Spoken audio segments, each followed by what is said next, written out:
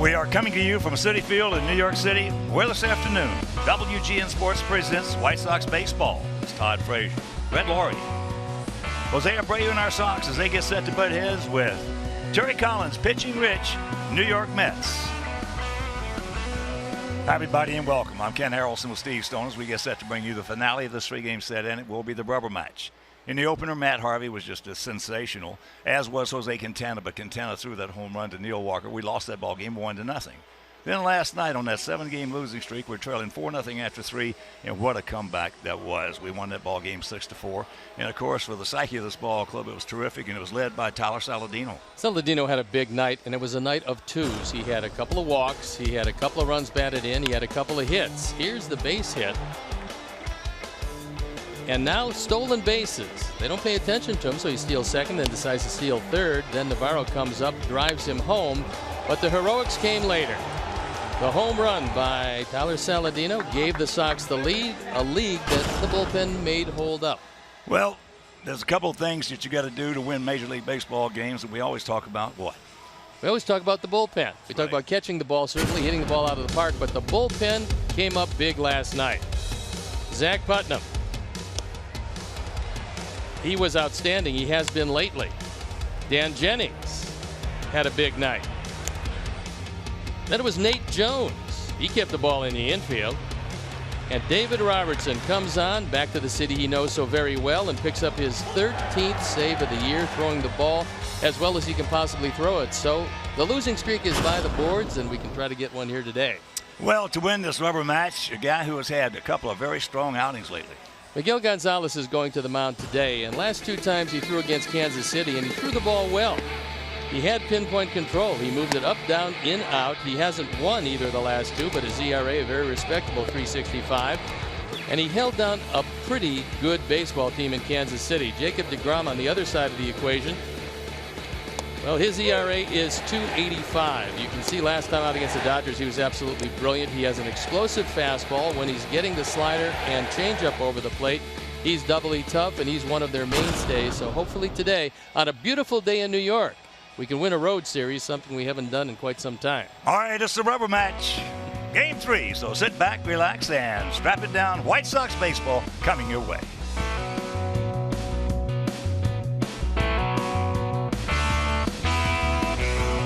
Chicago White Sox baseball is brought to you by Miller Lite, the original light Pilsner. Cheers, it's Miller time. By Honda. Start something special with a great deal on a Honda, now at your Honda dealer. Xfinity. Xfinity X1 will change the way you experience TV. And by Ford, America's best-selling brand 6 years running, inviting you to check out our fuel-efficient lineup at your local Ford store or at localfordstores.com. And by your Chicago and Northwest Indiana Hyundai dealers who invite you to test drive our award-winning lineup today. Visit buyhyundai.com.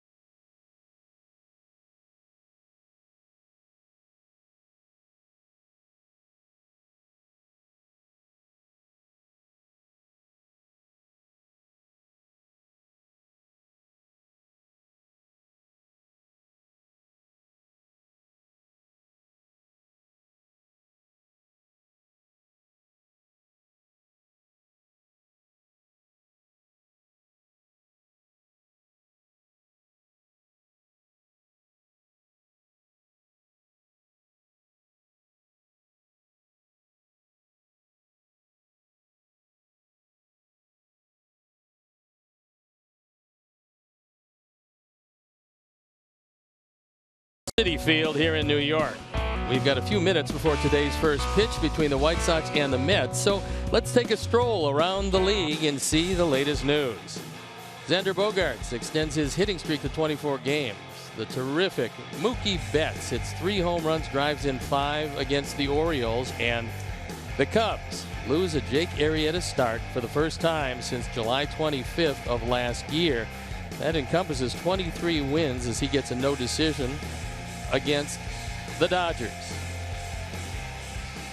So stay with us. It's Miguel Gonzalez and our Sox looking to take the rubber match. Hawk and I are going to have the call to today's game right after a break.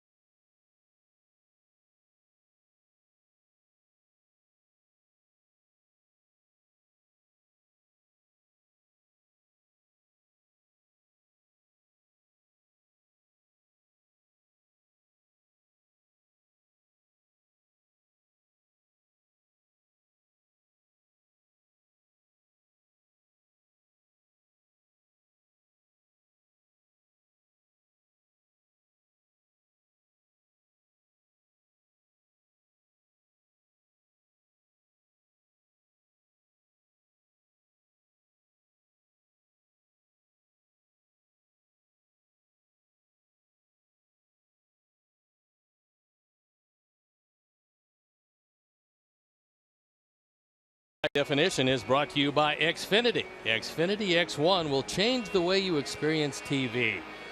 It is a beautiful day in New York, and let's take a look at how Robin is going to line up our Sox for the matinee and the finale of this series. Adam Eaton leading it off, and it's Jose Abreu, Todd Frasier, Melky Cabrera hitting 4th, and Brett Lawrie, J.B. Shuck, Tyler Saladino, along with Alex Avila and Miguel Gonzalez.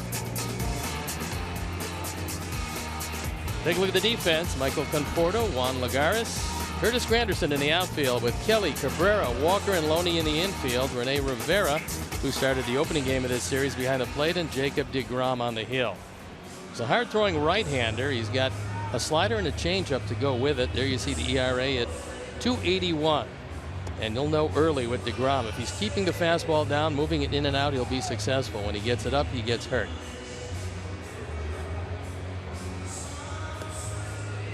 The umpires for the game this afternoon, the crew chief, Jerry Davis behind the plate. Rob Drake at first, Carlos Torres is at second, and Sam Holbrook is at third.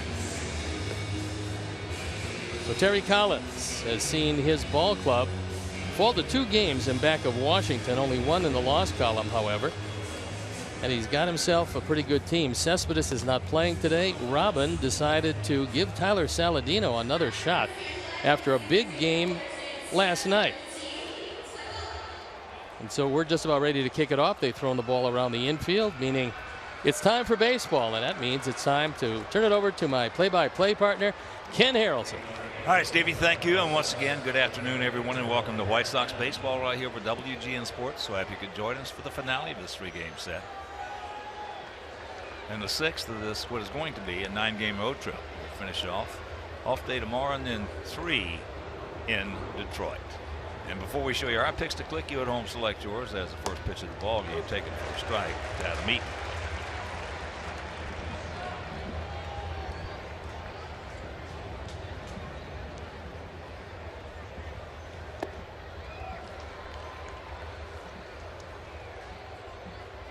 One and one to count.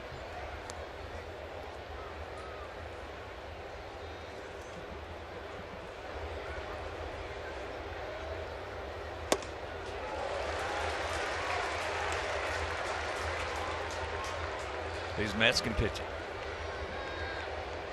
They have pretty good arms all the way across the board. deGrom certainly one of them.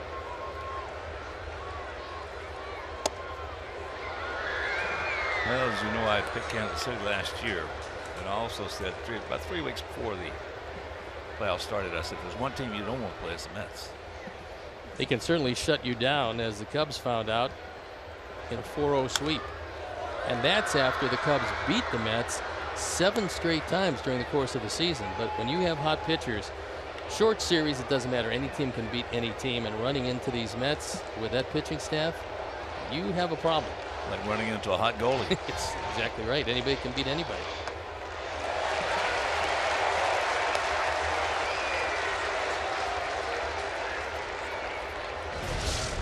This is a DeGrom slider. Rivera's a pretty good catcher. Picks that ball out of the dirt. And one up, one down.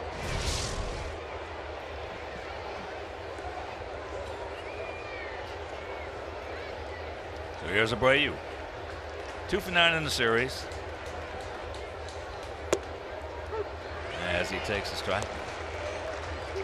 Jacob deGrom's wife was late stage pregnancy in spring training. He lost some velocity. I'm sure that he was a bit concerned, but the baby was born in April, and now he's back to throwing it as well as he always has.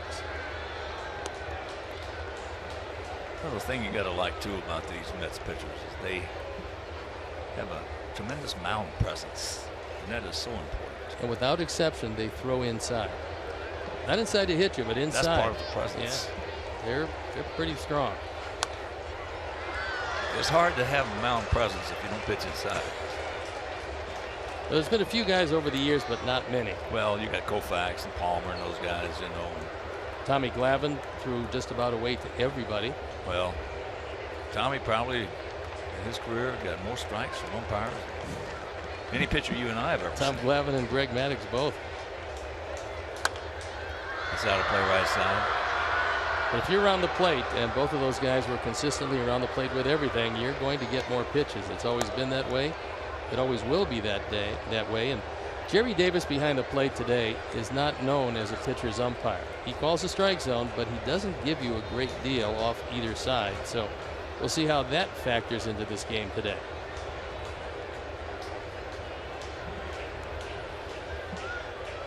Once again, the 1-2.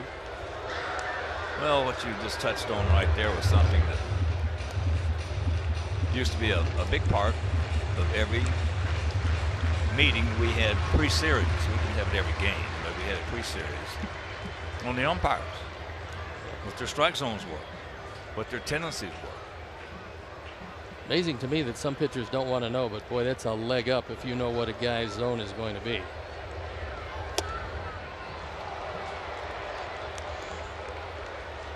Used to be a lot easier when you had National League and American League umpires. You got them maybe 6-7 times behind the plate. These days, you'll get them 2 or 3 times, maybe behind the plate. 2 down. So right now with 2 out, let's check out our picks to click. Command Joe, our director and crew. Well, Mike Leary and Joe Groove, Dave Ross, they went with Alex Vela. Steve's going with Melky. And you know, Christine O'Reilly Riordan and I are going to go with J.B. Shaw. Christine O'Reilly Riordan, who heads up White Sox charities and been with the White Sox for a very long time, and just does an absolute fantastic job, and what a fantastic presence she is in that front office.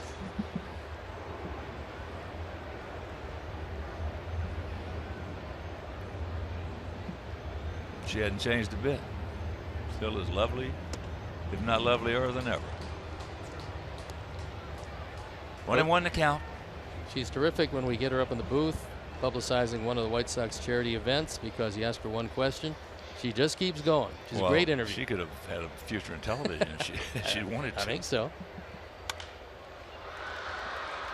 Todd pops it up. Curtis. So a 1-2-3 inning after half inning of play. It's our guys, nothing in their guys coming to bat.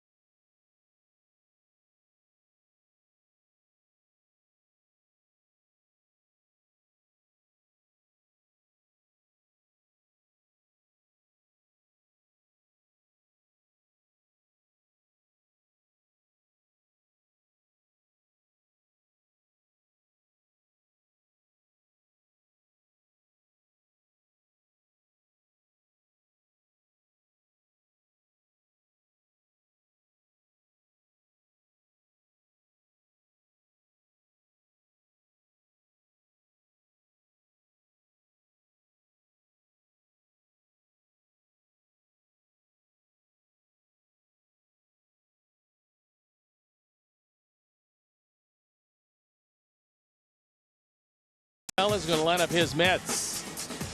The Chicago area product, Curtis Granderson leading it off. Then it says Rubel Cabrera, Conforto, Walker, who's had a big series so far, along with Loney, Lagares, Kelly, Rivera, and DeGrom rounding it out.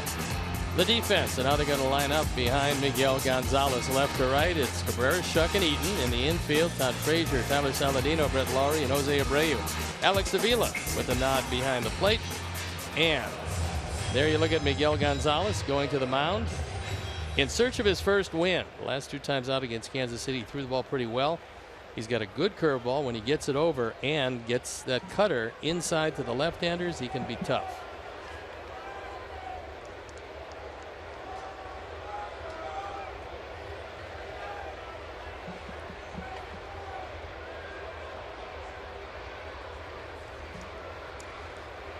You said it, he's got to move it around. He's got to use all 4 quadrants. And he's got to make sure he doesn't throw the ball down and middle in to Curtis Granderson.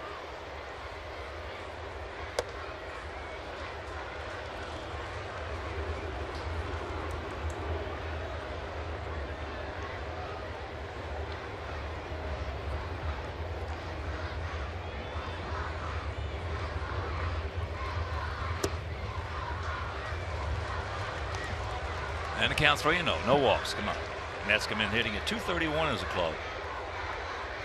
But they have 73 home runs.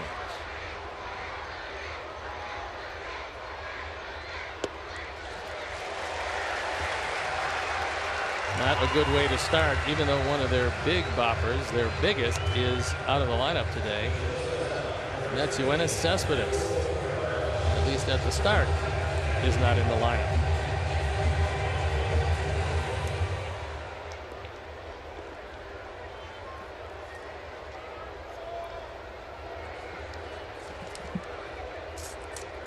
Here's Asdrubal Cabrera hitting at .276, 4 homers. He's driven in 18. He's 2 for 8 in the first 2 games. And of course a switcher.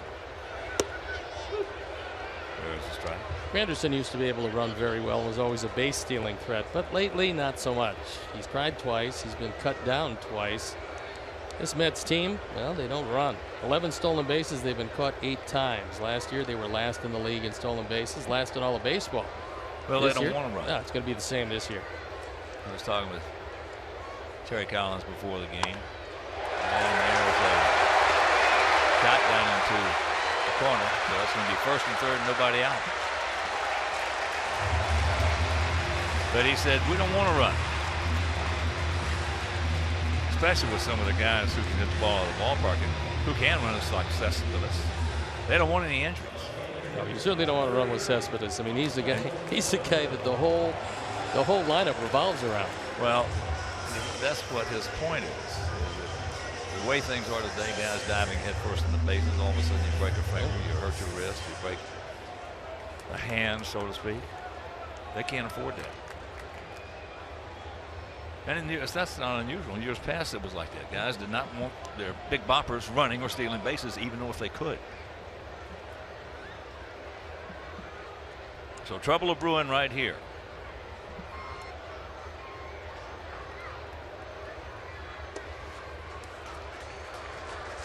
Conforto is 23 years old, hitting a .261, 8 homers, 24 driven in. He got off to a hot April. He was hitting .365, but cooled off considerably in May, so he's happy to see May go by the boards. Hit just .169 in May.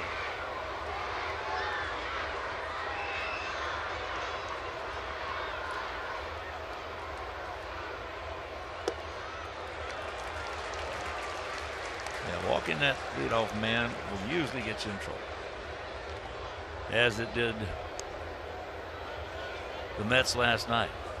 They walked.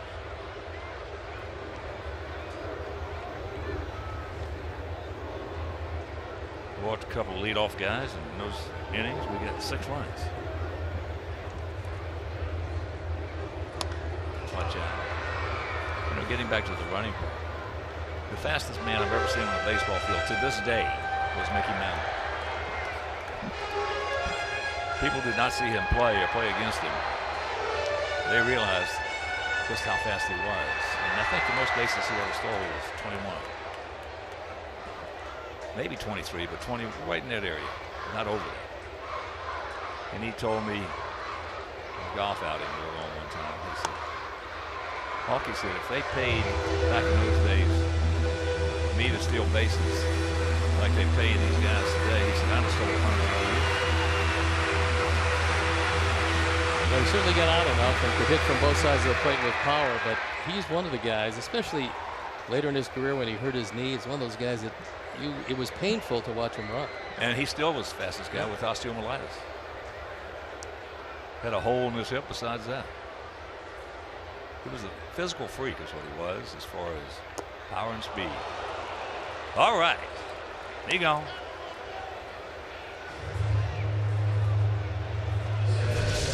One out.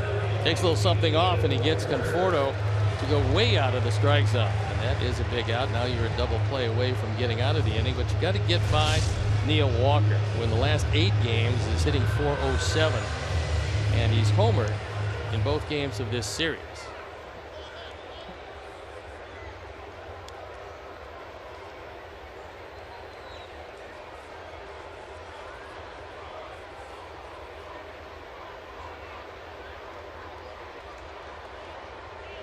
Three for 7, 2 homers, 3 knocked in. Hit that home run in game 1. They won it 1-0. Only the second home run this year that Quintana has given up. All right. All right. Wrap him up. Yes. Good comeback right there for Gonzalez. And after 1, no score.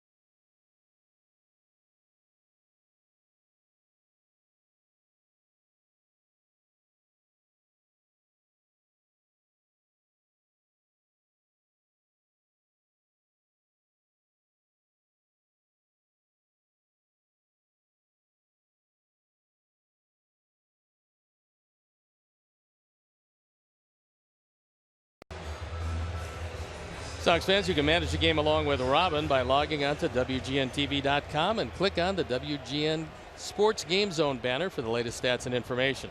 Sox Game Zone is powered by Dodd Camera, which is family owned for 125 years, handling all your photographic needs. Dodd Camera, where the focus is on you. Top of the second inning, no score, and that should give us the momentum of what happened in the bottom of the first. Been on first and third. Nobody out, a strikeout of Conforto, and a double play hit into by Neil Walker.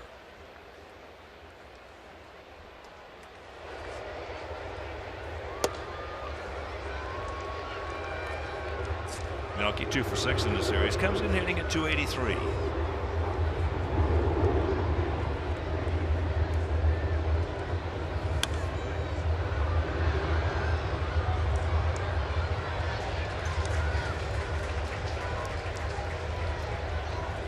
Joe Groove just looked it up, and indeed the most bases Mickey Mantle ever stole in the season was 21.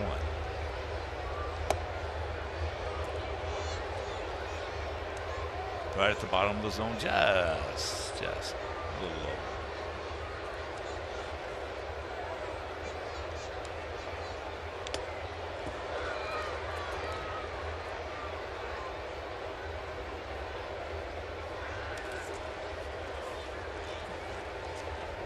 Rivera thought that there was no contact, or at least he was trying to sell it to Jerry Davis. Now we know there's contact with the mask. Jerry says he's okay.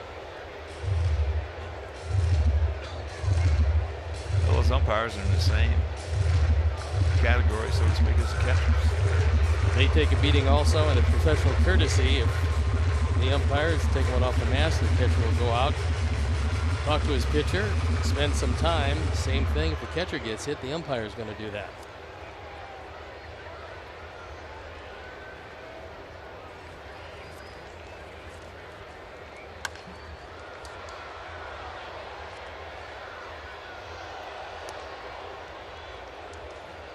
DeGrom won all of his starts in April with an ERA of 1.02. Did not win a start of his 5 in May. Nice snap. Boy, that was Greg Maddux-like right there. One of the things you're going to see is that Jacob DeGrom is a phenomenal athlete. This ball's right back up the middle, and when you have to reach across your body to the arm side, it becomes a more difficult play. But he's terrific on bunts. He gets over to first base. You'll see the athleticism, and if you can plug up that hole in the middle, because you're the 5th infielder when you let the baseball go, you're going to be in pretty good shape.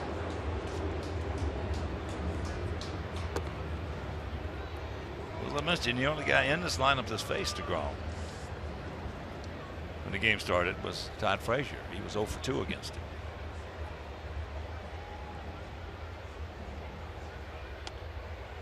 And certainly the first time around when you hadn't seen a guy, especially with good stuff, you're at a disadvantage. There's no doubt that DeGrom has the capabilities of dominating, and he's done that quite a bit. Well, he's 26 and 15 in his young career with a 2.63. I'd say that's pretty good domination. That's in any league you care to choose, and with his changeup and his slider both works in progress. They have yet to catch up with his fastball. He's still a very young pitcher, and he's only going to get better, and that is pretty scary for the National League hitters.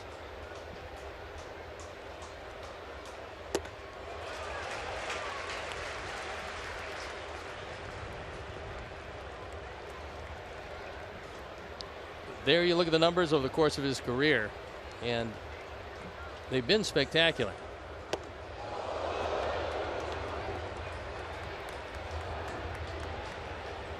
Full count. See the 60 starts and opponent's batting average of 224. If you average 9 hits per 9 innings pitched, the batting average is 250. Anything below that is outstanding. 224 is very good.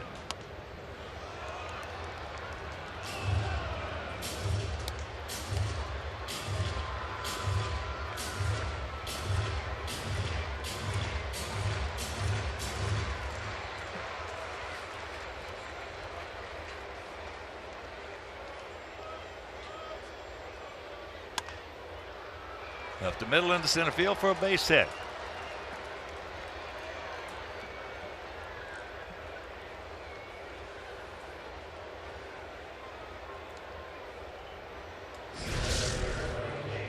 They're playing him as a dead pull hitter, and he takes his ball back up the middle. That's actually right into the defense if you're playing a normal shortstop. By playing him to pull, it opened up the middle, and now you're dealing with one of the better catch it, throw it, block it, and call it guys in the league. Rene Rivera behind the plate. And DeGrom's got pretty quick feet, although he is a big man. O'Brad 4 for 6 in stolen bases. And here's Shuck.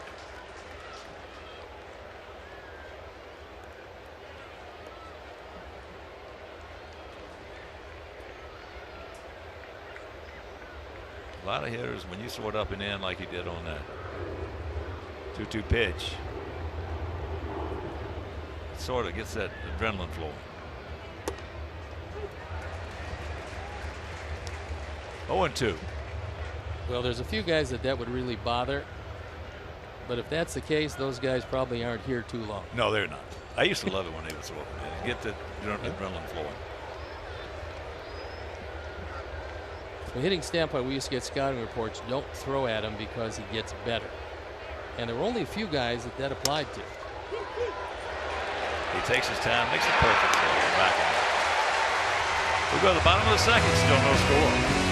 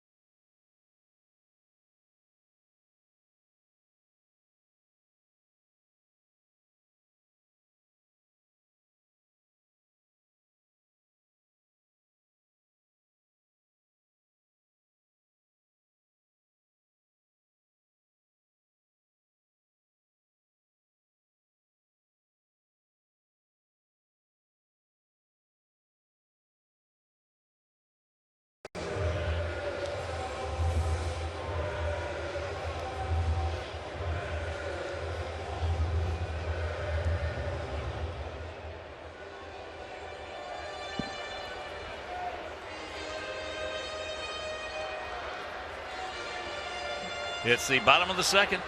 Loney, Lagares, and Kelly. Miguel pitched out of a big jam. First and third, nobody out. Last inning. James Loney's going to help him, but he didn't help them last night. Did not have a great night defensively at first. He has looked out at Miguel Gonzalez. 5 for 26. That pencils out to 192.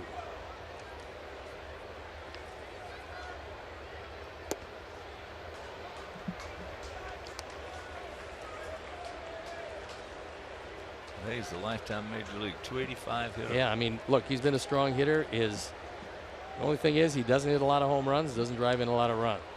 He's driven in quite a few for a guy who doesn't hit home runs in the 80s and 90s. But I still am a little shocked. Tampa Bay just let him go. Yeah. Well, he had some big years with him. Kind of surprising. If you look at the last 3 years that Tampa Bay had him, he had 299, 290. Those were in full seasons, and then 280 in a year that he was injured partially in 2015, and then they just shuttled him off to San Diego. Plus won the leather and driving in some runs. I mean, that really didn't add up. It had, the first thing that pops in your mind is had to be something else. Well, a couple of years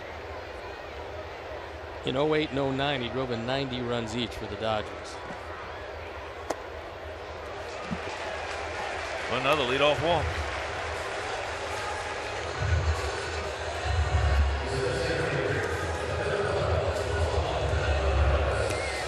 So here's Lagares. He was 0 for 4 in the opener. Comes in at 278, a couple of homers, 6 driven in. He has not been getting much play, and he's not likely to get some. Cespedes getting the day off, but normally it's Conforto, it's Cespedes, and it's Granderson in their outfield.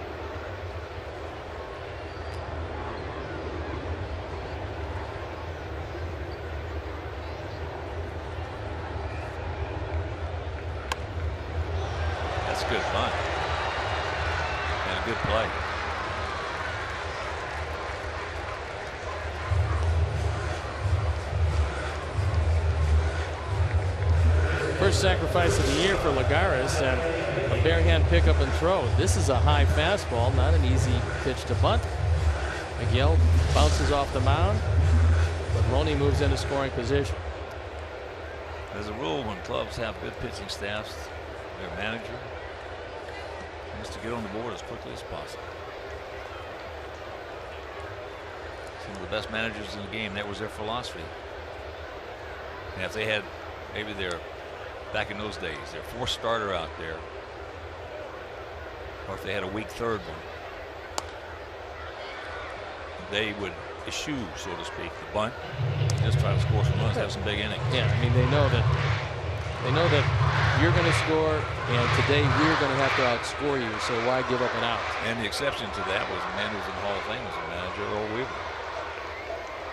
Yeah, he hated it. I know he didn't. He didn't want to give up an out. No, he just absolutely hated it. And he had a pitching staff that would stop you. We talked about Cespedes not being in the lineup, and that makes a little bit of news. He's been in the lineup every day since April 27th, so he's just getting a day off, but will be available to pinch hit. Ty Kelly in his first major league hit in the opener here. And then he got a base hit yesterday. Yeah. He's 2 for 4. Not only that, but that pinch hitting appearance in the 8th. So he's got a hit from the right side, a hit from the left side, and he will be getting a lot more play because it's really iffy with David Wright. They didn't want to disable him. He does have spinal stenosis as well as a herniated disc in his neck. It's very difficult to play this game when you have those kind of limitations, and right now he's on the shelf, and they don't know when he's going to be able to return.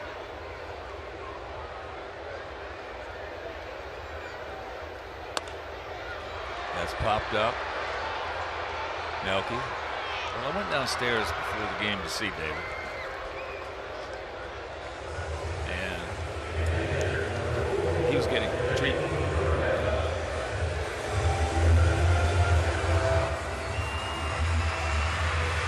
Well, anytime you say, okay, give me a cortisone injection in my neck, it's not because you're feeling great. You don't get it with your breakfast. I mean, that's something that you got to be really hurting and say, I'm going to try this.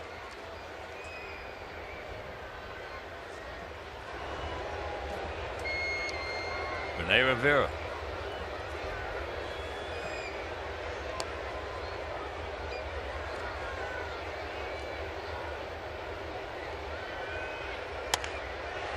Back to the middle. That leadoff walk is going to score, and it's 1-0.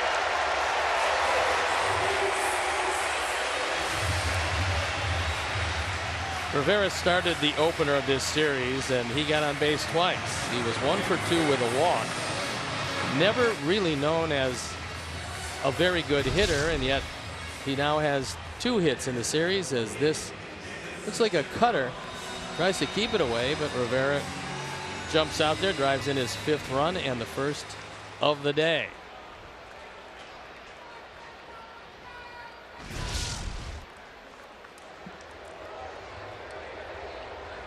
So here's DeGrom hitting at 0.77 with a couple of RBIs.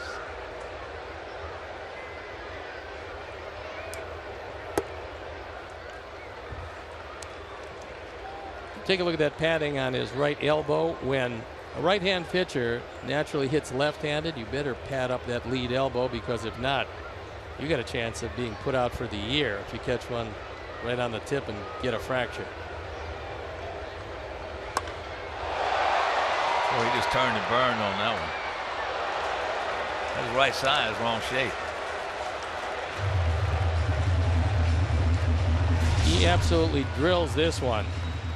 It's low and in, where most left-handers love it, even left-handed pitchers who happen to be very strong.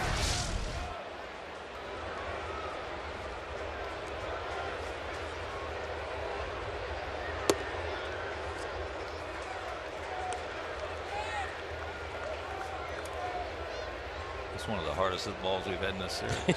You know.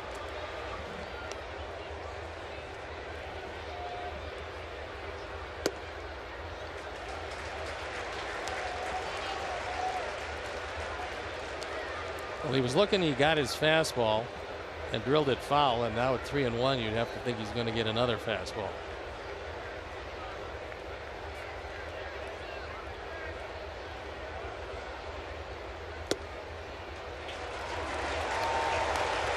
Second walk of the inning. First one scored. Third walk issued. And we go back to the top of the order. Anderson, who walked leading off the bottom of the first. 28 pitches so far, and he hasn't been finding the zone all that often because he's normally not a big strikeout pitcher. You can't afford a whole lot of walks to a team that's got big power but not a big batting average.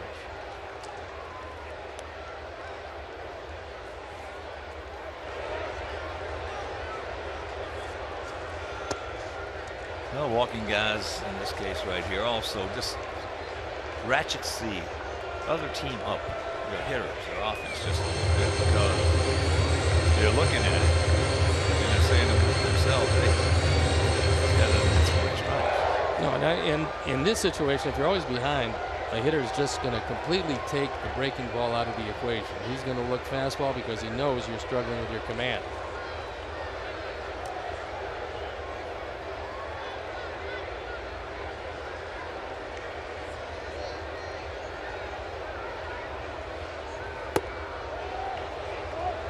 Yes, he did. And that's just the antithesis of a guy who's going out there throwing hard and throwing first pitch strike. He appealed to Sam Holbrook, and he said, yes, indeed, he did go around too far, and Sam got it right.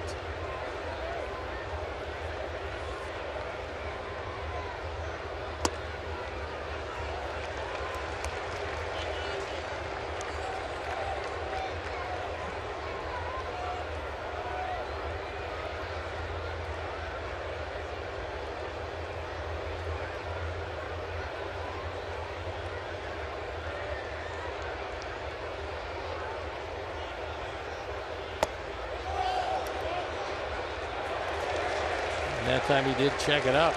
So Granderson, a very dangerous hitter, is ahead in the count. This ball dips low and in, and that time he was able to check his swing.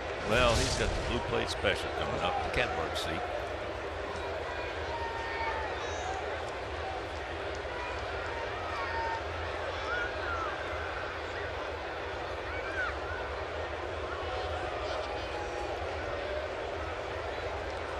Outfield just chuck a couple of steps over towards Adam Eaton and right.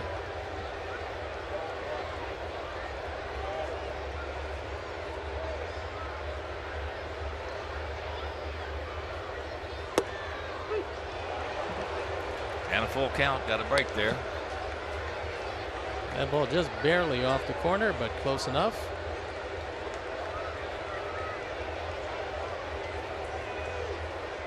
Rubel Cabrera waiting in the on-deck circle as Miguel about ready to throw his 22nd pitch of the inning. Hi, Papa. Melky. But he does give up a leadoff walk to James Loney. He comes running to score, and they lead it 1-0.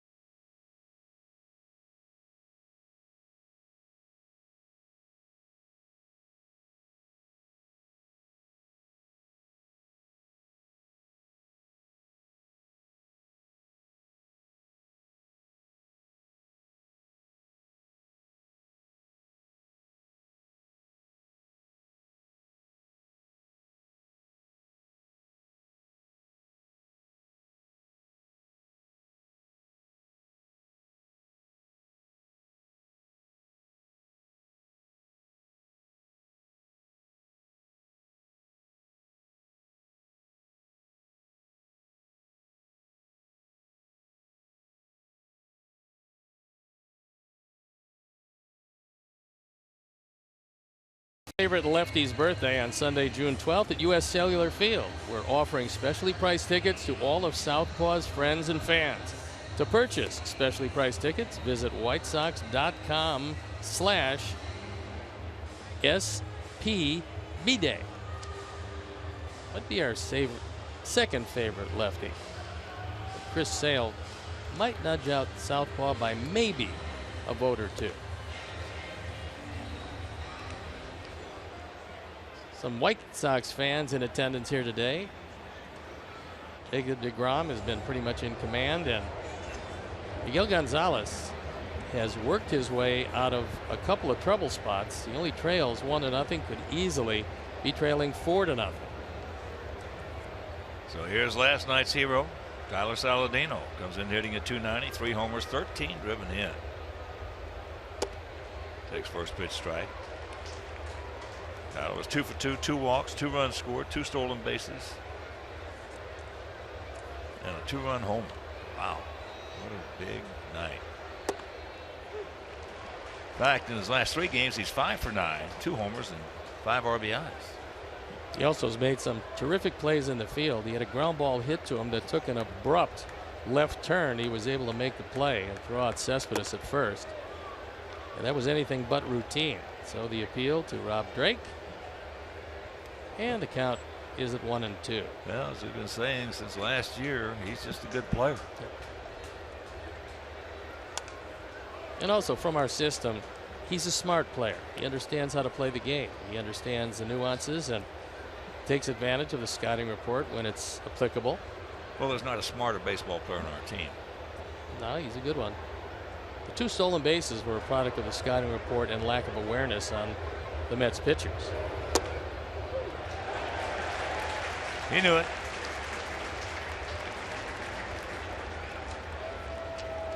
Hey, Chicagoland viewers, it's time for the Subway third inning triple play promotion. Text Subway 3 to 97999 right now, and the 300th texter will win a $30 gift card to Subway restaurants in the Chicagoland area. Subway, fresh is what we do. Alex Avila. At 194, no homers. He's driven in a pair. Great home run park here at Citi Field. 335 down the left field line, 330 down the right field line, 370 in right center, 358 out there in left center, and a short fence. This never was an easy park to hit home runs, but as they acquired more bangers, they moved into fences a touch.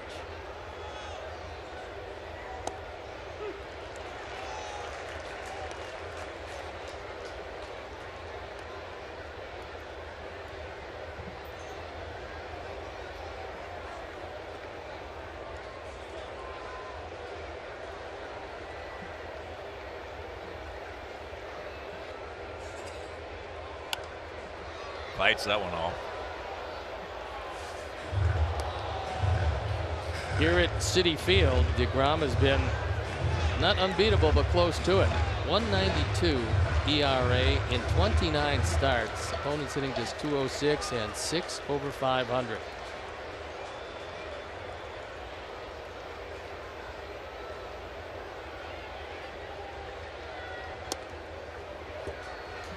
That one almost got a piece of him. Took a brief look out at deGrom, but nothing has happened in this series so that he would be thinking about throwing at Alex Avila. No, they just pitch inside.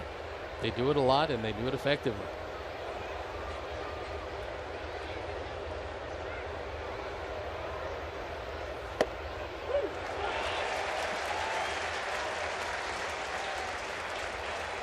Four strikeouts. That one had a good portion of the bottom part of the zone. See where Rivera wants it. And even though he doesn't hit the glove, it had a good piece of the plate. Rivera did a nice job of catching that ball and actually easing it up to make it appear higher than it really was, but it still had the zone. First pitch strike to Miguel.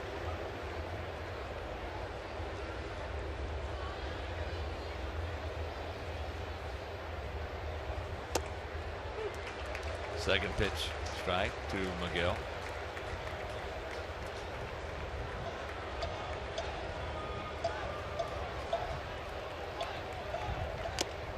And Miguel's gone.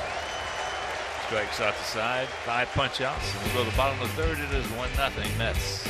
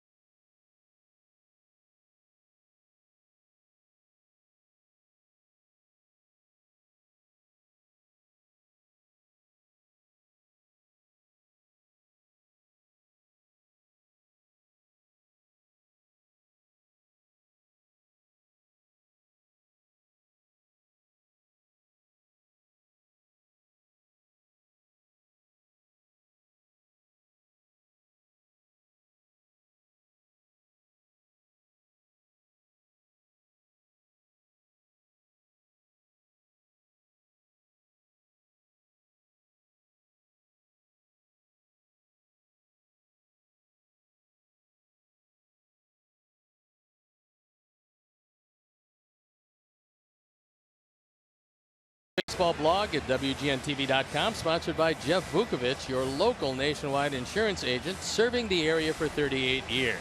To join the nation, visit jeffvuk.com because Nationwide is on your side.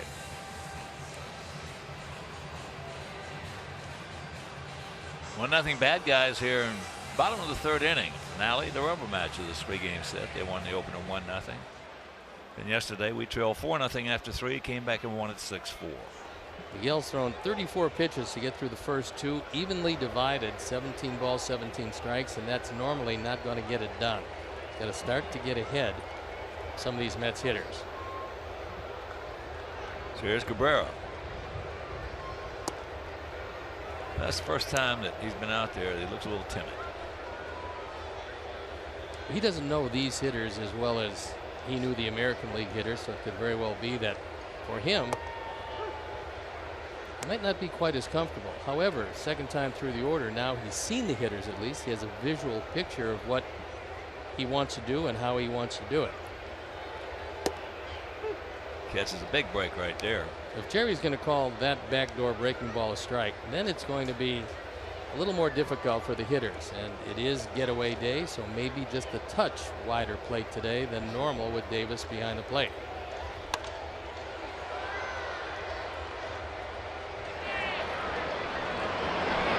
Cabrera a little upset with himself. He didn't do more with that one, so 1 out.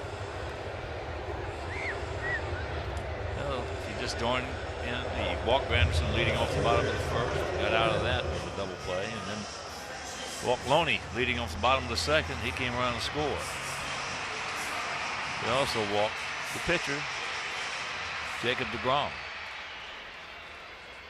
Now very much a shift to the pull side, as they believe, at least in the infield, that Conforto is going to get out ahead of it.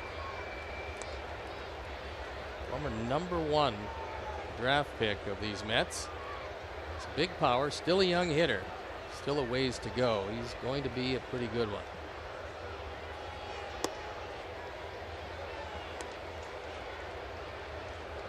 Nine homers last year in just 56 games, hit .270.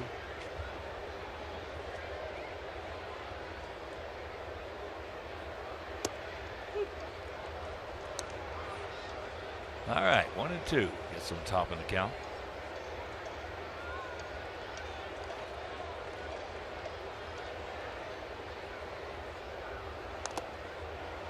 And just got a piece of it.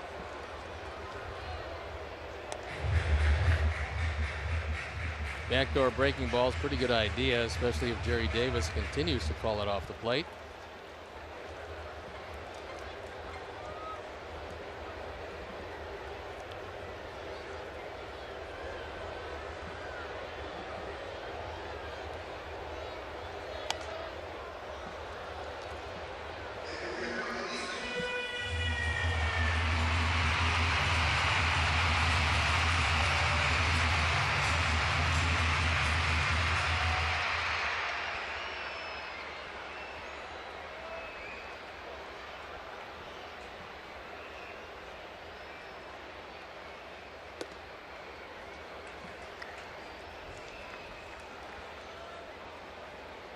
Two and two.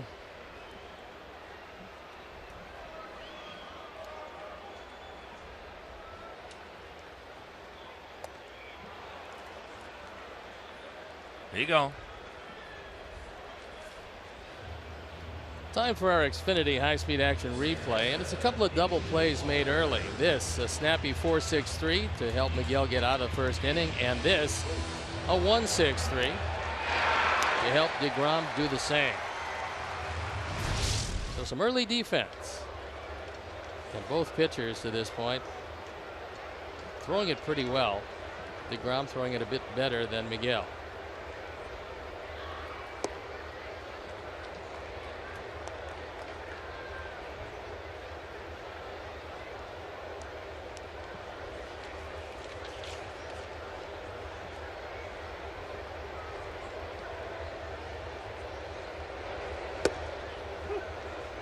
Well, after the game, it's off to Detroit.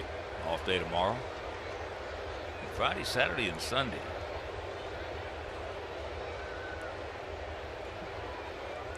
Against the Tigers. Friday is going to be Carlos Rodon against Jordan Zimmerman. Zimmerman 7-2 with a 2.52. Saturday, Chris Sale against Mike Pelfrey. Finale on Sunday, and this also road trip. And there's a shot into center field.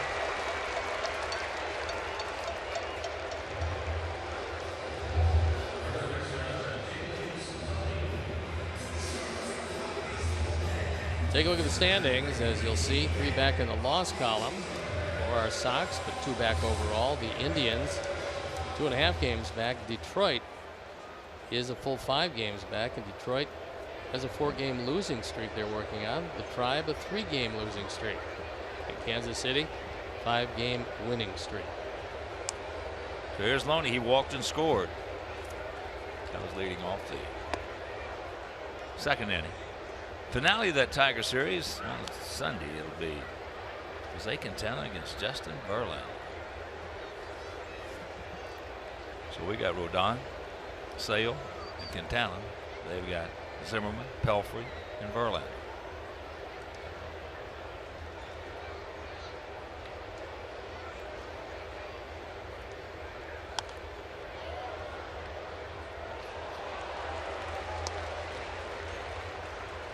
That ball right in on his hands. Loney, who loves to hit the ball the other way, doesn't like it too much in there.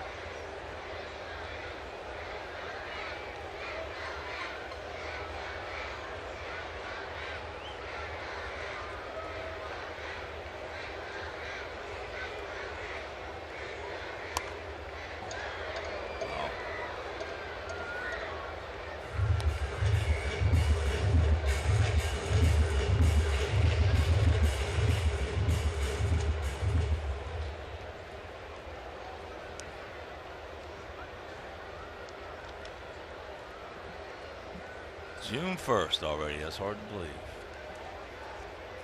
Well, today is exactly 1/3 of the season gone. It's the 54th game. Got him, and that'll retire the side. We're into the 4th. We trail it 1-0.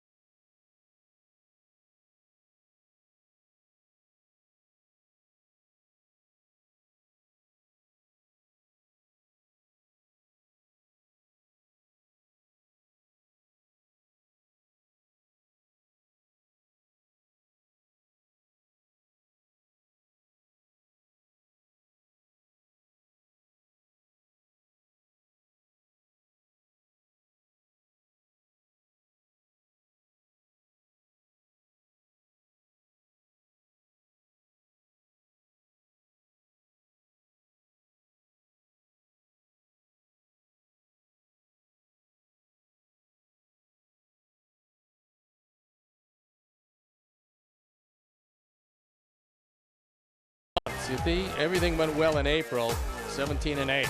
May not so good, 11-17. Yet the higher batting average, the more runs scored, was in May for the Sox. But take a look at the ERAs, 2.72 as opposed to up over 4, and that's the biggest difference and why May was a tough month. April was a great month. And April was a great month defensively. Set a franchise record for consecutive games without an error. May was not a great month defensively.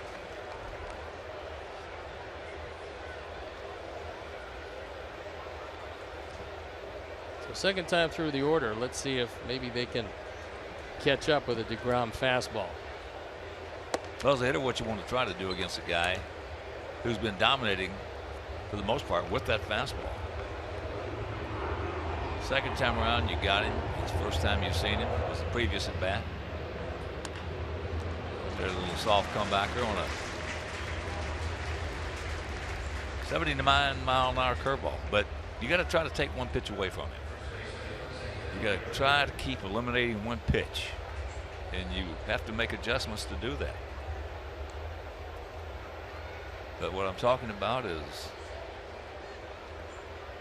absolutely not going to happen. Well, they've got to choose somebody else to get the ball through because DeGrom is going to make all the plays. And on this date in Mets history, June 1st, 2012, Johan Santana pitched the first and only no-hitter in Mets history against St. Louis. Almost unbelievable what the great pitchers they have brought to the major leagues. Well, Santana was an enigma for us because we couldn't beat him and we knew everything he was throwing. Just a great straight change. Yeah. As good as there was in history. And yet, when you take a look at his history, it shows you that player evaluation not exactly an exact science because he was a Rule 5 pick, meaning one of the teams that he was on didn't think enough of him to keep him on the 40-man roster, and he was picked up for, I think it's $50,000. Nice Rule 5 pick.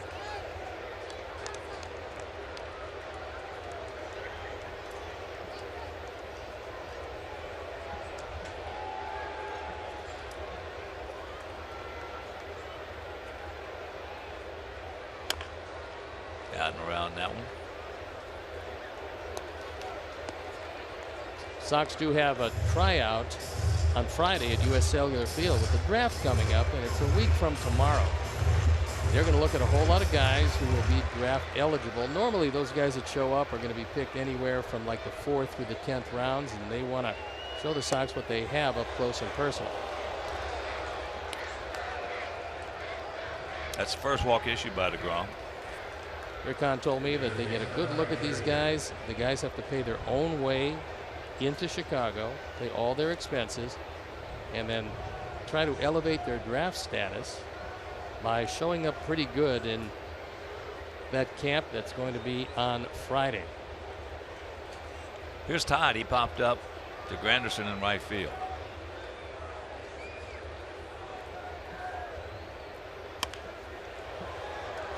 He got a good pitch to hit right there, but he was out in front.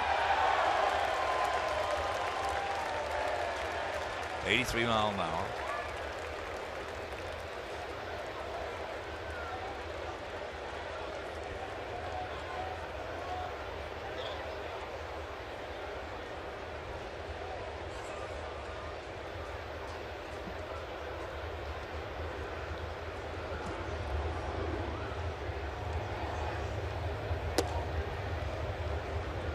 That one a little quicker.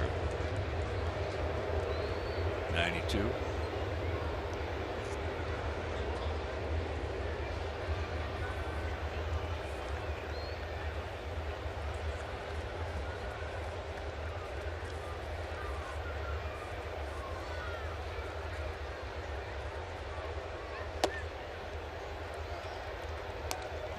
top of the zone.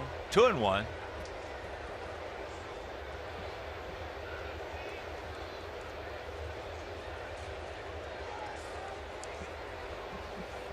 That's pie in the sky.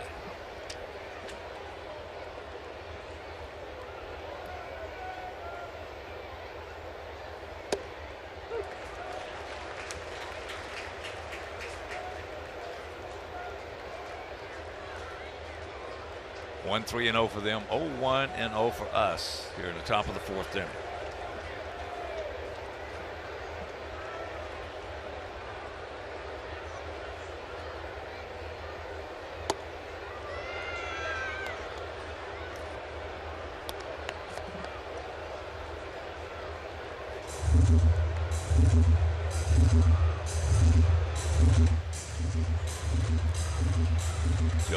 Going through his sequence of signs. Bayou and Darrell Boston looking over. One out and the 3-2 pitch. Here he goes. And that's just foul. Foul ball. That actually was the call of Jerry Davis, but we saw Sam Holbrook giving it the foul sign. That play actually was in front of the third base bag, although if you get a look at it, you might as well call it. Well, with a right-handed hitter, a lot of times he gets home plate umpire will get blocked out occasionally. Same way with a left-handed hitter down the first base line.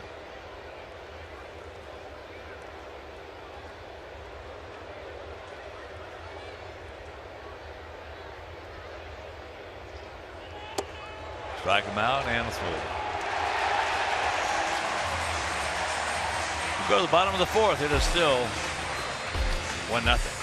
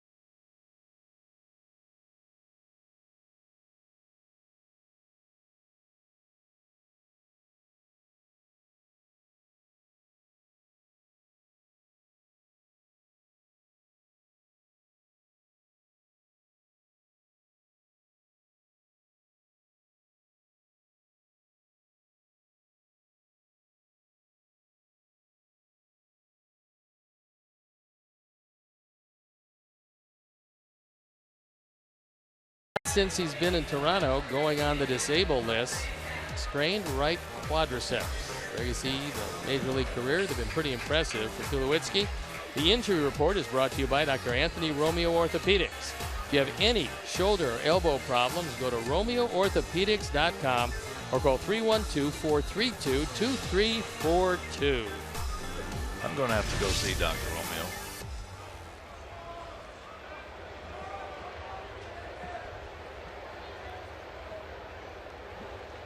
Looks like Chris Rock is taking in a Mets game. Here's Lagares. You're going to have to see him. Is going to improve your pitching? No, I'm going to see if he can get me, show me a position to get into where I can put my socks on. Yeah. I'm at the point now, it's taking me more time to put my socks on than it is to take a shower. I'll tell you what, I have an idea for you. You don't even have to go to Dr. Romeo. Just hire somebody to put your socks on. That's the position. You get them in that position. The people in the rooms next to me must think something's going on over there because I'm banging that headboard, rolling all over that bed, trying to get the socks on. Either that or go with the Ed Farmer look. He doesn't never wear socks. Oh, I'm telling you. I think I pulled a little hamstring. Not today, yesterday. Yeah, I think Dr. Romeo will be able to fix you up there. Or maybe just paint your feet so it looks like you have socks. Well, that's an idea. Now, I like that better.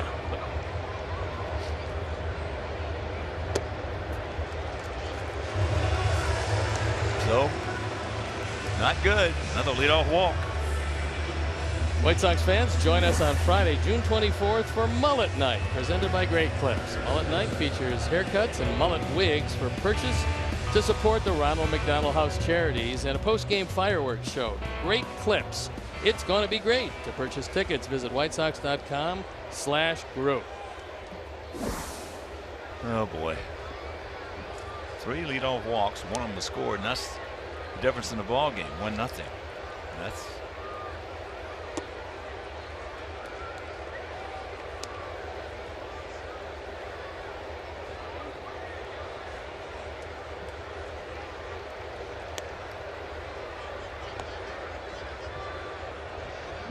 Kelly popped up to Melky Cabrera in left field. 4 walks relatively early in the game. It uses up a whole lot of pitches, and this is number 60 on the way in 3+ innings.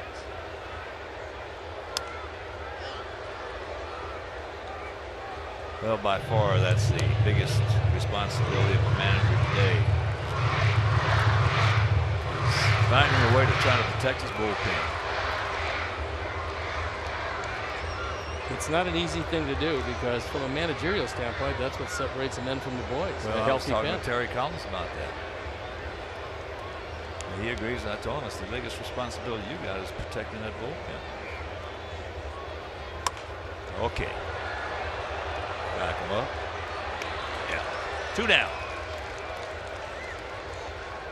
That's the second 4-6-3. The first one ended the first inning off the bat of Neil Walker.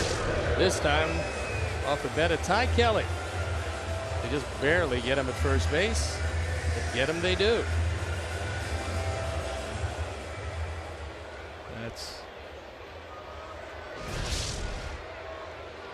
That's number 1. Priority number 1. Here's Rivera. Knocked in Loney, who walked to lead off the second with a single up the middle.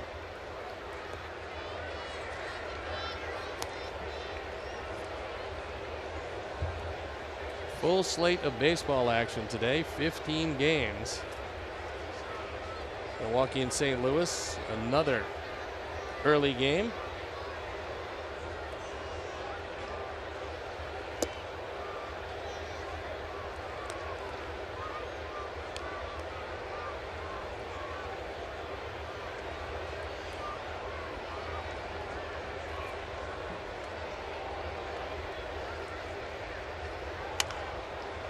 Little top hand on that one.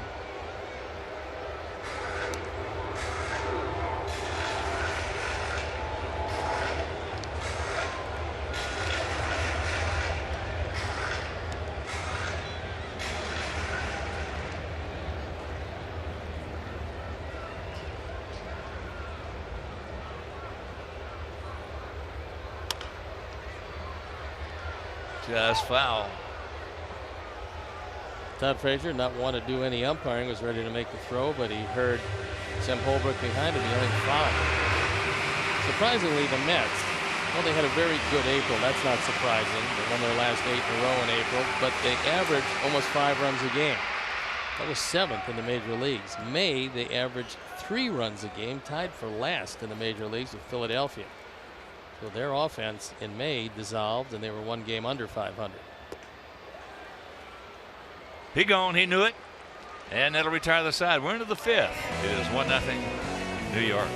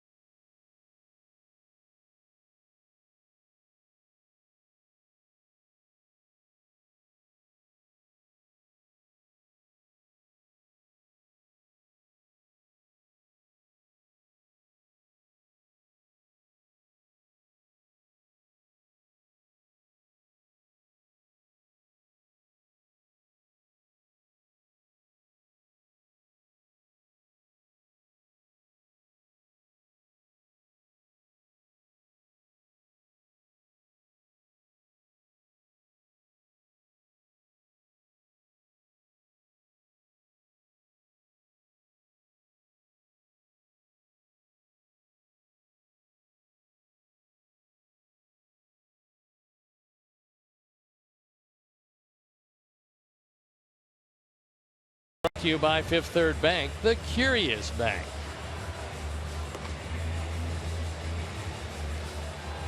Jacob deGrom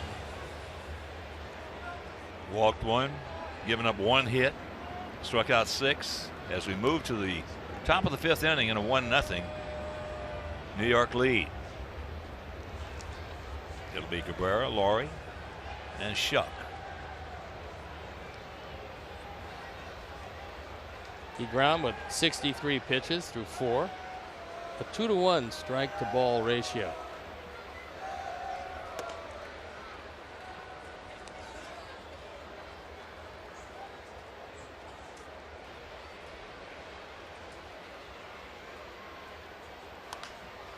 High pop up left side.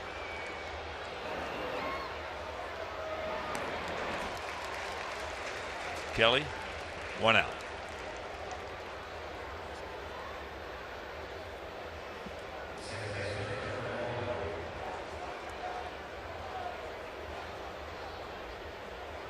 Here's the only hit of the ball game. That was Laurie's single in the 2nd. So deGrom still mowing down Sox hitters.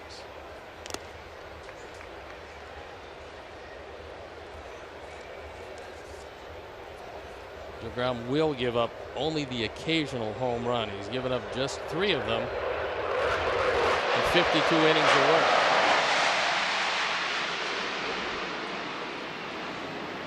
So an aircraft buzzes the ballpark, and now Jerry Davis, who I think got shaken up, meeting with the Mets trainer.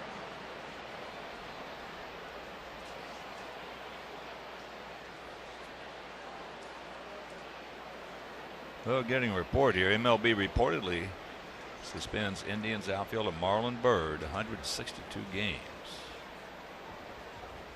Well, he was hitting it okay too, and apparently at 38 years old, he might have been seeking some help.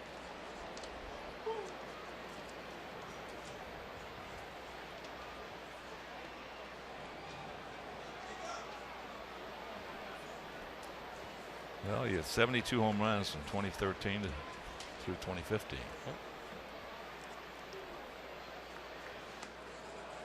And the way he was swinging the bat against us, that's going to hurt Cleveland. No, he had a pretty good series. He was very much a factor. Well, what?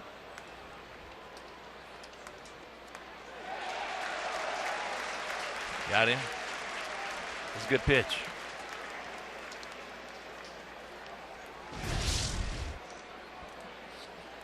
Take a look at that changeup, and it's right there on our Xfinity pitch tracks. And the Xfinity Speed Replay is brought to you by Xfinity. Xfinity X1 will change the way you experience TV.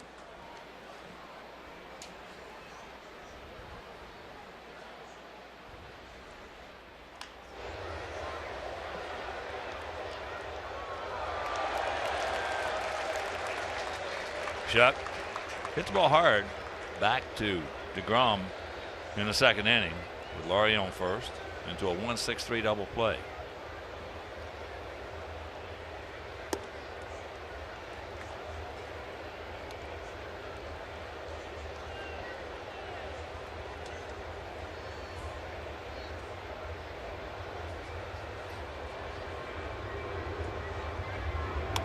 There's a shot base hit.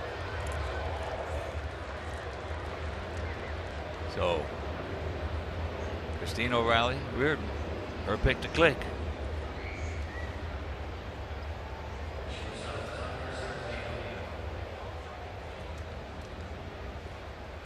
And here's Saladino. Tyler struck out, called out his first at bat on a fastball. It was a good pitch.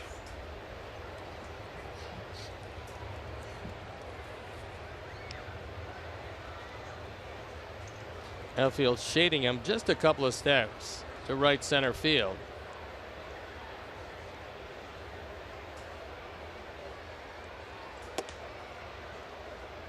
You saw Kelly back at third.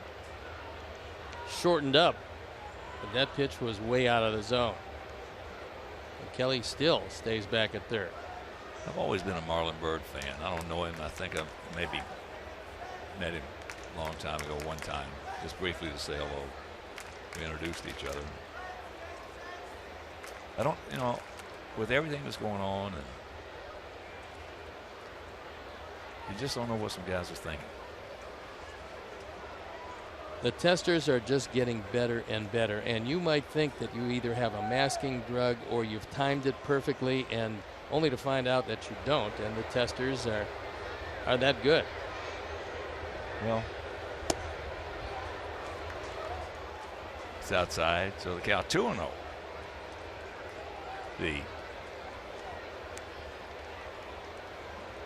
It's amazing that happened, because in that one game against us, he hit that opposite field home run.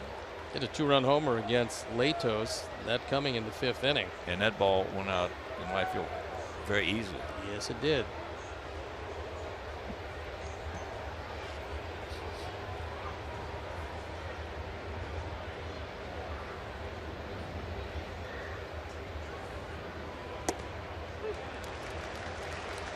Boy, that's a gift, but close. And it goes DeGrom's way. So 2-1.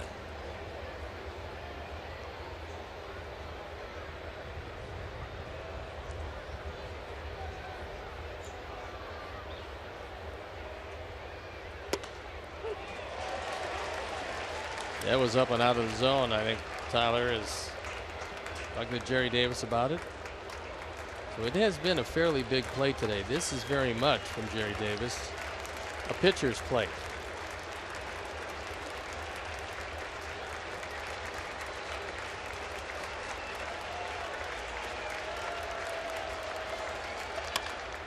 Ball hit hard, and that'll retire the side.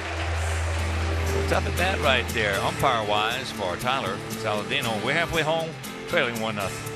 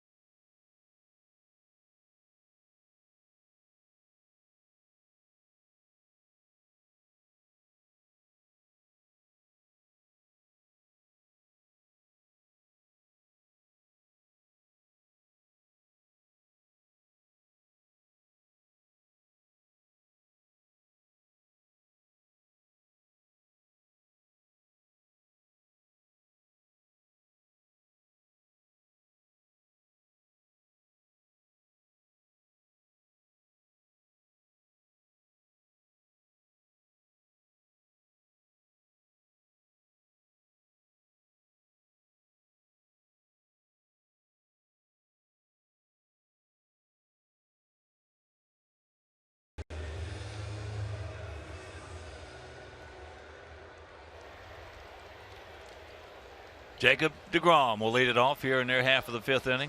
He drew a walk his first trip after absolutely tattooing one just foul. A rocket out of here.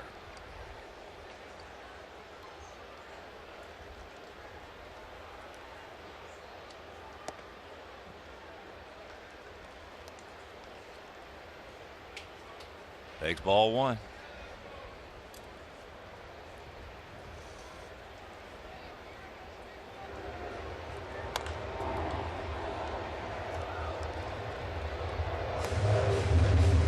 DeGrom 6'4", 180 pounds. out of DeLand, Florida. He's going to be 28, middle of this month.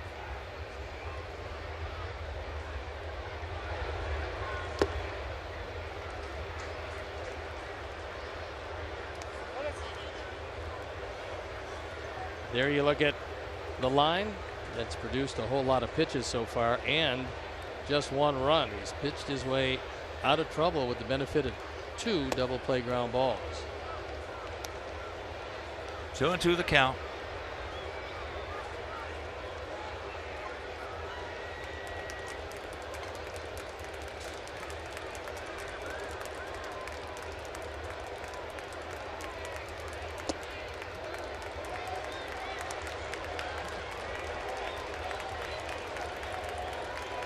Outfield not overly deep, especially Melky in left field and J.B. Shuck in center.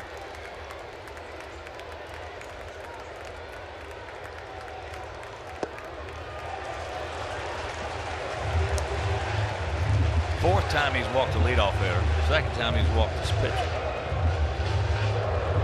Sox fans, show your team pride with White Sox checking, an official White Sox debit card only available at your local Wintrust Community Bank. Go to wintrust.com/White Sox to learn more. Wintrust Community Bank, member FDIC.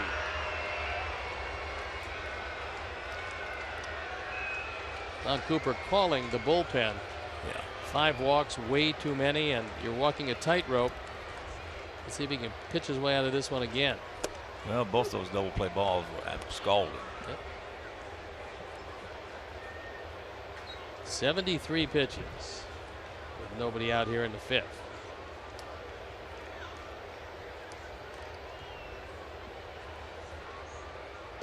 Anderson walked the lead off the bottom of the first, then he popped up to left in the second.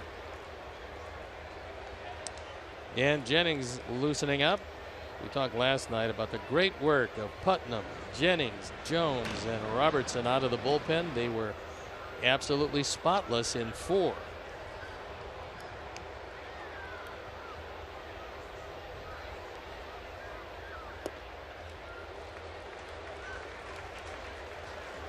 Two and one.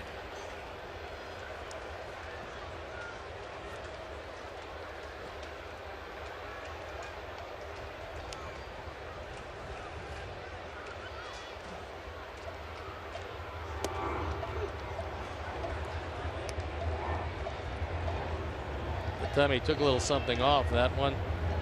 The 10-mile-an-hour disparity between his fastball and that straight change. And he filled up the top of the zone. A lot of high strikes called today.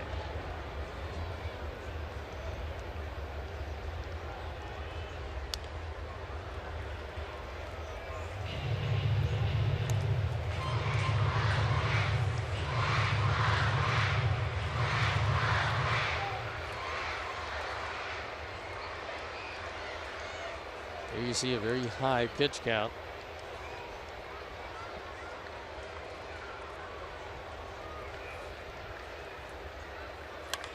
Ball hit hard. Take your time. Rack them up. Another double play, and all 3 of them have been scalded. That was of the 5-6-3 variety because of the shift. This one might have been the hardest hit of the bunch. It was. And so Todd does a nice job on this one hopper. Look to Saladino, who comes across.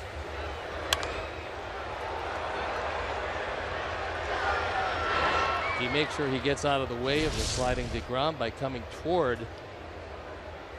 the pitcher's mound and getting away from the slide. Here's Cabrera. He's 1 for 2. Takes a breaking ball strike.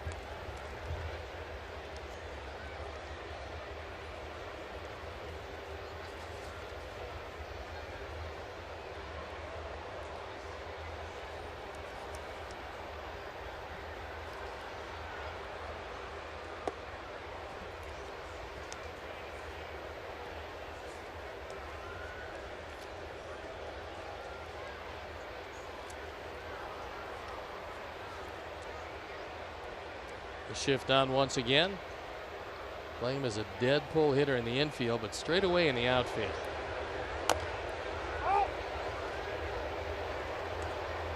A few times he's been ahead. Count 1-2.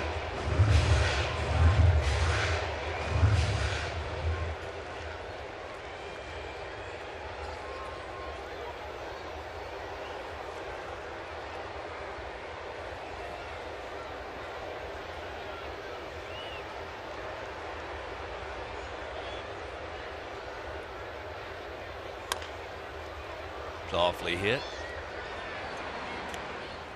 And that'll retire the side. We have completed 5 and we trail it 1-0.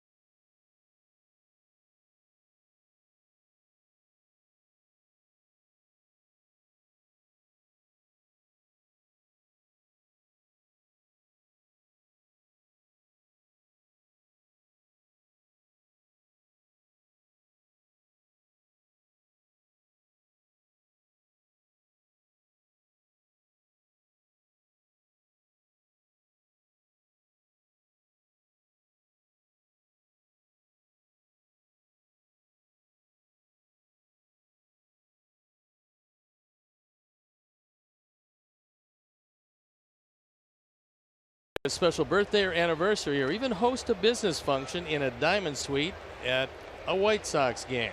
Diamond Suites can accommodate groups from 10 to 100. Single game packages include great food as well as beverages and parking passes. To purchase, visit whitesox.com/group. Here's Alex, called out on a fastball strike.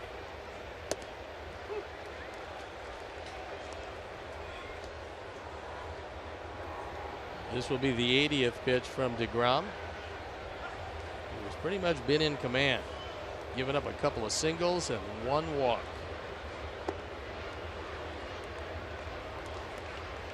One and 1 the count.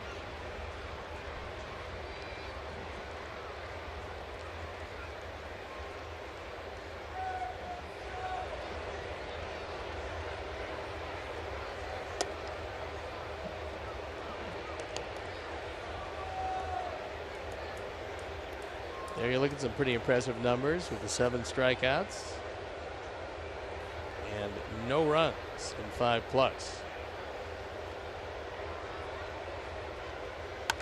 There's a shot, base hit. So the leadoff man aboard.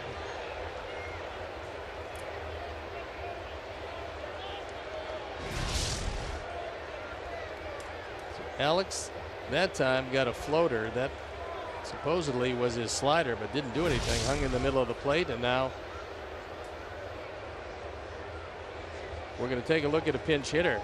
It's Jerry Sands coming on to pinch hit for Miguel Gonzalez, who will have turned in 5 innings, given up just 1 run. He was in trouble just about each and every one of them, but he wiggled his way off the hook. Boy, that's what you call a hard 5 innings right there. That was under duress. No doubt about it.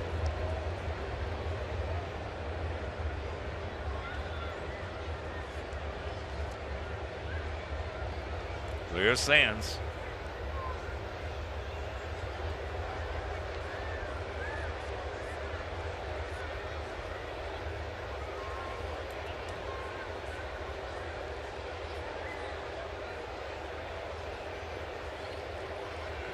Sands pinch hit last night, fouled out to third. He could not check it up.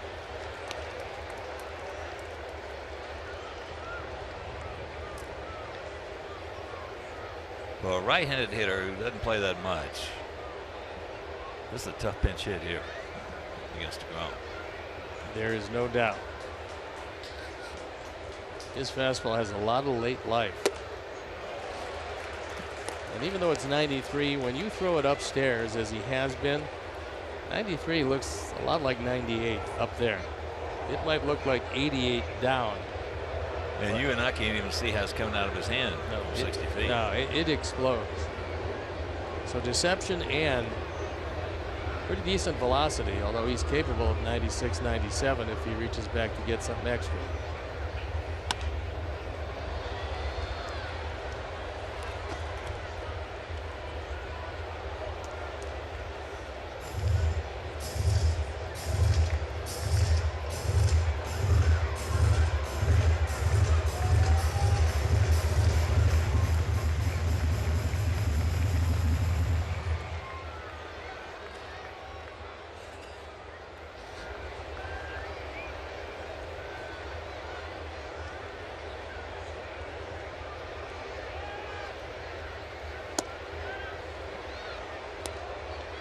Well, DeGrom has gone a career high 4 starts without a decision. Why don't we get him to have a sit down with Jose Quintana? That's the guy. That's Mr. No D.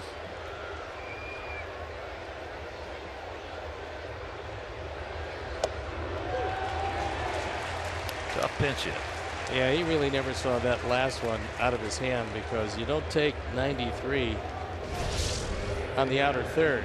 Well, I'll tell you how good DeGrom is. Since his major league debut, so on May 15th, 2014, his ERA is the 4th best mark in the major leagues with a minimum of 200 innings, behind Clayton Kershaw, Jake Arrieta, and Zach Greinke. That's pretty select company.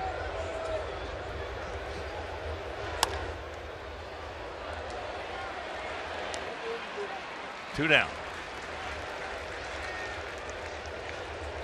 Going away from the throw, Walker knew that he had to get one. You're not going to double up Adam Eaton. So now the question for Robin Ventura is, do you run with Eaton? Other side of the equation is you have one of your most powerful hitters. He did draw a walk last time. Well, DeGrom, I think one of the things you touched on and framed it perfectly was back in the first inning. He's a pretty good athlete. Yeah, he's a very good athlete and knows how to. So you would assume he's got a pretty good move to first base. He's got that, and he also will employ the slide step, and he also holds the ball, which is, for a base runner, the toughest guy to run against. So that being the case, you don't run with him.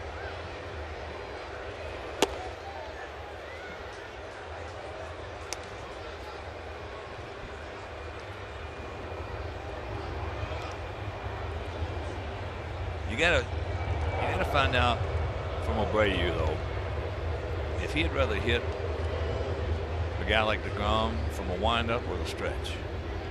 And a lot of times it makes a big difference to a hitter.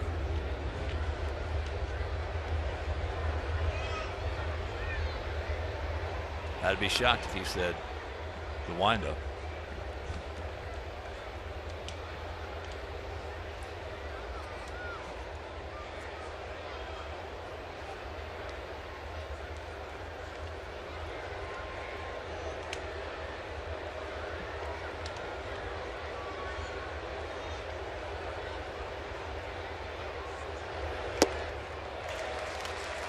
Well, you might think about it now with 2 strikes, 2 out. And he's keeping the ball up. Yeah. And it is explosive up there. You might think about first move, take off, and give Jose another fresh at bat.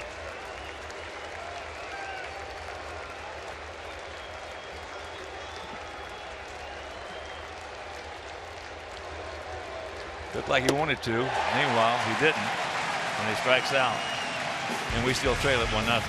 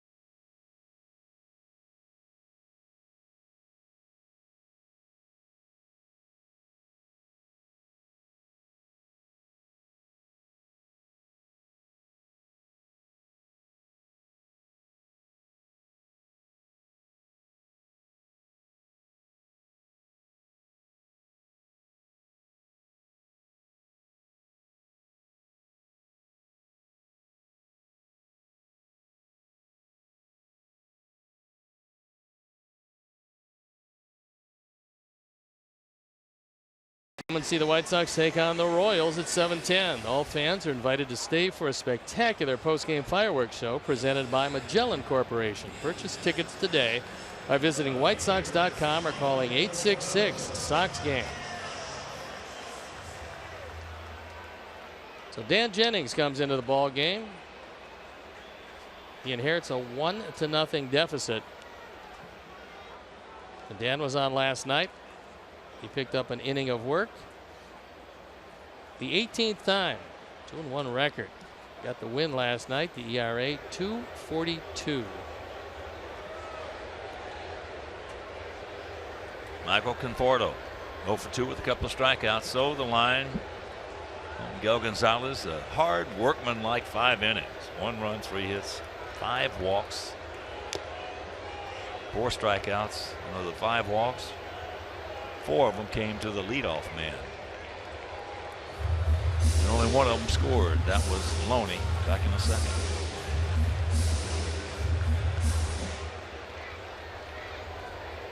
Conforto really struggles against left-handers, and we have to hope that those struggles continue.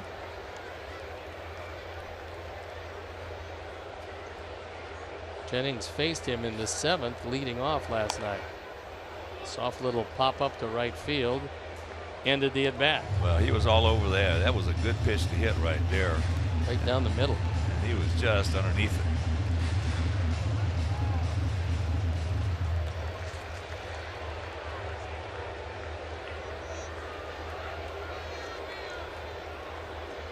Sox come in at 28-25, 2 games back.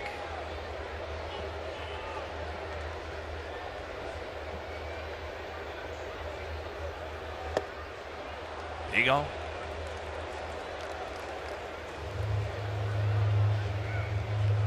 That time expanding his zone way outside. See where Avila wants it? That sweeping breaking ball way out of the zone. Conforto, you see the front shoulder fly open. When you do that, there's no coverage at all away.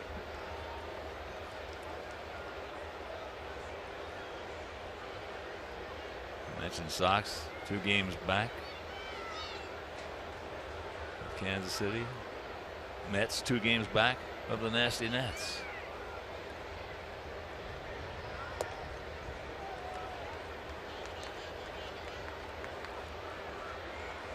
There's Zach Putnam, who's been throwing it very well of late.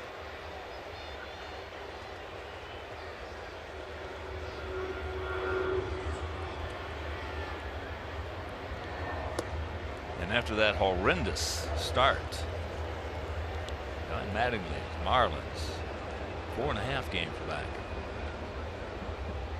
Not bad. After that start, they got off to pretty good pitching.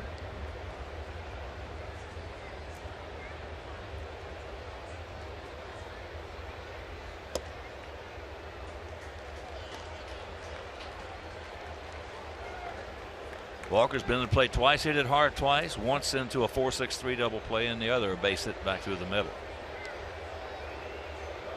He's just joining us. Only 6 hits in this ball game, 3 for each team.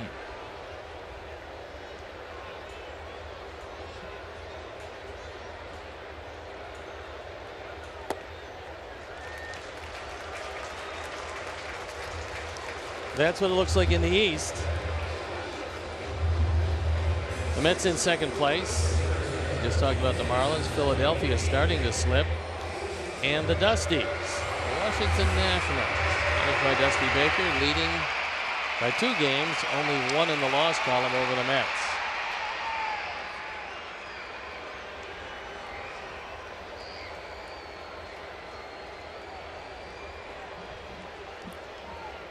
So here's Loney that walked to lead off the second. As I mentioned, he came around to score, and he struck out in the third.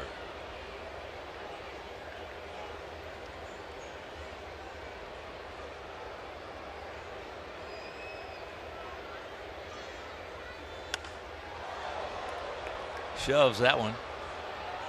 Melky made the catch, I think, and well, no, he's asking for fan interference. He's saying that that fan leaned out over into the field of play. Now Todd Frasier talking with Sam Holbrook. And here comes Robin.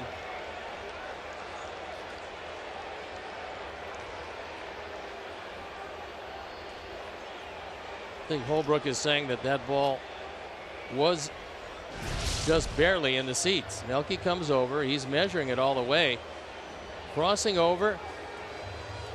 That fan did reach into the field. That is fan interference, cut and dried, and how can you miss it? No, there's no doubt about that. He just reaches over into the glove of Melky Cabrera. How can you miss it? You're standing right on the line, right there, closest person to it. It's not really a debatable issue. I mean, they're gonna call for a replay, but he reached over and actually had his hands hitting the glove of Cabrera.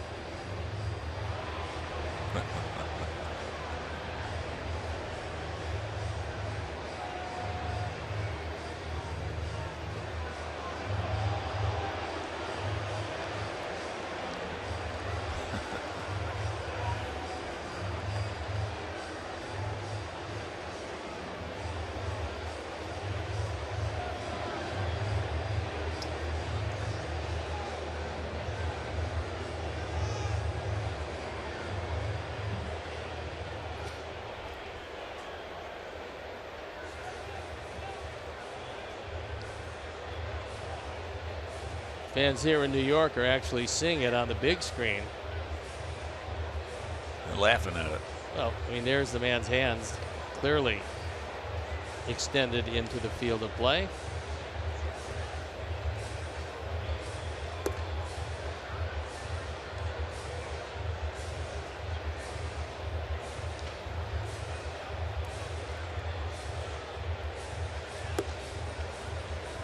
All right, once again, a reminder as we wait the decision.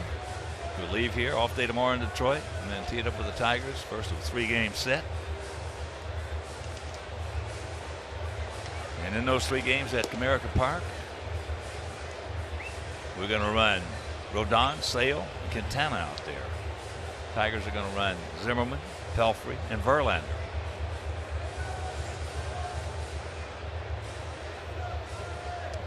and then come home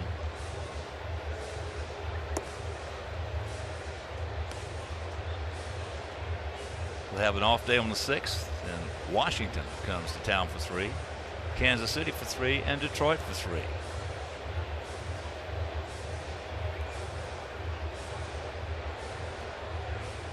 He's out. Wasn't much in doubt about that, except what, 3 minutes or so, 4 minutes? Yeah, and appears to be the elder cousin. You might remember Myron Bartman. That's Myron reaching over to field of play. Is that Bartman's cousin? Yeah, the older cousin. And now he is being escorted out. A big round of applause for interfering with Melky Cabrera. Meanwhile, there's 2 outs.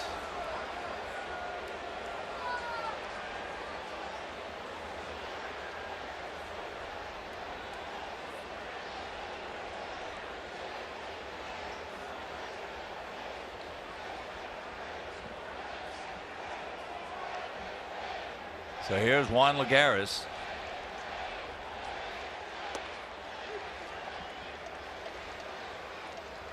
He had a sacrifice bunt and a walk.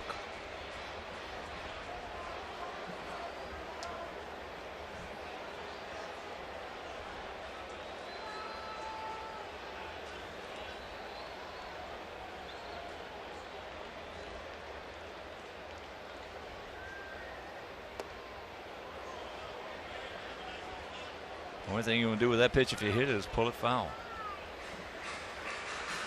Or hit it off your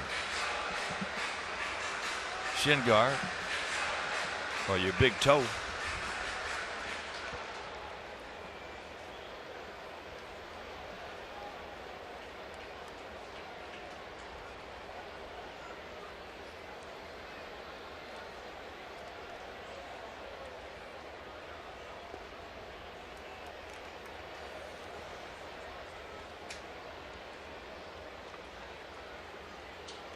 Two out, 1-2 the count.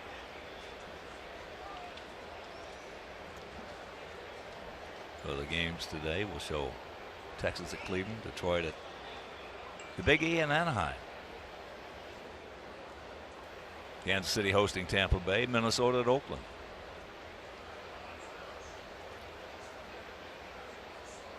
And a 1-2 pitch.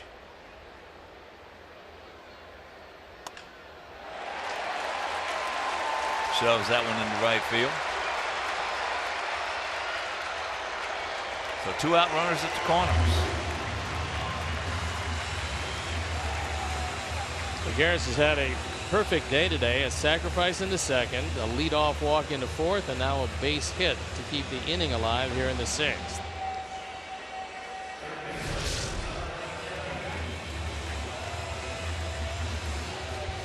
This ball was low and in, and he took it the opposite way. So here's the switch hitting third baseman Ty Kelly. He's going out to left and then hitting hard into a 4-6-3 double play.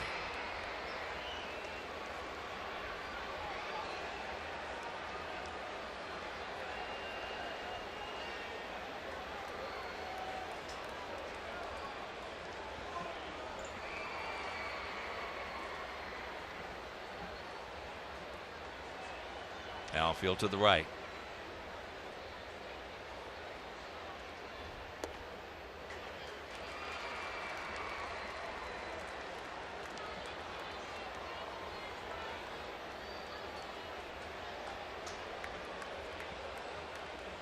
Just getting home joining us.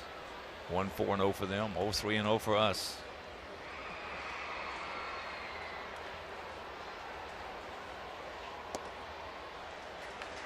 That's just off the plate.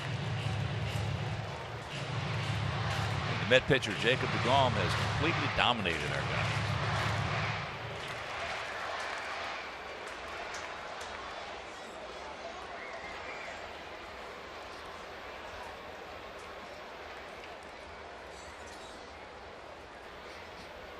And primarily with the fastball.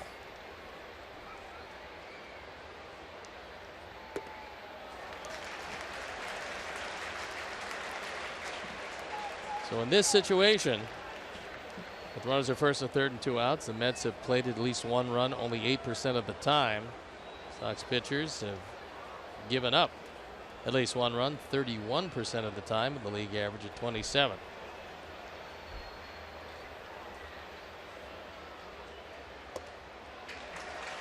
So the second walk of the inning.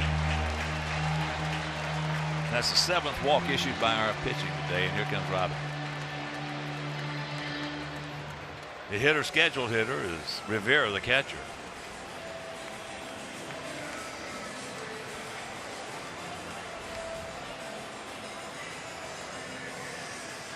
Putnam was ready to go. Jennings not happy with his outing here today, but he'll depart this one. And so as Zach Putnam comes trotting in, we'll step out and be back after these messages.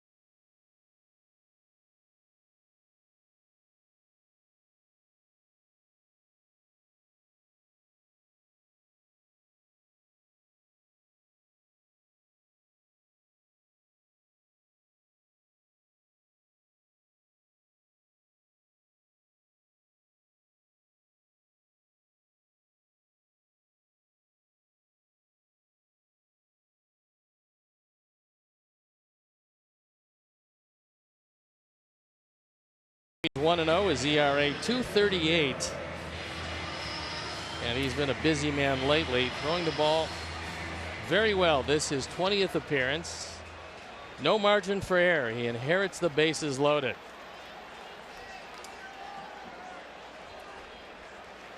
Two walks and a base hit have loaded him up for the Metropolitans.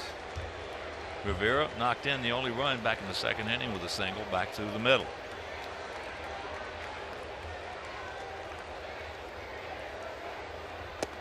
And he takes ball 1.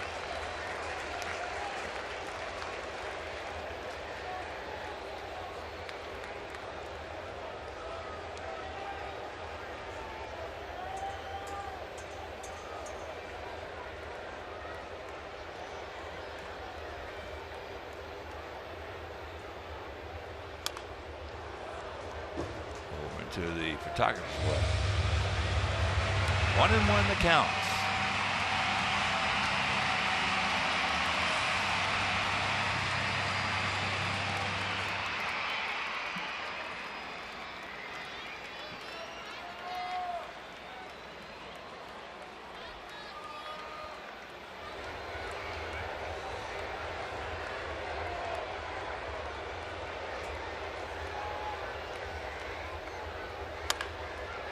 And yanks that one foul.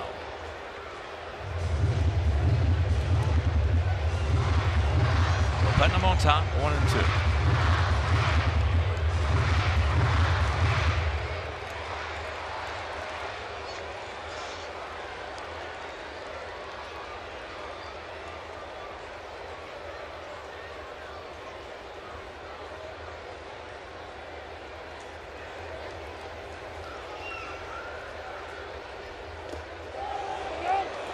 He did. He gone. Good job by Zach, and that'll retire the side. So they threaten they cannot score. Win of the 7th is 1-0 New York.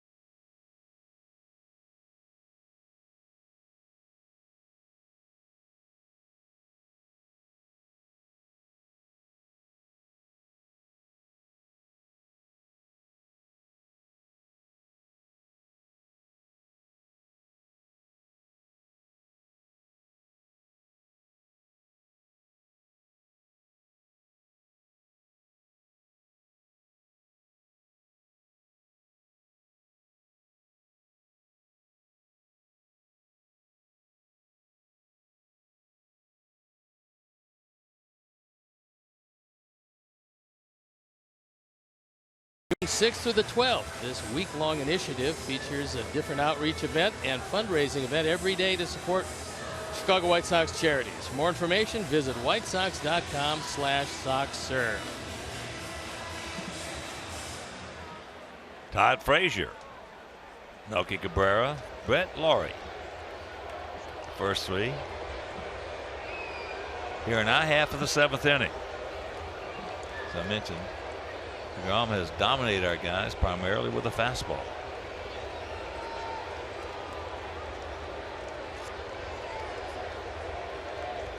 Todd is 0 for 2, a pop up to right and a strikeout.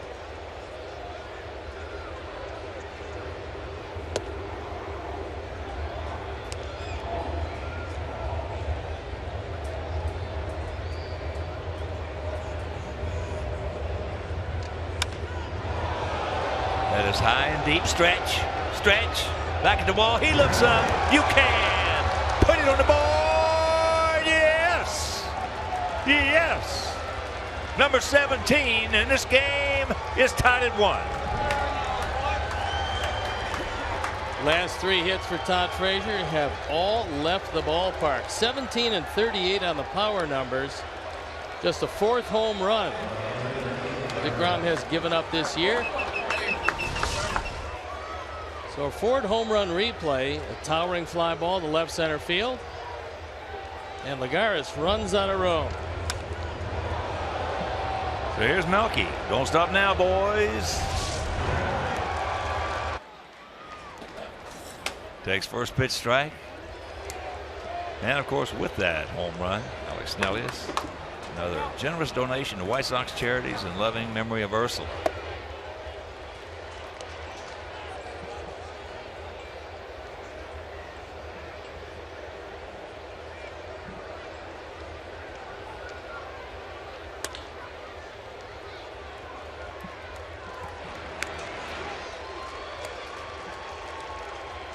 One out.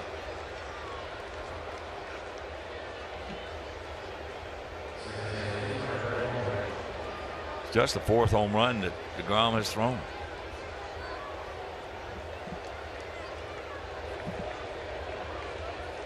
He keeps in the park well. Jose Quintana keeps in the park well. Boy, I'll tell you what. It's just a Walker up. And there's a hustle double right there. That's just heads up base running, realizing that nobody could get to it in time, and if they did, because of having to hurry, the throw would be off the mark. So this one is hit like a rocket. No chance for Walker. The ball caroms away, and before Lagares could get it going away from his throw, Laurie's in with the go-ahead run at second base. So he's thinking about 2. He sees this ball get away, and then he's going to turn it on, make it easily into second. So he picks up his 15th two-bagger.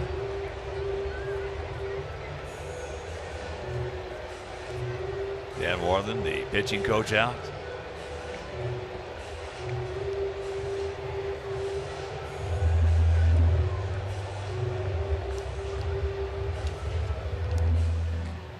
The Mets been up and going. Henderson and Blevins, we saw both of them in last night's game. Sox bidding to put to rest. Losing 6 straight series. Last time they won a series against Minnesota, May 6th through the 8th. Last time they won a road series with the end of April. Well, you can put a whole lot of that to bed right here this afternoon.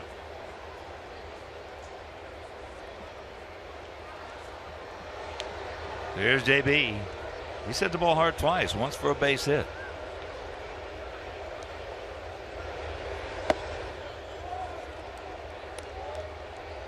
Takes ball 1. Forthcoming pitch will be number 100 for DeGrom. Put up his only 2 extra base hits this inning.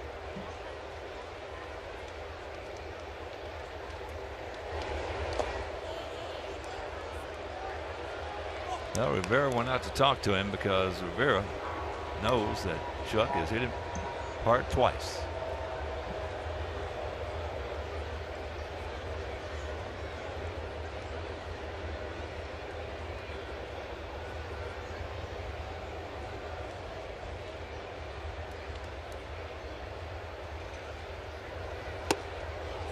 3-0. Turn him loose.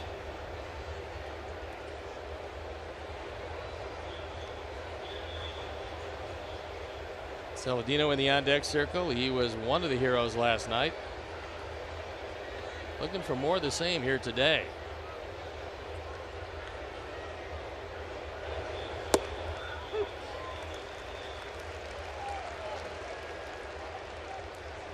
DeGrom's 9 strikeouts today, a season high, his career high 13, but he's in trouble.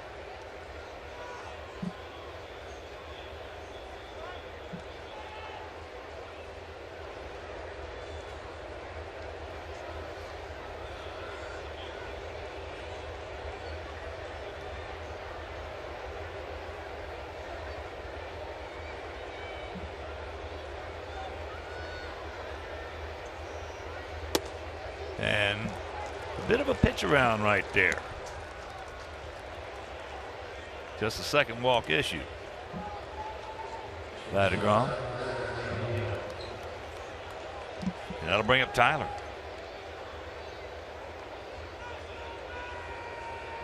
Tyler 0 for 2. Struck out the first time, called out. And then second time up, hit into a 6-4 fielder's choice.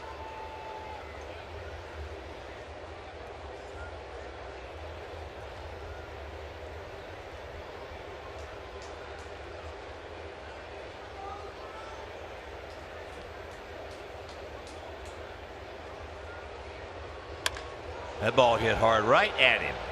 Dadgummit. That's a hang whoop 'em for Saladino. He got a first ball fastball. It was up and very hittable, and unfortunately, Conforto right there. Good swing, good contact, sweet spot of the bat, but right at him.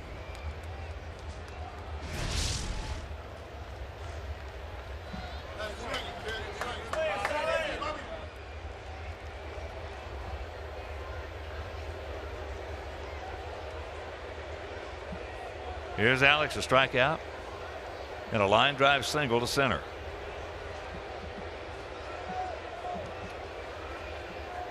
Two out, two on.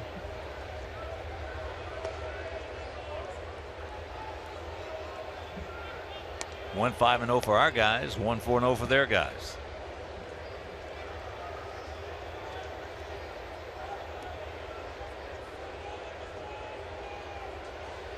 Garza throws pretty well in center field. Granderson does not have a typical right fielder's arm.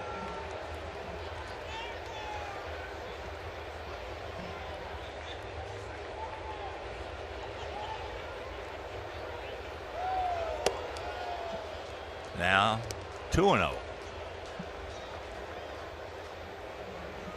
Jimmy Rollins in the on-deck circle.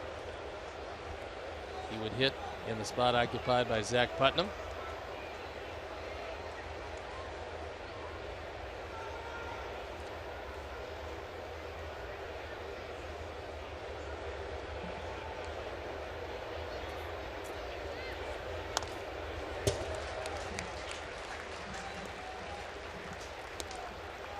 Took a little something off. Had him just a bit off balance out front.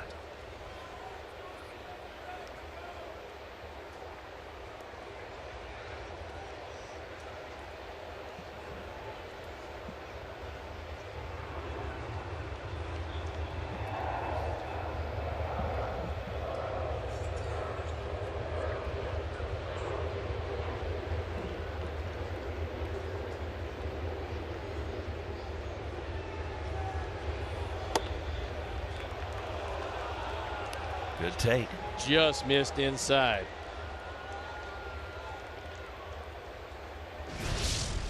DeGrom reached back, got a little something extra. One of the better fastballs he's thrown, and you see Rivera try to ease it back into the zone, but Jerry Davis would have none of it.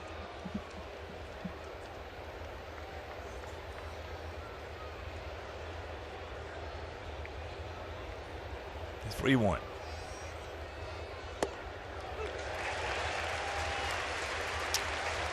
There it was, right there. Had the whole plate. So Now the advantage of the runners going.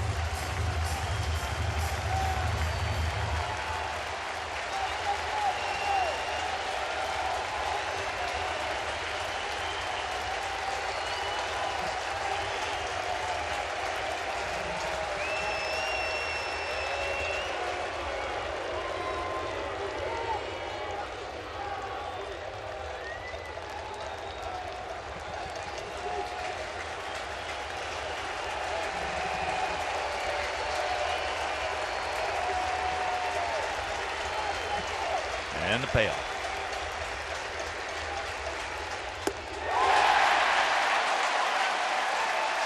We get the home run from Todd Frasier, his 17th, and we're tied at 1.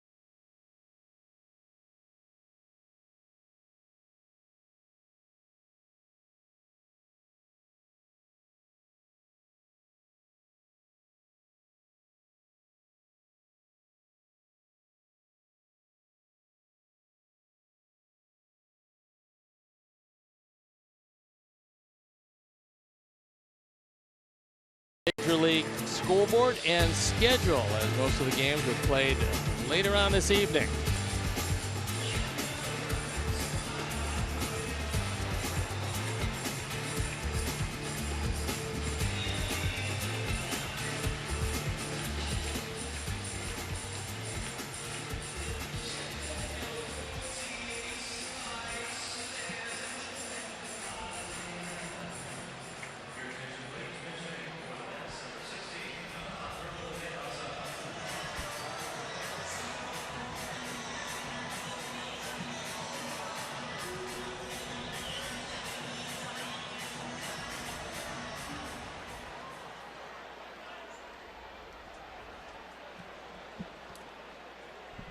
So Diaz has been announced, and now Robin waiting for that. He comes out of that dugout. We're in the bottom of the 7th. If you're just tuning in, 1-5-0 for us, 1-4-0 for them. Todd Frazier's just tied it up. All right, so Zach Putnam. Go check that. Zach Duke will come on. Putnam departs, and we'll be back.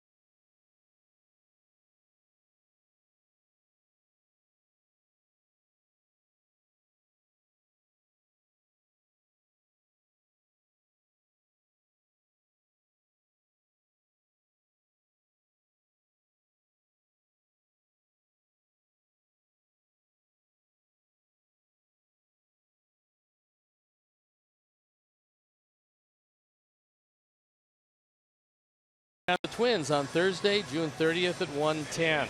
First 10,000 fans will receive a free Adam Eaton t-shirt presented by the Village of Bedford Park. Bring your business home to Bedford Park and win big. Purchase your tickets today by visiting WhiteSox.com or calling 866-SOX-GAME. And Zach Duke comes in the ball game. On for the 29th time, his ERA a little above 3.5. So here's Diaz hitting for DeGrom. First pitch strike. Alejandro came out in the ball game last night. Had a pinch single in the 6th where the Mets threatened but didn't score. Yes, he did. And the count 0-2. Throw him out of the zone, because the one thing we saw from Alejandro Diaz in his years with the Sox is he does not check up his swing very well.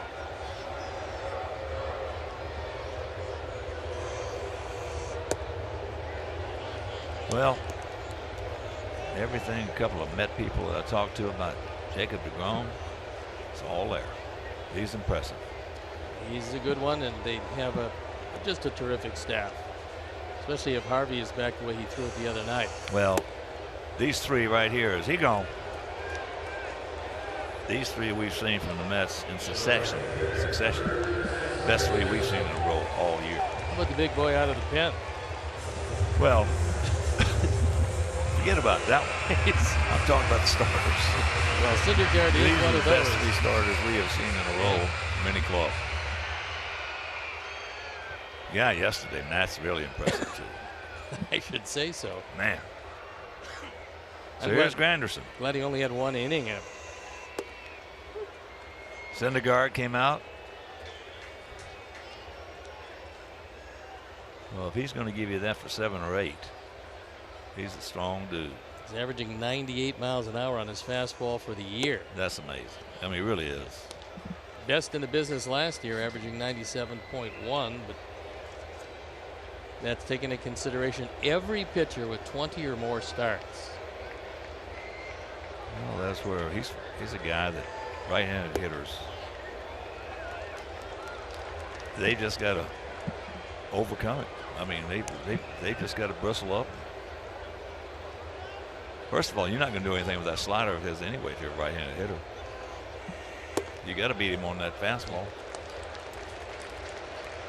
And that's a heck of a lot easier said than done. Especially when he's hitting triple digits consistently and coming out of the pen knowing he's only going to go 1 inning. That's what he threw last night, 100 and 101. Foul. Thank you. Just foul.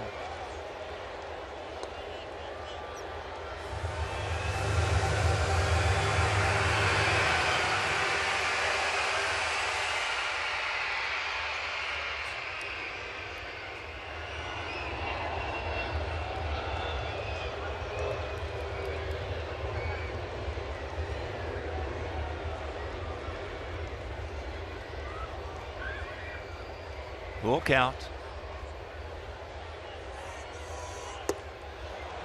There you go. 2 down. You know, hitting against Syndergaard from a right-handed hitter is it's a situation you might as well forget about getting hit and don't worry about it. And you got to crowd the plate on him and don't worry about getting hit, because if he throws it at you, he's going to hit you. So you might as well forget about it. And choking up on the bat a bit probably would be helpful. You better believe it.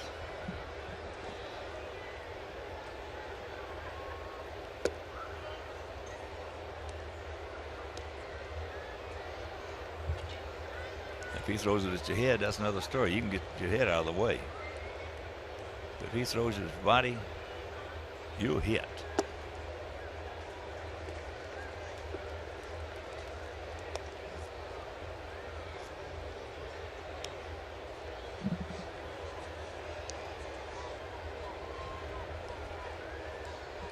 For DeGrom, 7 innings, 5 hits, 1 earned run, 10 strikeouts, a season high, and just a couple of walks. 3-0 the count. Cabrera with Conforto on deck.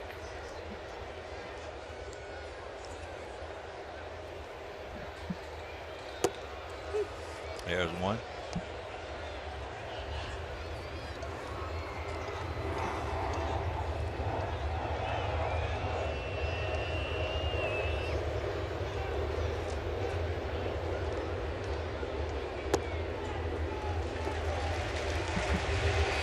He was very careful in that head-to-head at bat with Cabrera. He's hit 4 home runs, only 1 from the right side, but he's got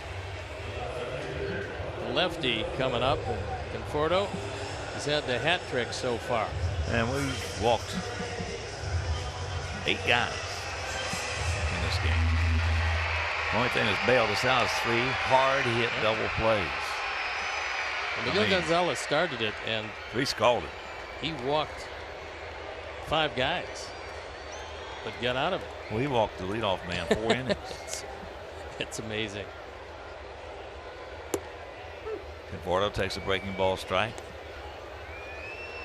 He's got the hat trick so far today. 23-year-old.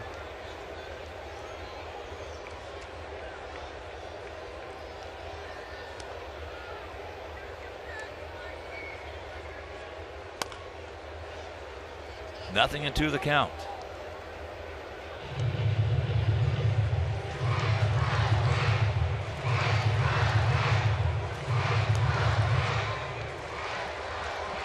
In his at bat against Dan Jennings, he went way out of the strike zone. Could not check up his swing on a slider that was a good 8 inches off the plate. Make it 4 strikeouts, and we're into the 8th.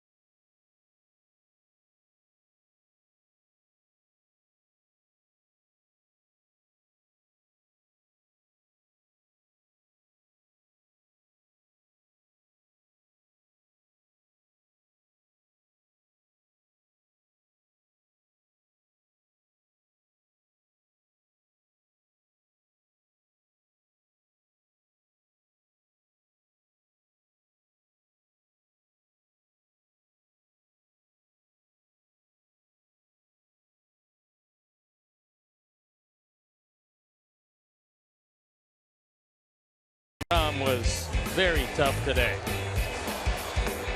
10 strikeouts, his season high. He had an explosive fastball up. He had one big problem. Todd Frasier, who's 3 for his last 30, all of them being home runs. The straight change was good, the slider was good, and for the 4th time this year, he threw up a long ball. And now Jimmy Rollins is going to play in his 250th career game against the Mets, and just like last night, he gets a warm reception. So Addison Reed on for the 26th time, his ERA below 2. We saw him in the opener, and he pitched a perfect 8th, and he was very good. Yeah, a couple of strikeouts. He threw the ball well. I talked to Addison before the game today, and he said he feels great. So here's Rollins. The time when he got in trouble was he would become so enamored with his own slider that eventually he would hang him, but his fastball is good enough, and he's got good enough control to make it work. And that time he quick pitched Jimmy Rollins. So if you're going to be in the batter's box, you better be ready if the pitcher varies from his normal delivery.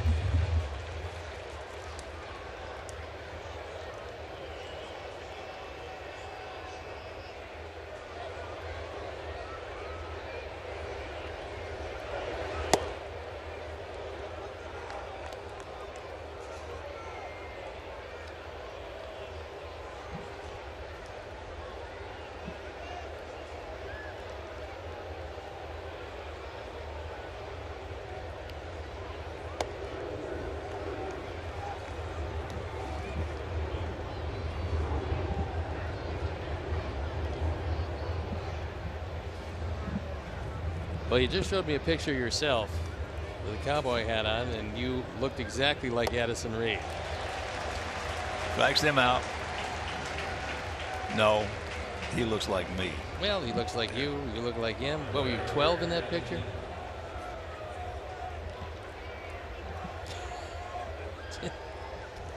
Jimmy Dos Santos with a miraculous sense of humor. So here is Adam Eaton. 0 for 3, a strikeout, a ground out, and then 4-6 fielder's choice. Yeah, Addison he had 40 saves with us one year, and when he did, he was staying for the most part on top of the ball, getting some good movement. In the last year or so, he had a tendency to get on the side of it. Yeah, and then the sliders then would hang and spirals. He gave up a few. Yeah.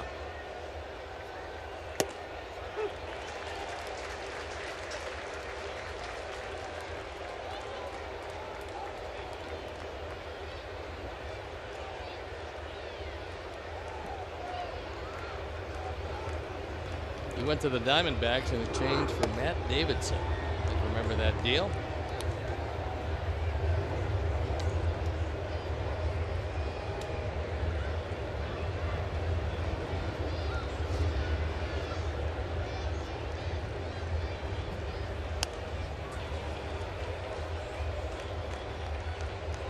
Well, Matt's hitting .245 down at Charlotte. 25 years old, very, very strong. Get off to a big start home run wise down there. But with Todd Frasier here, pick another position. Yeah. I think it'd be third for a while. Yeah. And you know, this spring, Matt Davidson looked pretty good. I mean, he swung the bat well. He fielded, much improved at third base. But at least for a couple of years, you'd have to figure that you better be versatile.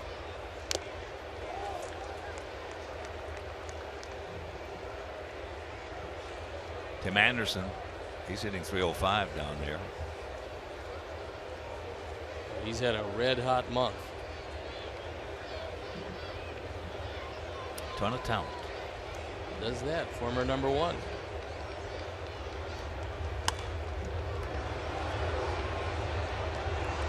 And that's going to be in the seats.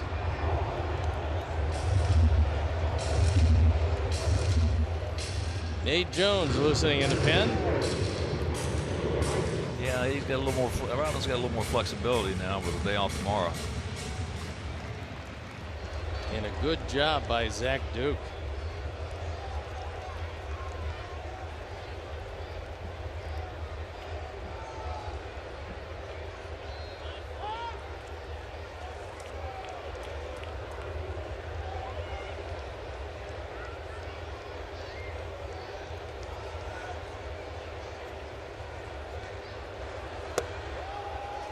All right.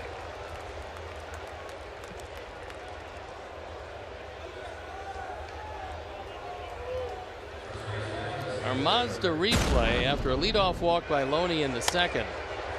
This ground ball back up the middle. Off the bat of Rene Rivera. Scores the only Met run, and then Todd Frasier drives home the only Sox run with his 17th home run, his 38th driven in, and we stand at 1. But the go-ahead run at first base. Well, he was 0 for 2, a couple of strikeouts and a walk.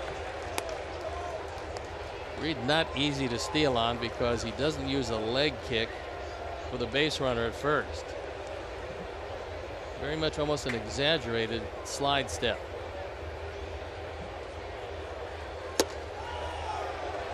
Just off the corner. And what Darrell Boston, I believe, is saying is you got to have a second hesitation. It appeared that Addison Reed did not hesitate. So I think Darrell wants Rob Drake to take a look at it.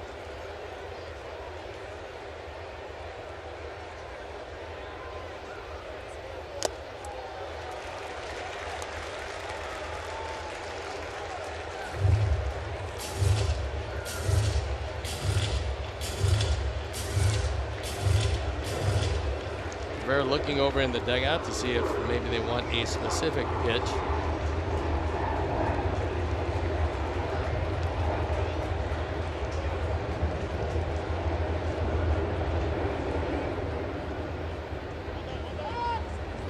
Well, that time, as if to emphasize that pause, Addison Reed just did pause, didn't do anything else.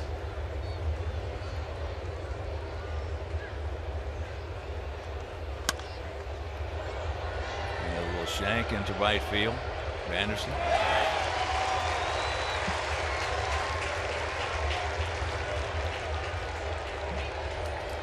Two down, and here comes Ty.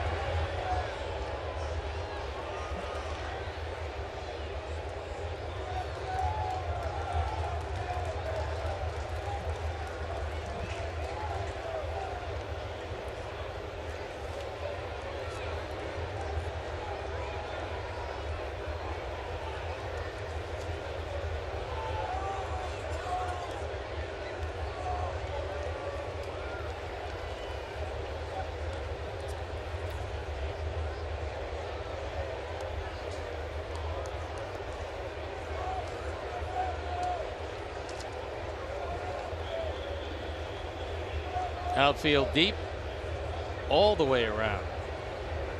Anderson way back in right field, which is surprising. But it's a no double set. Takes that one up high. Sox coming in on the road this year at 15-13. Sox did not pick up their 16th road victory last year until July 1st.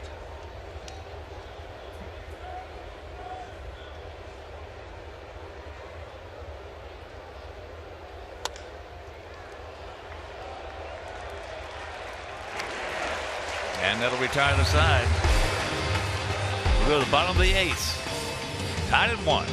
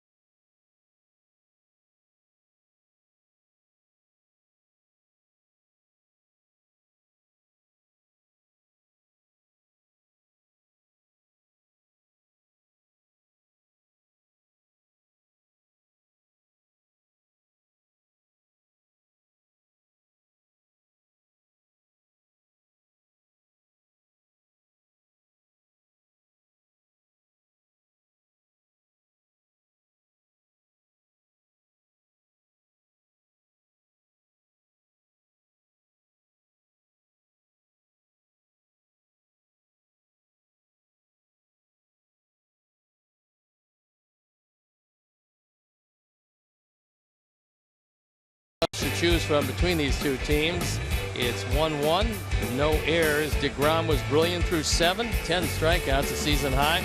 Frasier with his home run, 125th of his career, and so that's where we stand.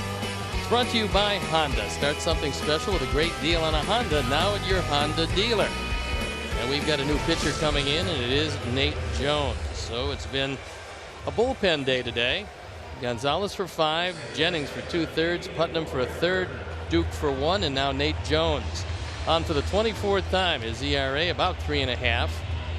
Looking to improve perhaps on that 2-1 record.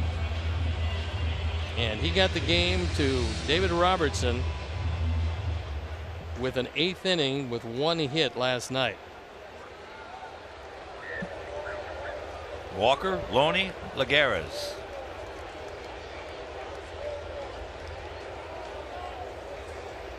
Walker's 1 for 2 with a walk. Both times he's been to the plate, he's hit it very hard. Both times once for that base hit.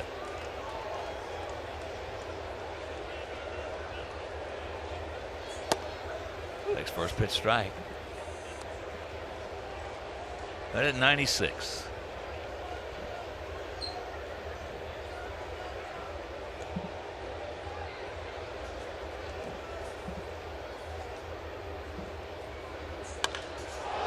High in the center field and deep, but we got a man there right in front of the track.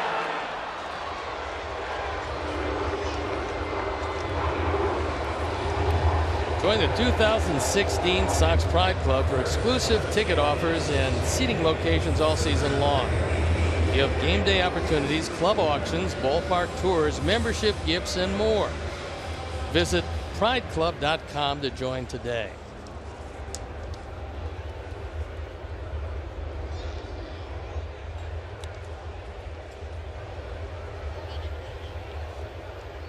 So here's Loney. He walked to lead off the second and came around to score.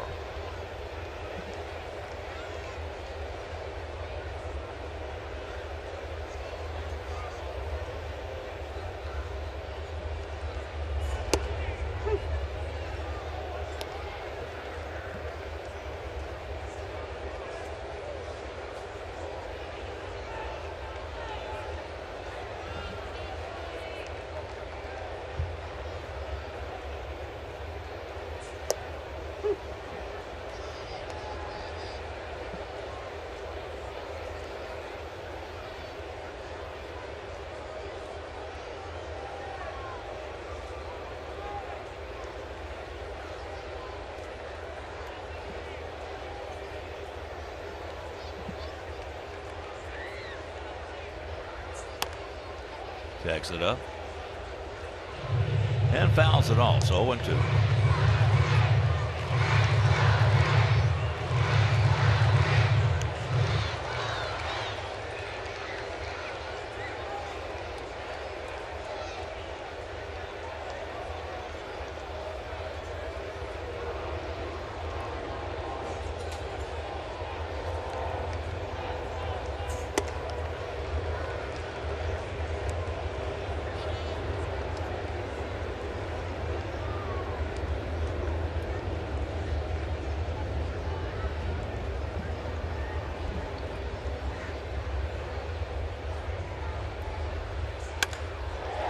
Hard for a base hit.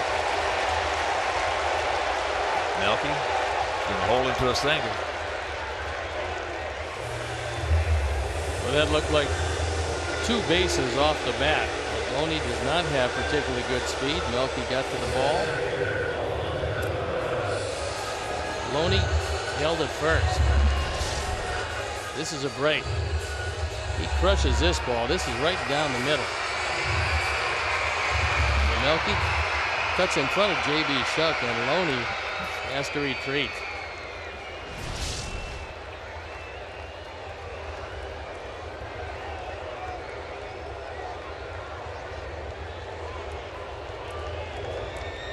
Here's Juan Lagares. Takes first pitch strike. You always have to watch a bunt with Lagares up, and with that in mind, Todd Frasier is, even with the bag at third, off the line of touch and coming in with the pitch. Remember, you want to assess with this didn't start. He is on the bench. 0-2 the count.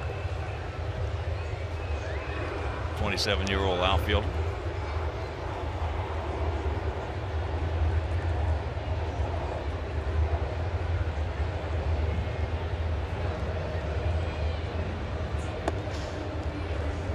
Nice stop. Vila moving to his right. And that sweeping slider.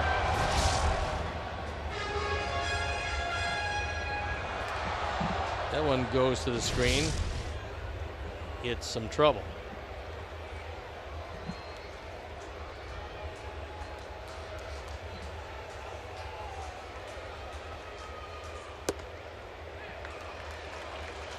Count evens. You're just joining us. 1-1 tie here in the bottom of the 8th inning. Totals on the board identical at 1-5-0.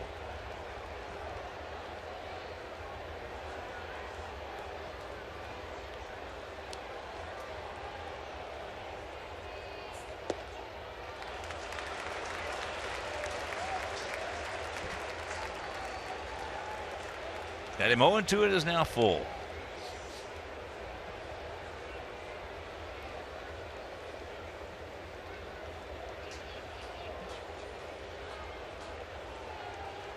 Ty Kelly in the on deck circle, the switch hitter.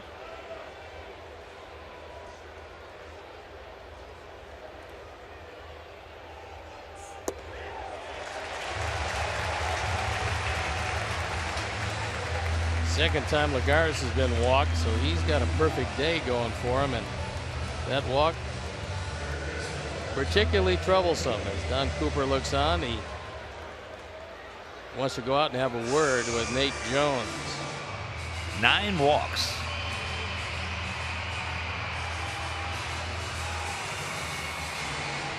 That one from an 0-2 count.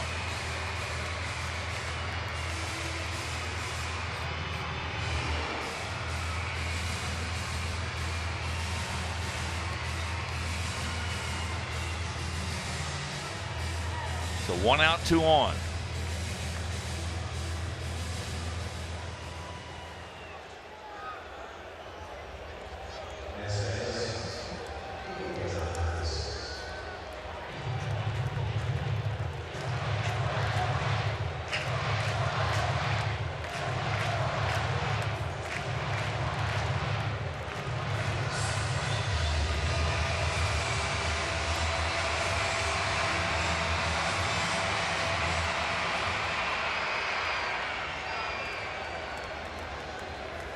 Outfield not overly deep.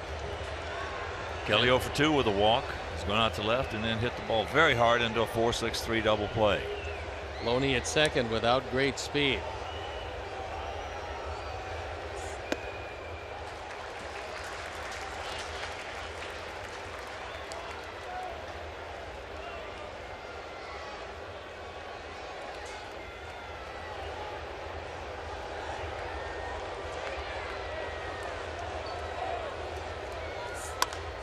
High pop up left side. Stay in here. Stay in here. It won't. Tyler Saladino bumped into the tarp, thinking he had a shot at that one.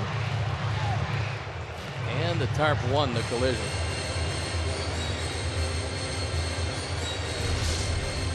This ball slicing away, and I think Tyler might want to rethink that particular approach. Been a long time since I've seen that tarp lose one. It's undefeated.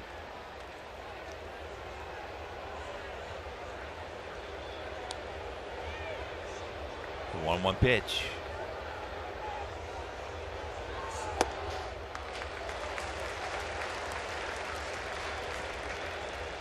Goes Kelly's way.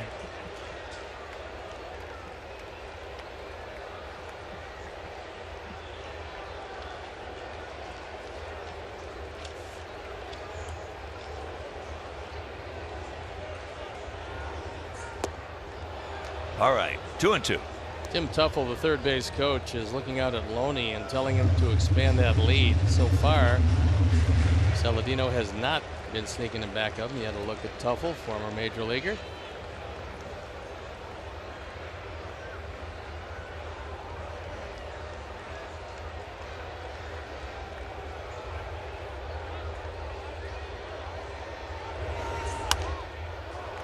Little Timmy Tuffle. Vila goes out, wants a word with Nate. There he is. Pretty good second baseman. And you got Tom Goodwin, the first base coach.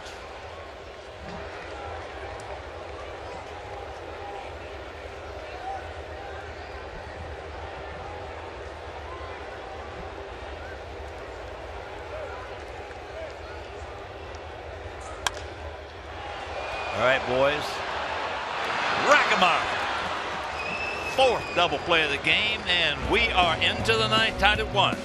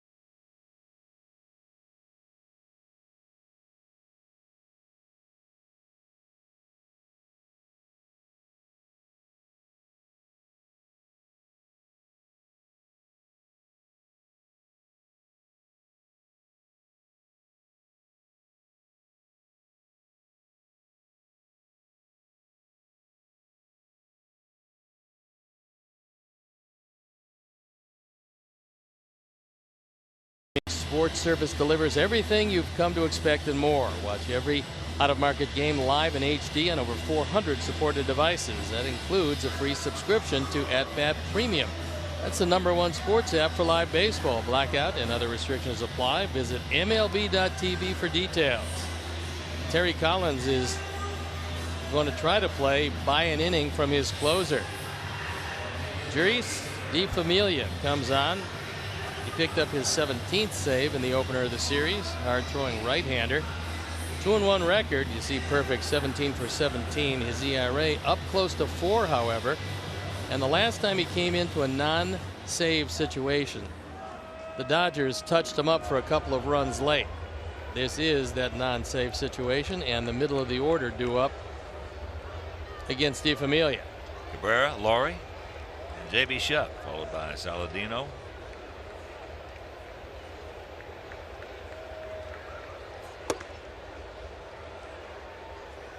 Takes it a little bit low. 1-0.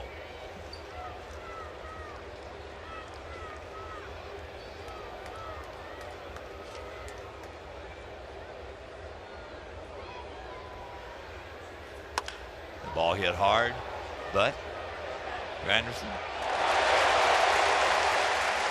Well, a nice running catch, because that one was hit like a rocket.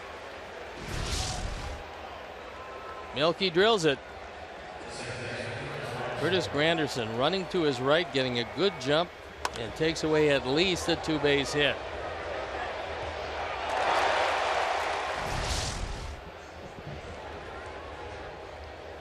Here's Brett Laurie. 2 for 3. A hard single and a double.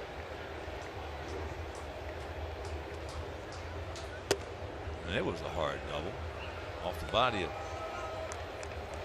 Neil Walker. I would think we would be seeing Yoenis Cespedes coming off the bench in the 9th. I don't think Familia is going to go 2. Collins just trying to buy the 1.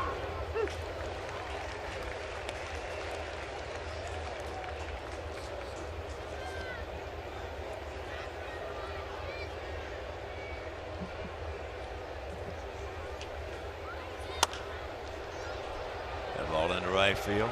Anderson. A little bit easier on that effort.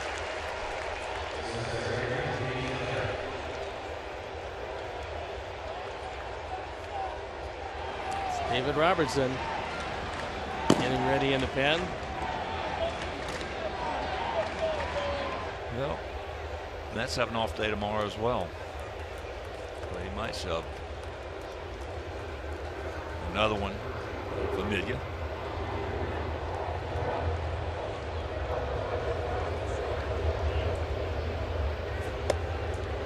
First pitch strike. Shuck. 1 for 2. Hit the ball hard twice. He also was walked.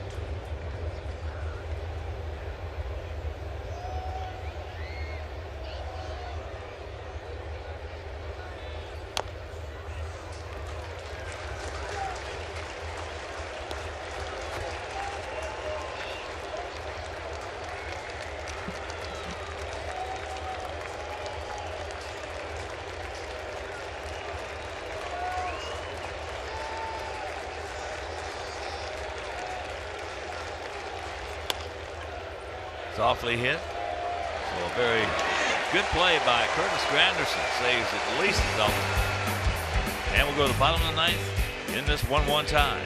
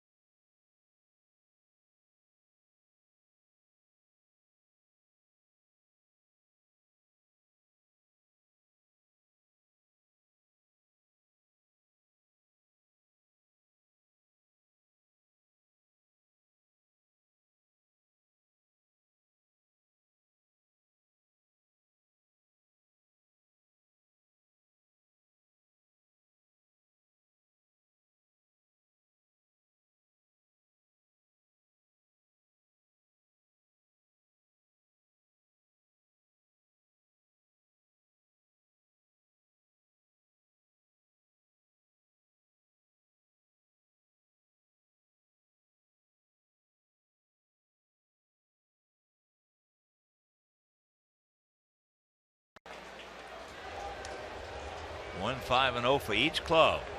Rivera. Cespedes in the on deck circle. On deck. Rivera. 1 for 3 is knocked in the only run. That's a single back in the second.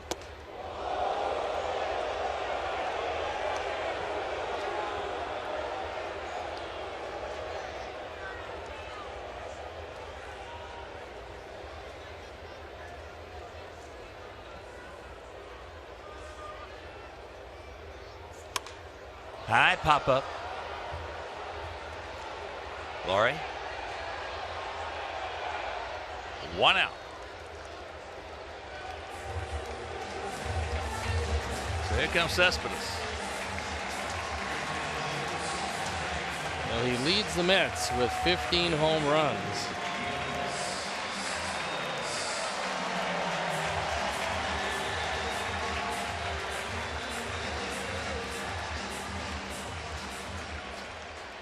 Only one thing on his mind here.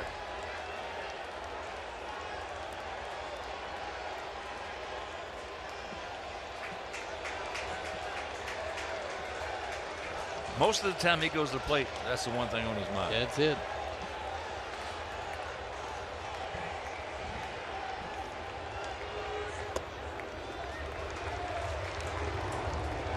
One of the livest bats in all of baseball.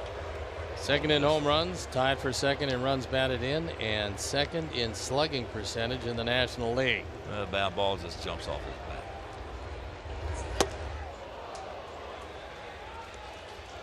1-1.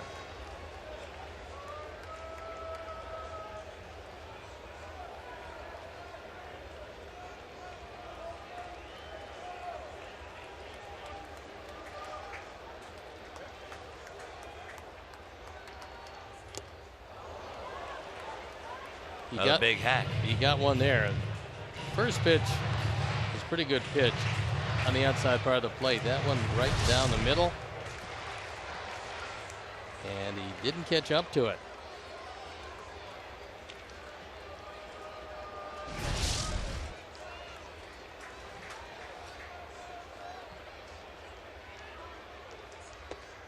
He gone. He knew it.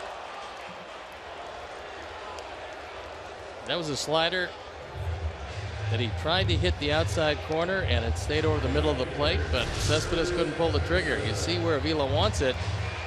This ball actually backs up, and it backs up effectively.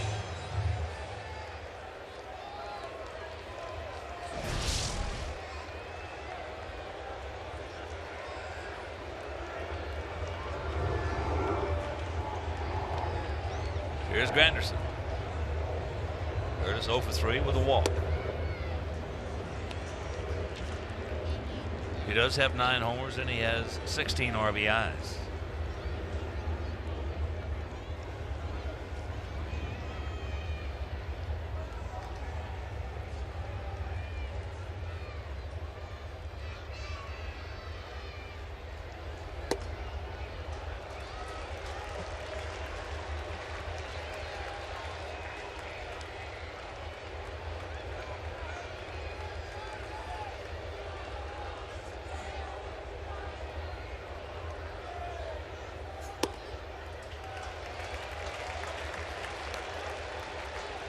As Rubel Cabrera on deck. You would think don't throw him a cookie here. You would think Granderson would have a 3-0 green light. Don't throw him a cookie. Not many leadoff hitters have 9 home runs.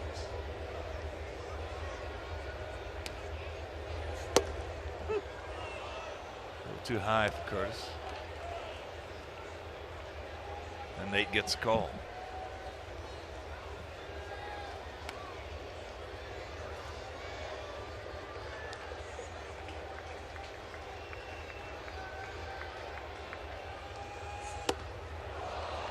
Full count. He helped him out. That was ball 4. He swung at a pitch off the plate.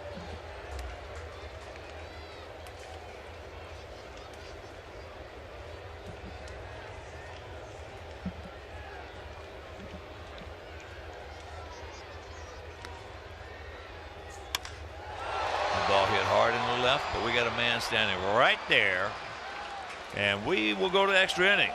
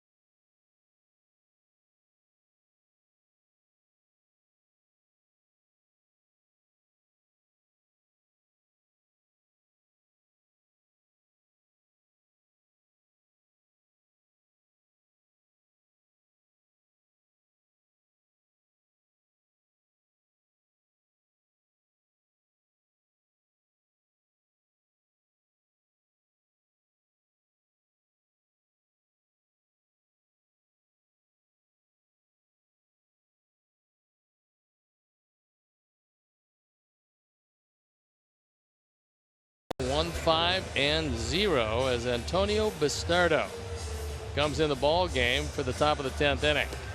There you look at the numbers. Opponent's hitting just .222. If he does have one problem, it's not the stuff. It's a control factor, and if you're patient, you can probably coax a walk. He's got to face the bottom part of the order, due up in the top of the 10th.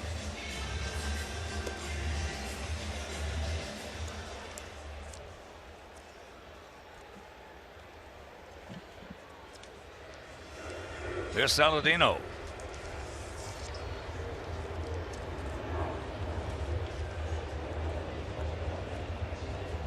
Bastardo, 30 years old. Out of Hada Mayor in the Dominican. Saladino 0 for 3. Last time up, he was a rocket right to the left fielder. Bastardo started his career with the Phillies. Signed back in 2005, signed a 2-year free agent deal, and now a member of the Mets. This is the 4th extra inning game for us. First 3, we are 2-1. We played 1 on the road. We won that 1. This is just the 2nd extra inning game for the Mets. They are 0-1.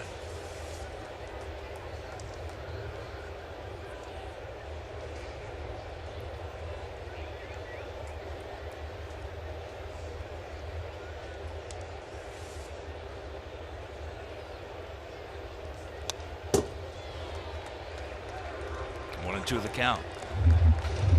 That time he got away with a hanging slider.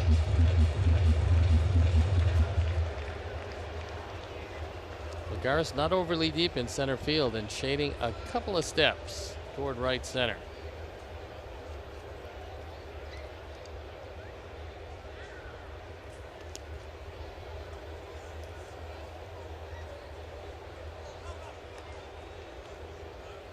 Ball got a good piece of Rivera.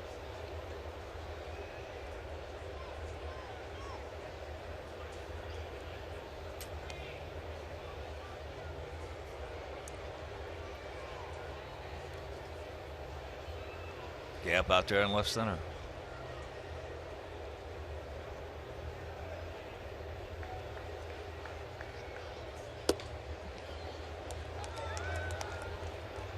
Full count.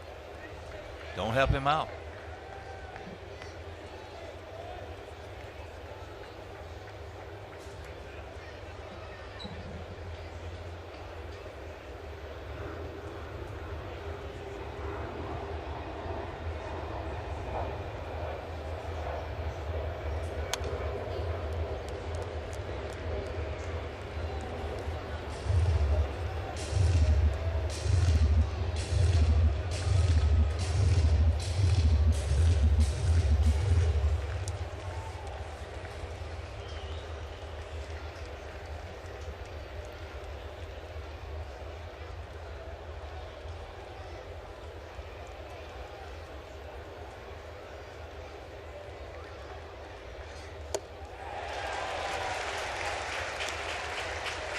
One out.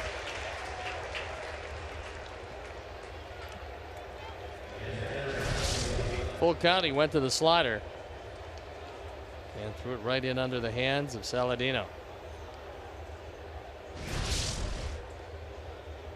That'll bring up Alex Avila. He's 1 for 3. Had a leadoff single back in the 6th inning. Hard shot to center field.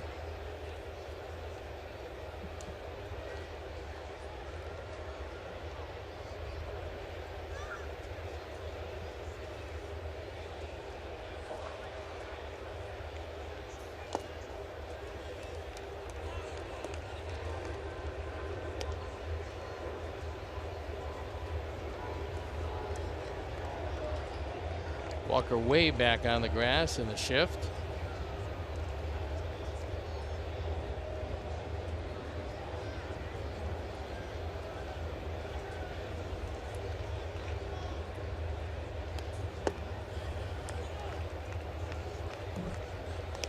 Two and 0. Just getting home after this game. We board our charter going over to Detroit. Off day tomorrow, then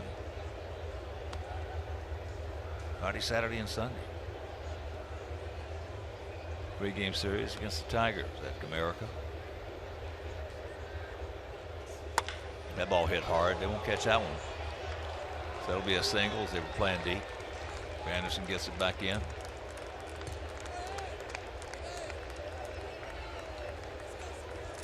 Second hit for Alex, and the go-ahead run at first base, and Avi Garcia is going to come on to pinch hit. See, the first couple of pitches out of the zone, and that one right down the middle. So Alex unloads on it and winds up aboard.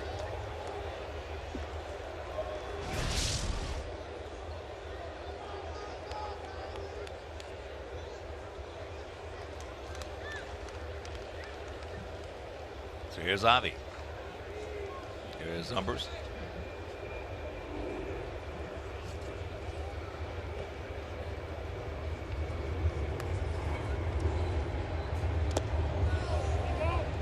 He did not go.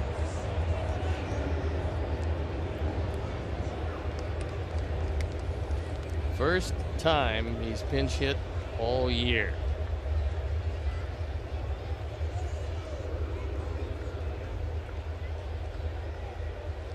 With 5 homers, 18 knocked in. First and 30, Bobby.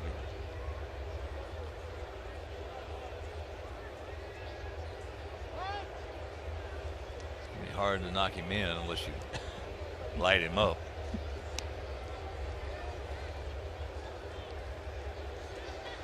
Well, they're playing him as an off-field hitter also, so there is a gap in left center field.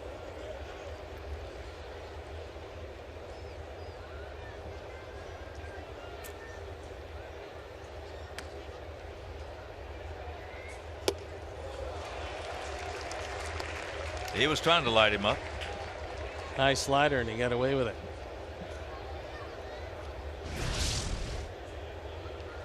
This is not where he wanted to throw it, but he was very fortunate.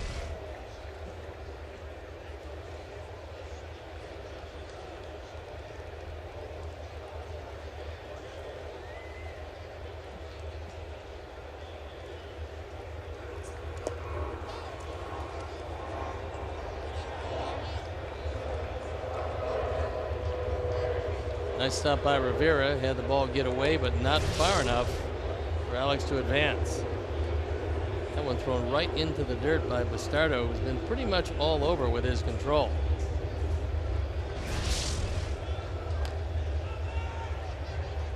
Mets bullpen up and going. 34,160 in attendance today.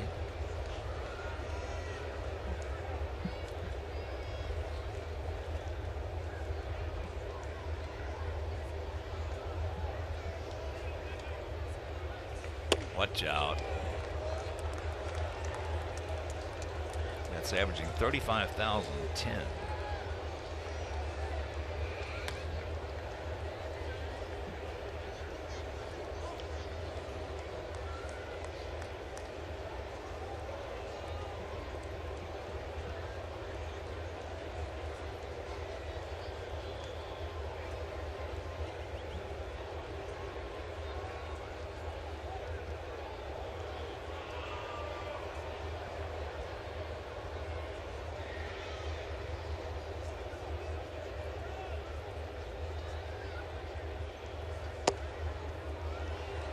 And that's inside. All right.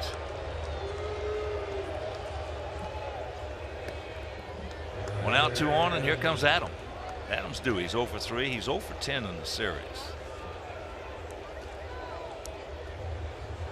Rivera going out there, and here comes Worthen. He's coming out to have a talk. Henderson getting ready in the pen.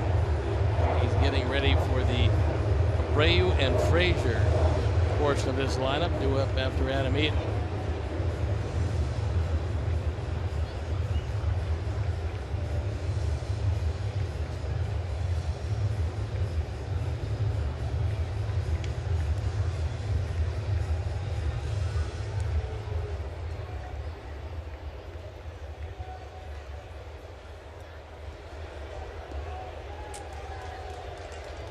Kelly believes that Adam Eaton's going to be bunting. And with one out, I wouldn't think so. He's at the cut of the grass.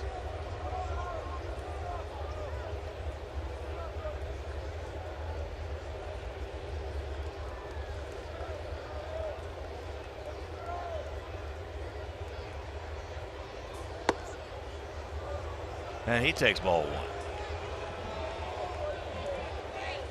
Told you about the control difficulties of Bastardo, and he's had some control issues here. Made some mistakes so far, has gotten away with it, but he's in a jam.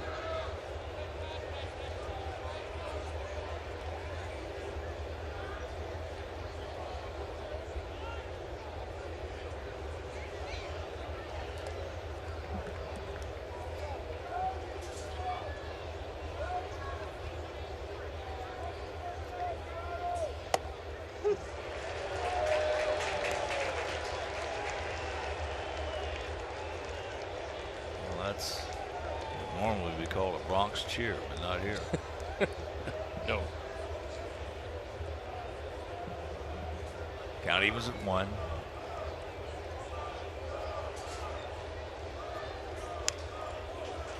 And now 1 and 2. That fastball right down the middle. Imagine Adam 0 for 10. We've had some good pitches to hit in the series.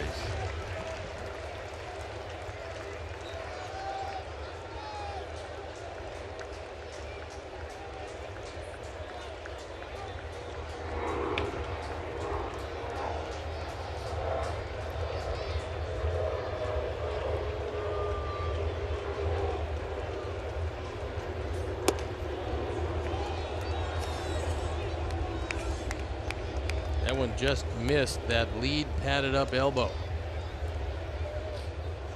Big pitch coming up right here.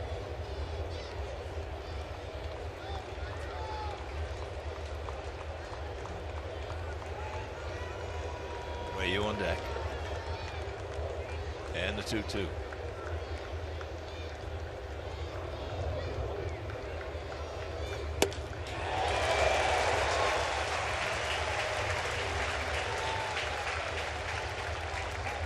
Two down. This probably was out of the zone, as we'll see the Xfinity pitch tracks and where number 5 pops up. So that's going to be it. Bastardo will leave. Henderson will come into this one. And as he trots in, we'll step out. Be back after these messages.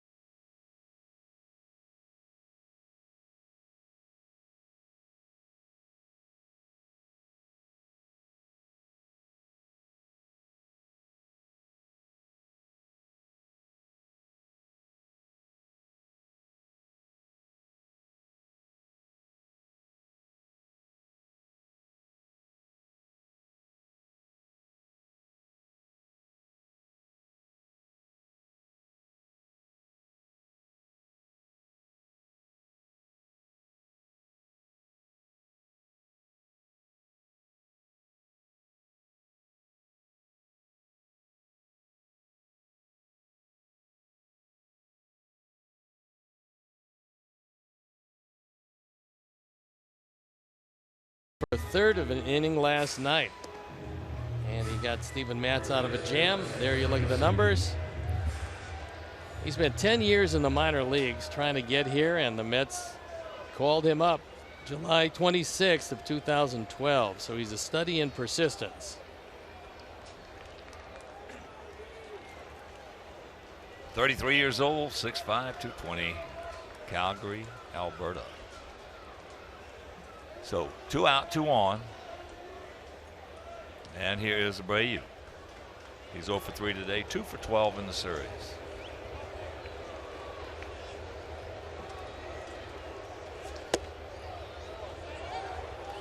That's the top of zone, didn't get it.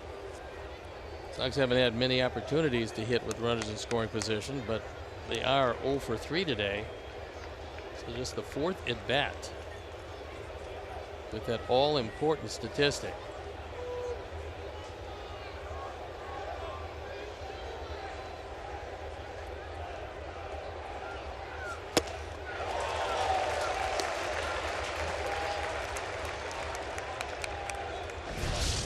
.95 upstairs.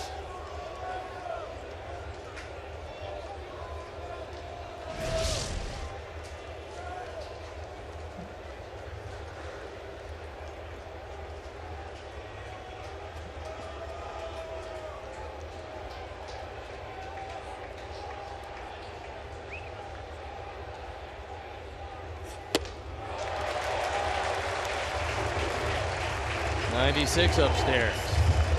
Well, the book has been consistent. They've been everybody hard, high, slow, low. They've been staying up and out of the zone a whole lot.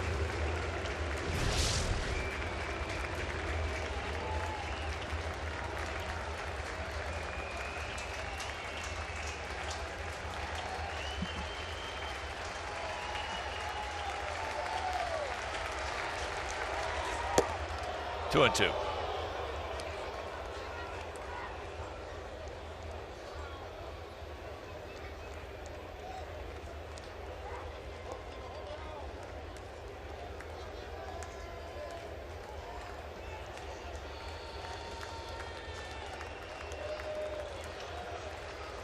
Come on, Jose, one time, buddy.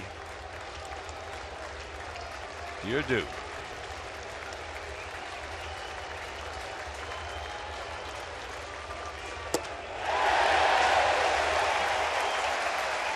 We'll go to the bottom of the 10th, still tied at 1.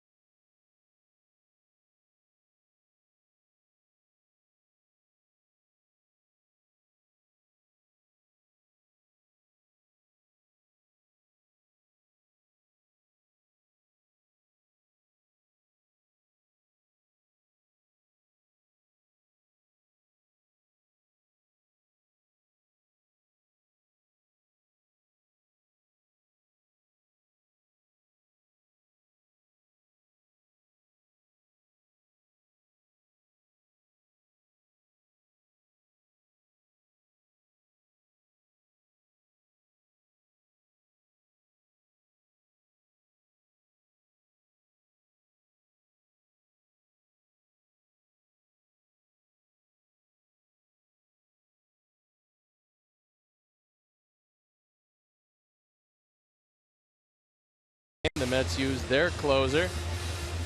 And David Robertson comes on in a non-save situation. He was brilliant last night. Pitched the third, struck out 2 in a perfect 9th. On for the 20th time. And he's got to deal with the top part of the Mets order. Hobby stays in the game in right field, so he still occupies the 9th spot. That's where he came on to pinch hit in the top of the 10th.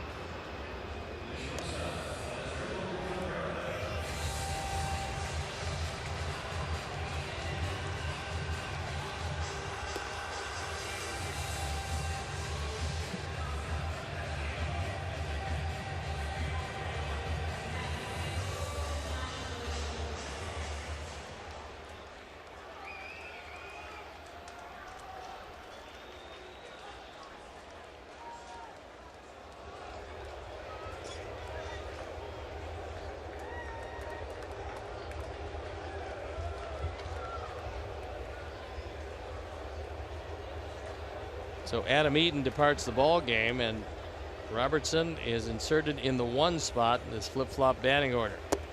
And here is Asdrubal Cabrera. He's 1 for 3, a single, hard single, then a walk.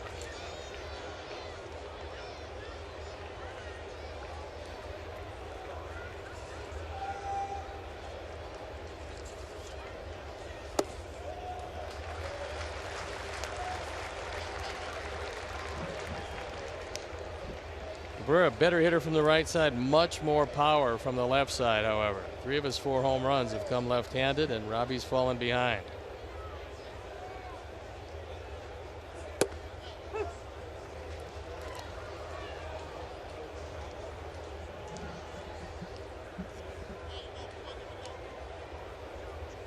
Yeah, right there with the jacket on. David Wright. Face of this franchise. Yeah, big man missing from this lineup, and no timetable is for his return. That's foul. Thank you. Just foul. He got on top of that one and just missed. Fair down the line.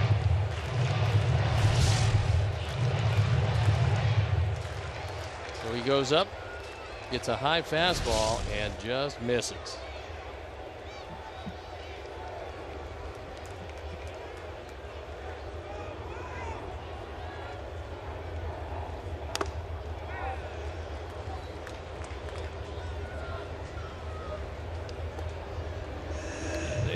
Some kind of player. Wow. 27 home, 26. This is before they bought the message. 30, 33, 29, 21, 18. And just played the daylights out of third base.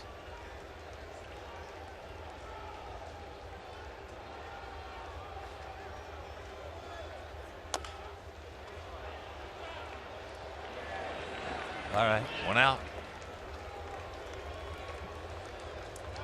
Asdrubal looked like he came stumbling out of the box. And he's an easy out. So here's Conforto.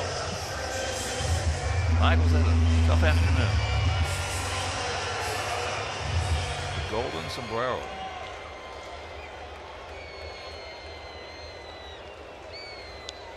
You looking for a 5-bagger here? Yeah, hopefully. I mean, an out with no contact would be good. First pitch strike. The real dangerous man in the on-deck circle. He has had the barrel on the ball. Yep. On the ball. Hold from both sides of the plate. Yeah.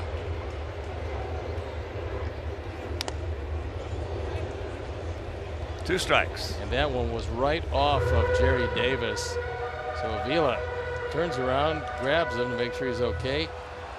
Jerry's had a tough day behind the plate. He's taken a few right off the mask.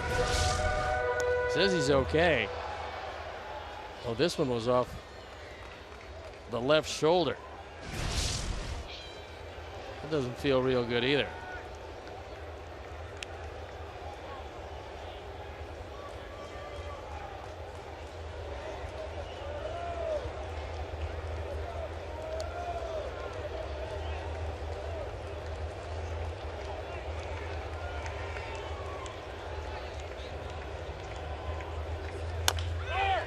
Chopper fair, right to the bag. 2 down. For our guys, in the 11th, if we get there, it'll be Frasier, Cabrera, Laurie. Throw a few others in there. Yeah, hopefully.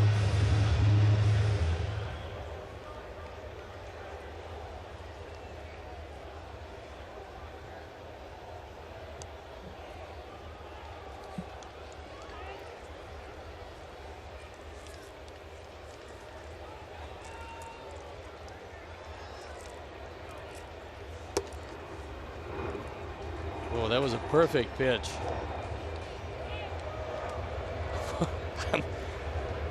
He must have been hit real hard today.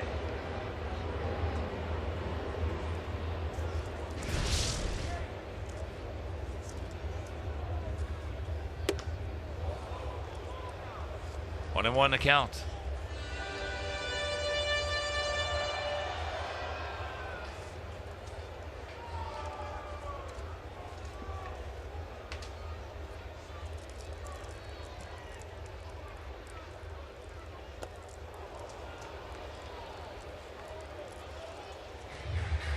There's the old equalizer. Good curveball.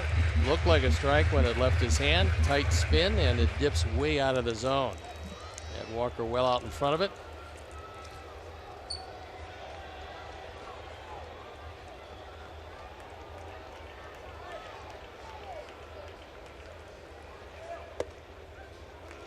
That evens.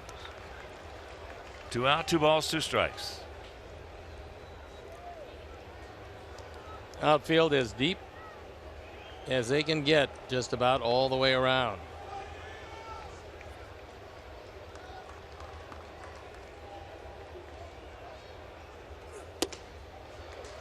And a full count.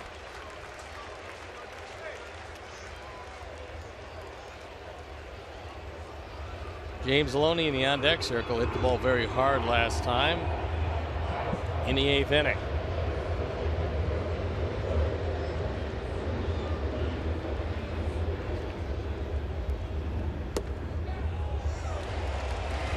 Not a backdoor breaking ball, but that one was wide of the plate. So the winning run on first base for Loney.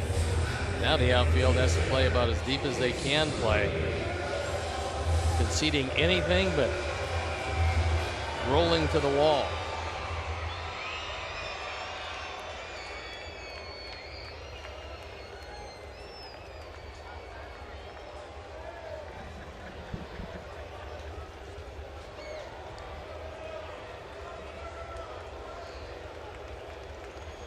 Only 1 for 3.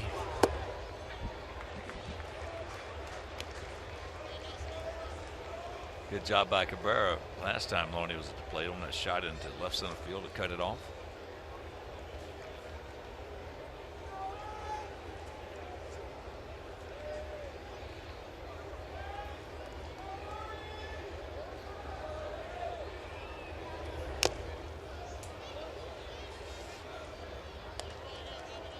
Walker has decent but not great speed.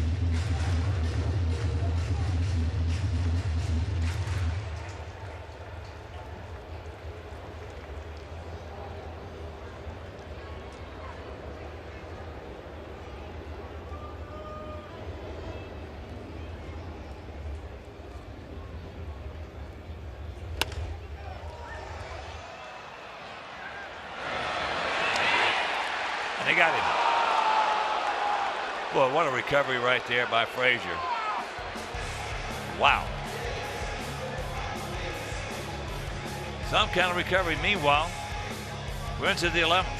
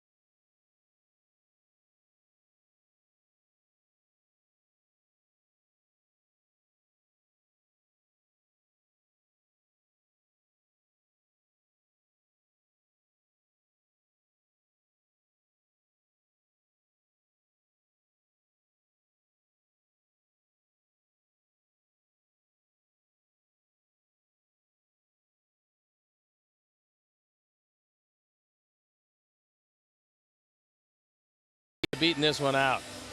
Todd looks at second base, ready to throw, and then from his knees gets him by a half step at first base. The dive, and while he's up in the air, the ball's in the glove, and didn't think he had a shot once he looked to second after the dive, but out of the inning. So it's Frasier, Cabrera, and Laurie. Well, that was a big effort by Todd Frasier to make sure this one really doesn't get close. Todd is 1 for 4 today, cranked out his 17th home run. Tops in the major leagues as he takes first pitch up high. Henderson is throwing a lot of fastballs up in the zone. If he does bring it down a touch, they're very hittable.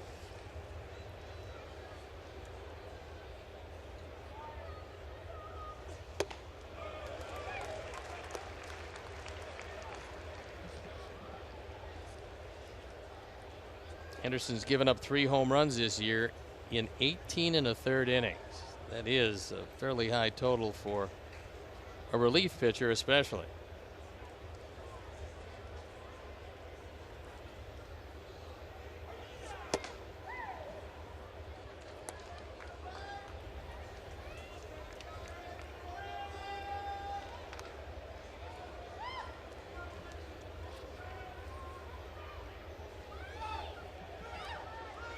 Kelly right on the line and deep at third.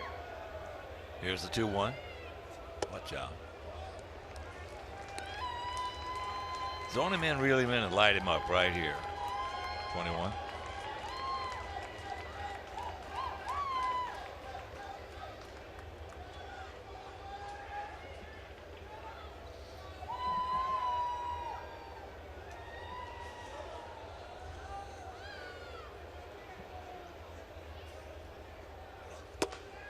And the leadoff walk.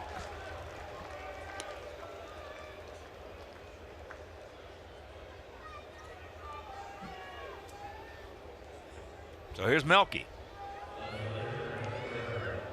The Tide joined Jim Thome, Frank Thomas, Adam Dunn as the only White Sox players to hit 16+ home runs before the start of the month of June. Pretty impressive, and there's no reason to assume in the home run department he's going to cool off anytime soon. Well, he's going to get better because what he's done, he's more or less figured it out to a degree as far as being dangerous even when he's struggling. Yeah. And he has been struggling. Yeah. And that will tell you that the last thing he's thinking about is mechanics up there at the plate. Well, Henderson did not that time make Frasier hesitate. He's still getting that walking lead, and if Henderson doesn't make him hesitate, get a good shot at stealing second. Well, he's 5 for 6.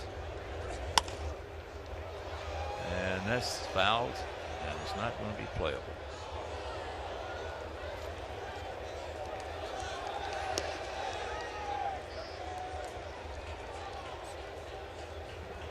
Melky crushed the ball last time up, leading off the 9th inning, only to see Curtis Granderson cut across and just make an outstanding play. So a couple of Mets fans very happy about the souvenir.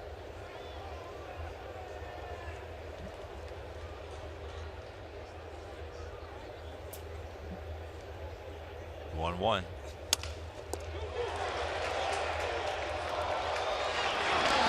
Can't get him.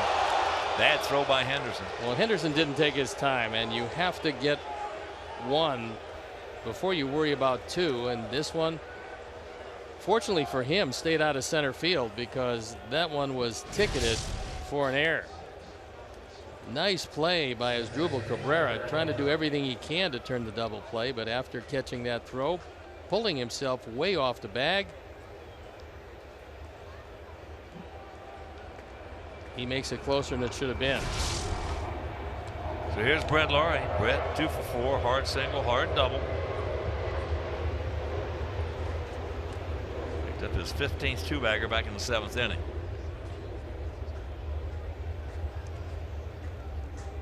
1-1 tie. Here at the top of the 11th inning.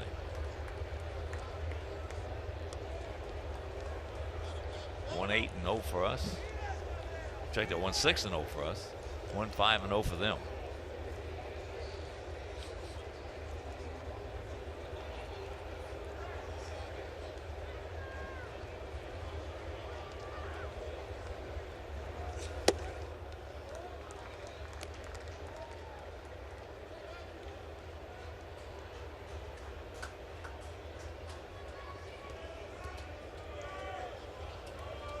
Brett's hit it pretty well. A huge gap in left center field if he can get out front of one of those fastballs.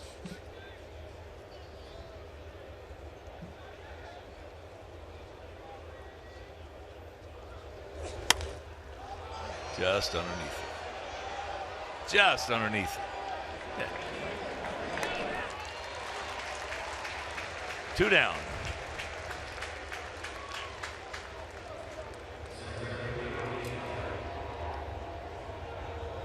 That'll bring up J.B. Shuck.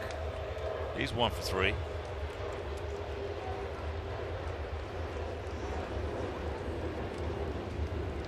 Levens is a tall left-hander on the right. And everybody's standing around for the moment. Just exactly what Terry Collins would like. Right now, they're probably both ready to go. That was Robles, the right-hander.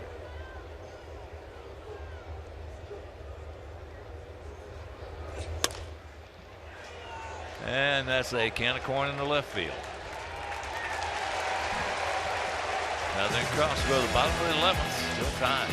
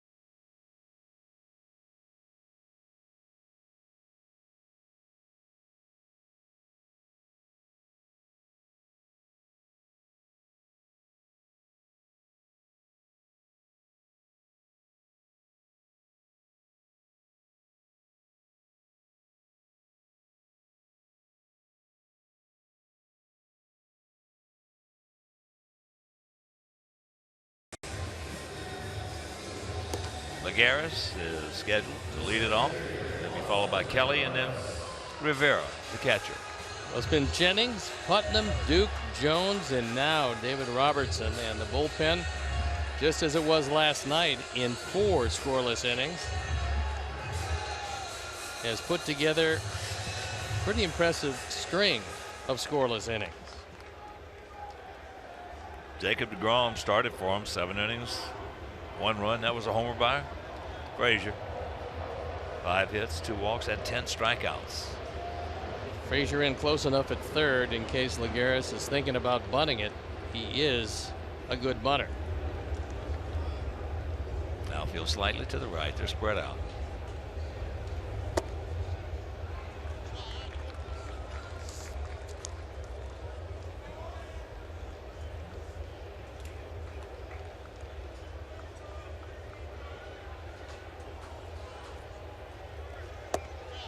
There's a strike. Lagares. Sacrifice bunt, a walk, a single, and another walk. So he is 1 for 1.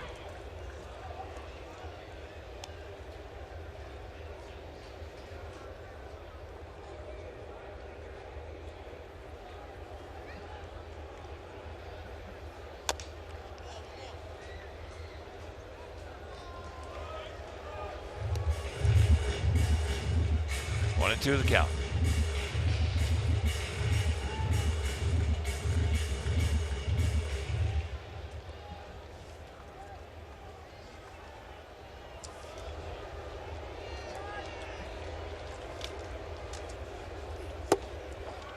There you go.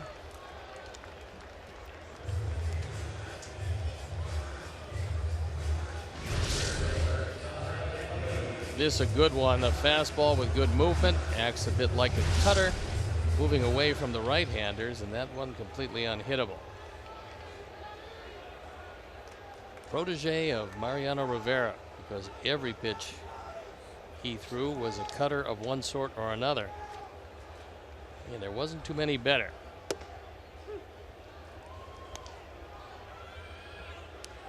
Well, it was just amazing. Show you how great he was when everybody who went to the plate knew exactly what he was going to throw and exactly where he was going to throw it. Yep. For years he did that before finally starting to throw his cutter away from the left-handers. But most amazing thing is they kept on pinch hitting left-handers against him, and he kept on breaking their bats. That was amazing. It went on for years. I mean, that was, you know what, that was insanity. Yep. It really was. I mean, that's foul back. It just goes to show you that there are some really good managers in baseball and there's some really bad managers in baseball.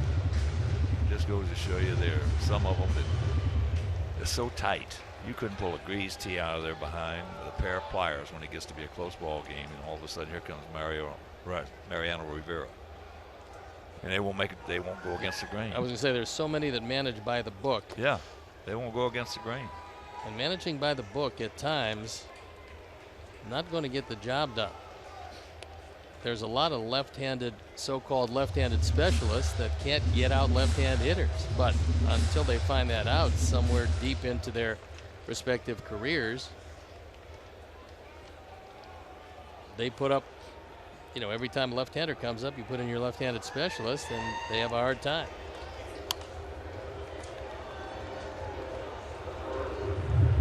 Terry Collins, the manager of this Mets team, has done a great job with him.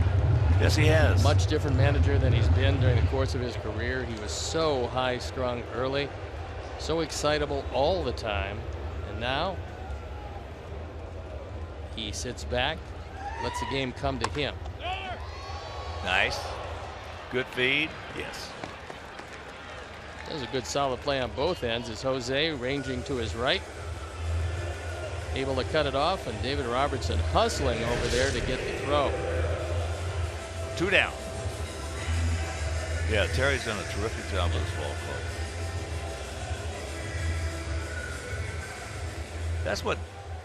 That's what good managers want to do. They don't want to manage. They want to try to get them on a roll, get them out there, and let them play. Anytime they got to manage, they got a problem in that particular game. Now, maybe the greatest example was A.J. Hinch, the Houston manager. There's a base hit by Rivera, who knocked in the only run back in the second inning. A.J. Hinch was named the manager of the Diamondbacks at 34 years old. And in talking to him, he said, look, bunting, hitting and running, all those things, that's easy stuff. He goes, I didn't know how to relate to the players and how the situations when they came up should be dealt with. He said, so it was completely overmatched. It was not a successful situation for me, but I learned a great deal. And he said, now there's certain things that I do, hanging around with the guys on the field and practice before the game, going over to certain guys in the locker room when they need to be talked to gently or a little more forcefully. He said it's those interactions that really make a manager. Well, that is managing. Yeah, that's exactly it. We got people in the seats right here. We got people in our ballpark at U.S. Cellular Field who, mechanically, so to speak, as Wilmer Flores comes in to hit, who can run a game as far as hitting and running, bunting, and that stuff, as good as the major league managers. That's not difficult. No, it's getting them to give you what they got in them, give it to you, get it out of them.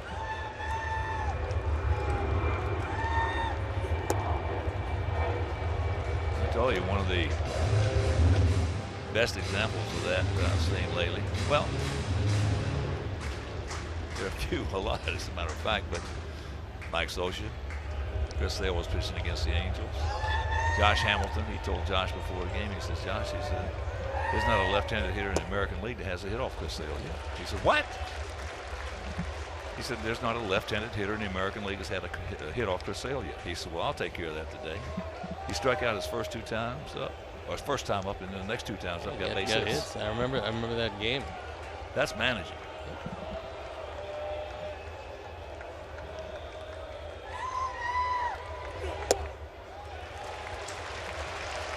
Unless Flores hits it out of the park, it's going to take an act of Congress to score Rivera from first base. 3-1 the count with 2 down.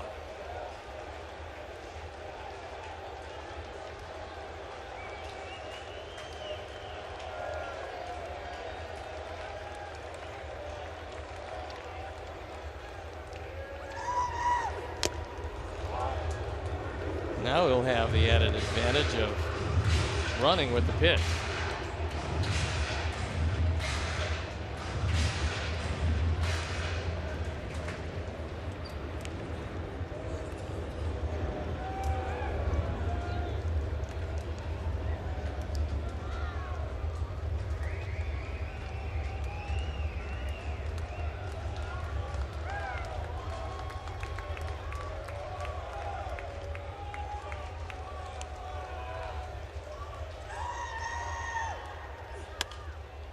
And that's out of play.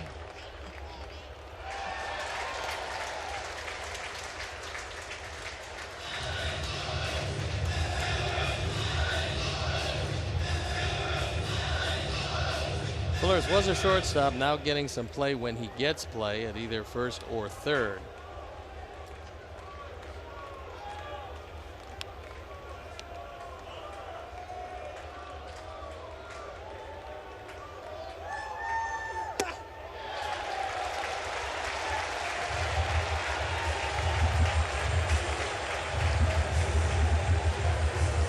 Vila out to talk with Robertson, and now they've got to get by a very dangerous hitter who hasn't done much, and here comes Robin.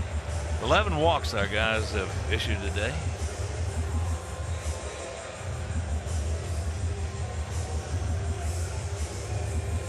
Matt Albers listening in the pen. Well, I don't think we're going to see him to Granderson. You know, another thing that's managing to me too in a game is, and your players love it, but walking Bryce Harper 6 times. Well, that's just picking out a guy that you're not going to let him beat you, and you're saying, that's look, managing. I'll walk him, and then if the guy up behind him or the guy who hits next, if they beat me, well, they'll beat me. You just won't. And the thing is that, hey, fellas, I'll take the heat with the media, and when they come in after the game. That's it.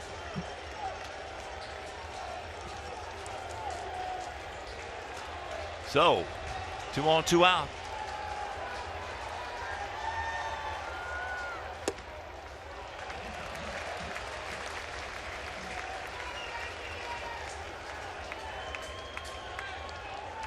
There was a strike and he didn't get it.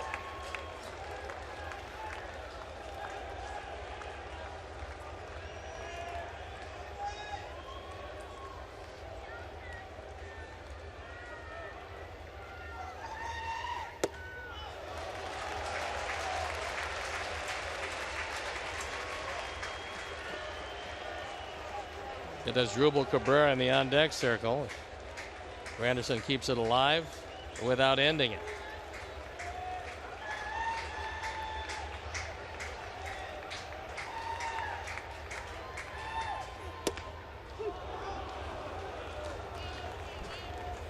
Two and 1. That was wheelhouse for Granderson. Pitch number 40 on the way from David Robertson.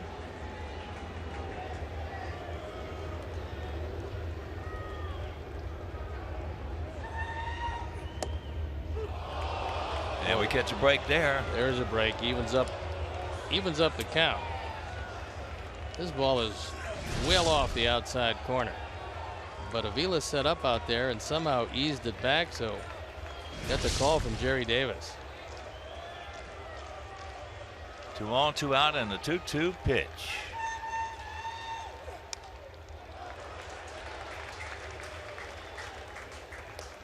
So this is where getting that called strike off the plate might set up this pitch.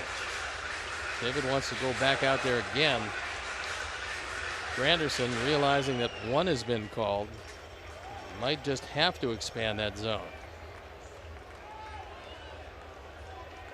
Plug in and see where Avila wants it.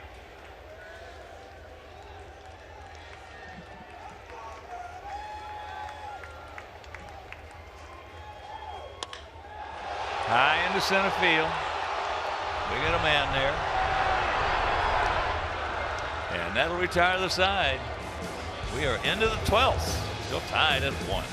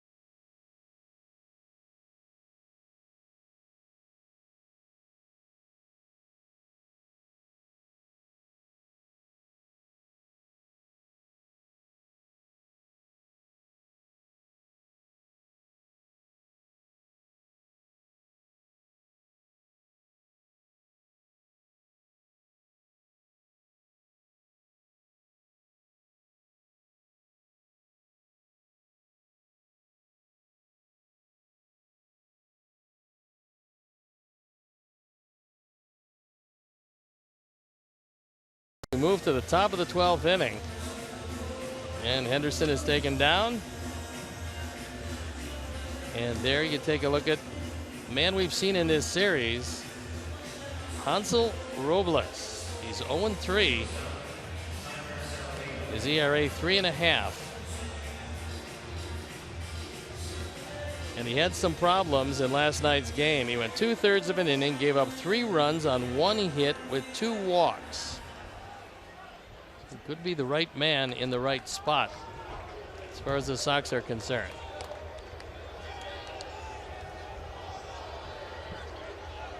Top of the 12th. Saladino, Avila, and Garcia.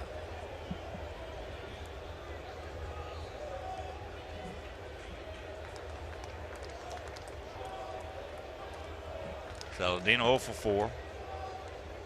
Hit a bullet back in the 7th inning right to the left field. And just underneath that one. And it's playable. 1 out.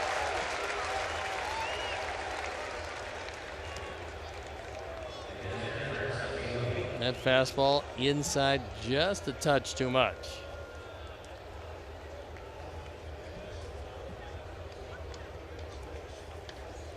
So for them, it's been DeGrom, Reed, DeFamilia, Bastardo, Henderson, and now Robles.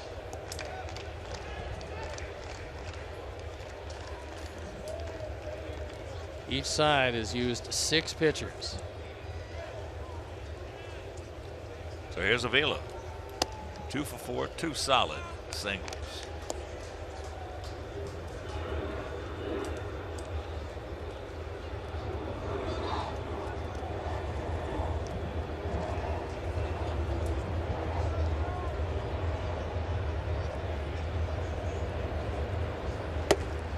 I was just thinking there have been no Kansas City specials in this game. Hasn't been many specials at all. Not from either side. Loney standing right on that line. Yeah, if it's not getting between him and the line, unless it hits that bag and goes over his head.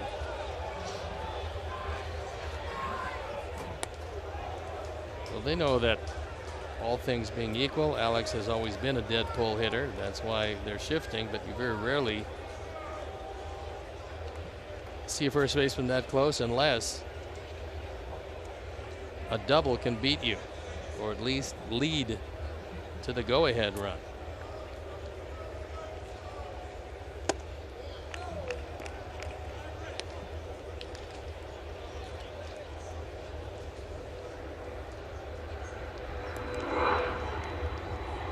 Three and one.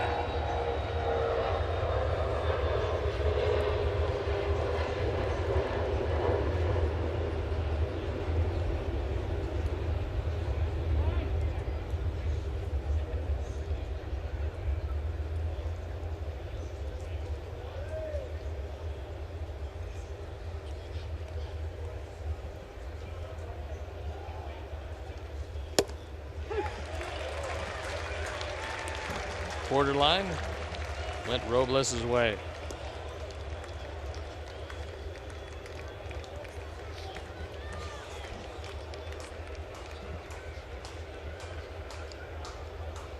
Something's wrong with him. It looked like it because he was bending over after that pitch, and normally when that happens,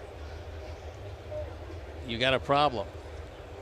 And Rivera now, he wants to call out the trainer as well as Terry Collins, and it looks like it could be a back issue. I mean, he threw this pitch and then came up short and then bent over right there.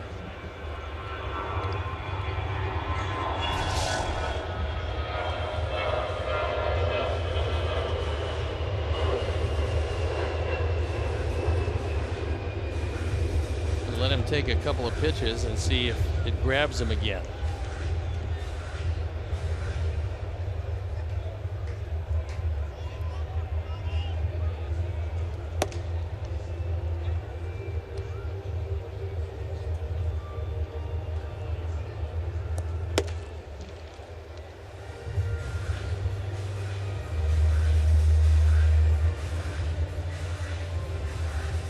That's what they're telling him now. Look, tell us the truth, because too big a situation if you walk him because you're not feeling 100%.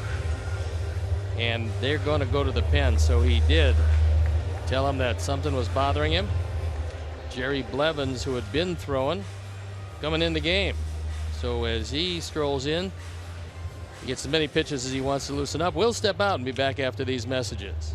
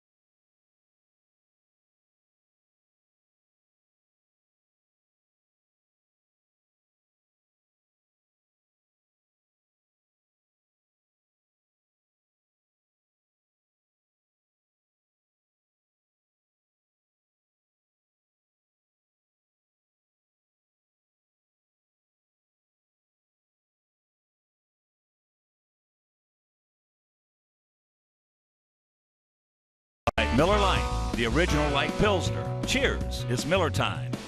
By Honda, start something special with a great deal on a Honda now at your Honda dealer. Xfinity X1 will change the way you experience TV. And by your Chicago and Northwest Indiana Hyundai dealers who invite you to test drive our award-winning lineup today. Visit buyhyundai.com.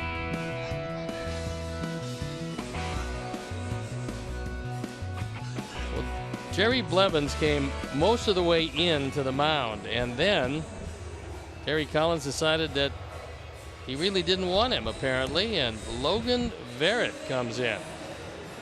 He pitched an inning last night, gave up a hit, didn't give up any runs. There you look at the numbers, and he will have, as long as he wants to loosen up. And where Blevins was loose already, Verrett wasn't.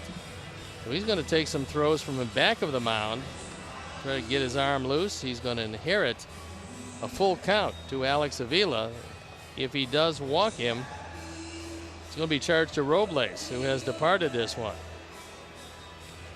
So Verrett played at Baylor University. Went to high school in Corpus Christi, Texas.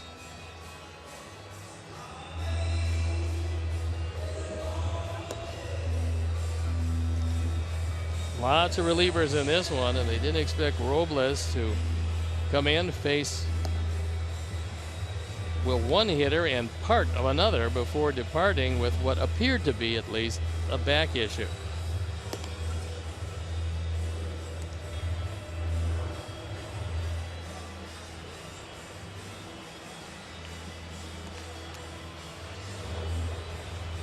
Boy, the injuries, clubs just. Amazing. Really is amazing. Well, the closer for Detroit, Francisco Rodriguez, from Venezuela, caught the Zika virus.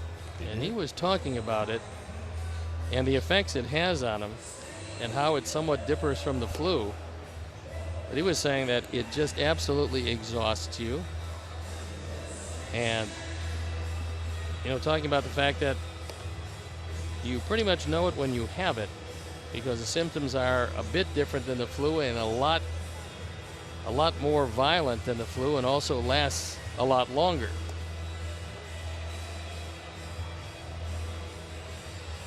Of course, with the Olympics coming up, being in Brazil, it's in a lot of different places, Puerto Rico being one of them, Venezuela another, Brazil another. But we haven't heard of a major leaguer getting it except for Frankie Rodriguez. Well, there will be more that get it as long as it's here. There's no question about that. We're just a microcosm of society. It's coming. Well, whatever's out there, it is coming. It's going to be in sports. In case you're just tuning in, 1-6-0 for us, or 1-6-0 for them. Here in the top of the 12th inning. A full count to Alex Avila.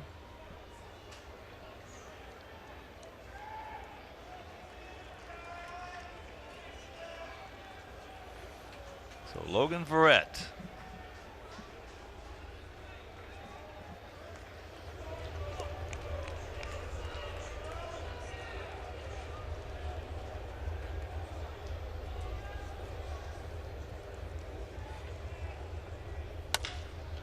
And that's it, right into the shift. 2 down.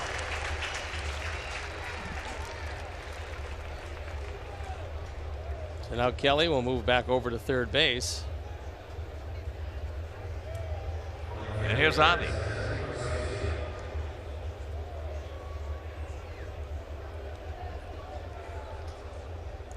Avi's been to the plate one time, pinch hit back in the 10th and walked.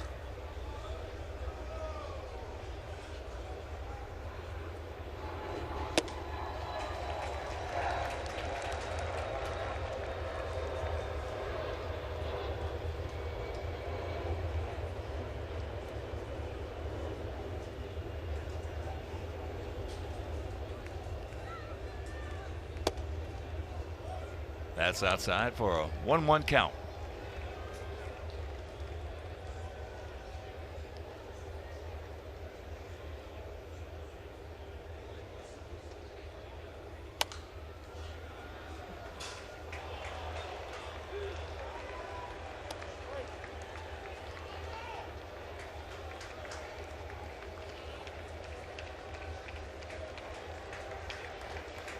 Outfield once again in a no double set because they are way back there all the way around. And the 1-2. Oh, you know the bat. Barrow with it. And that'll do it. We're into the mid half of the 12th inning, tied at 1.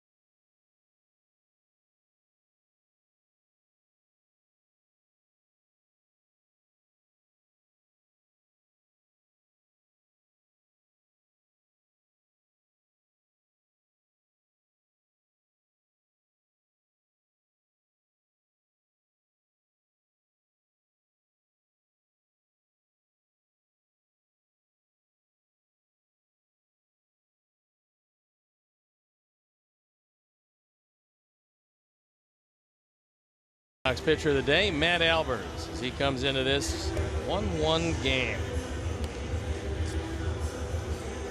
Albers on for the 25th time, 1-4 ERA, a touch over 4. Opponent's hitting .272. And he's going to have to deal with the heart of the order, just exactly as they came to bat in the 10th inning.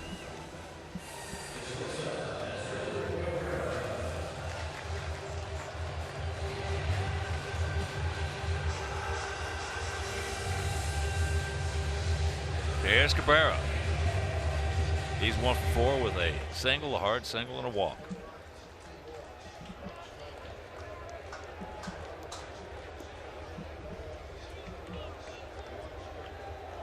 So a good job by David Robertson.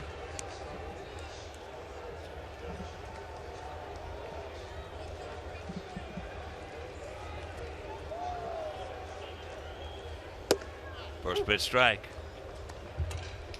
Once again, the only man on the left side of the infield, Todd Frasier, with a whole lot of room to cover.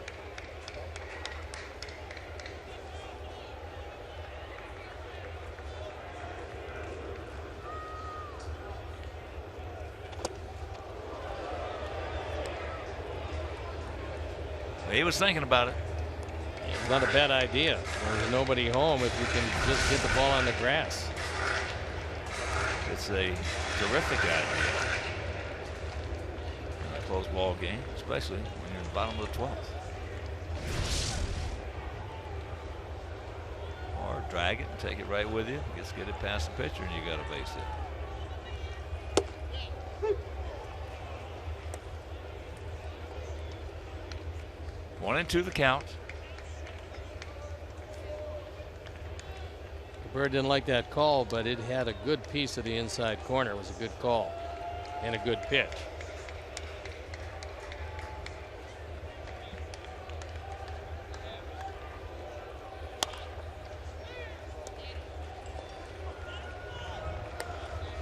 That's a little get off me swing.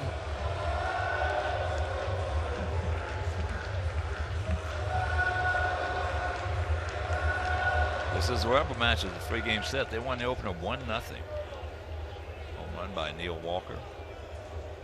Then in game 2 last night, after 3 innings, we trailed at 4-0, came back and won at 6-4.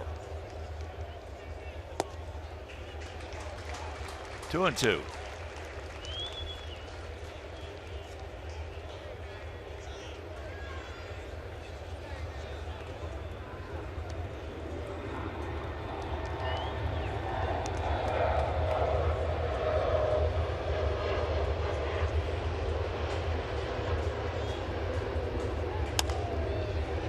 That's a souvenir left side. He had committed trying to stay alive. That ball was outside, well off the corner, and Cabrera was able to make some contact.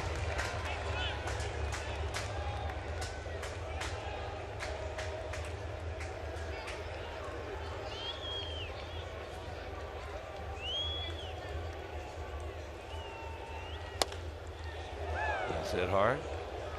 Tom Goodwin, first base coach, Ducks.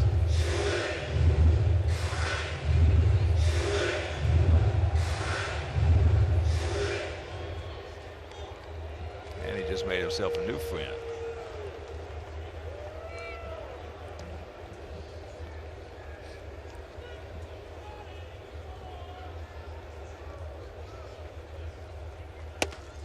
And a full count.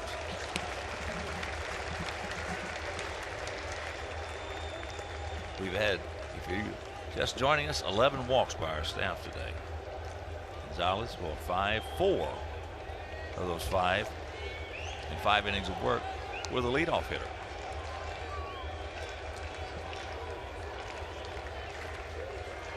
But we have turned 4 double plays. And there's another leadoff walk.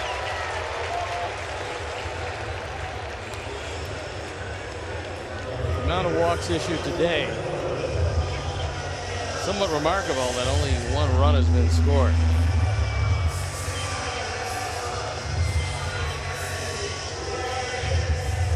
Conforto. He's 0 for 5 with 4 strikeouts.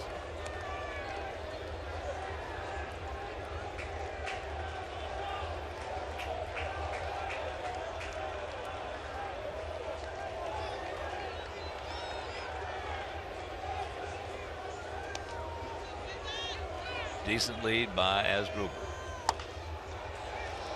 And that's not going to be playable.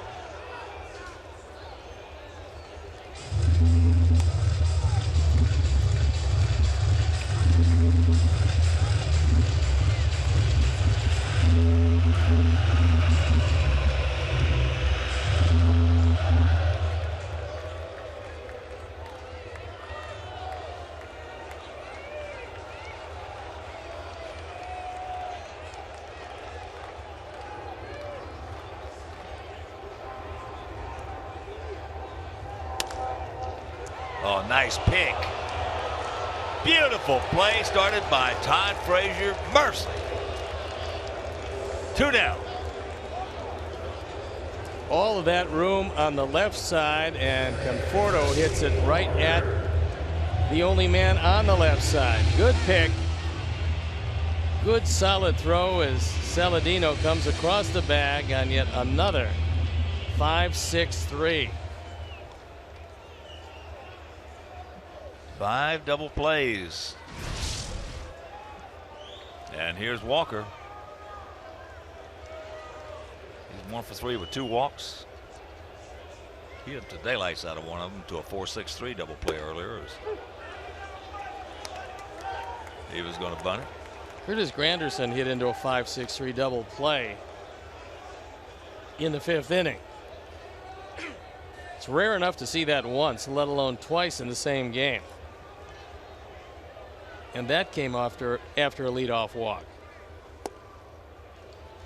Oh, with these implementing of the shifts the way clubs do today, you're going to see some funny double plays. As we saw a funny triple play. Yeah, only very one of those in Major League play. history. Yeah.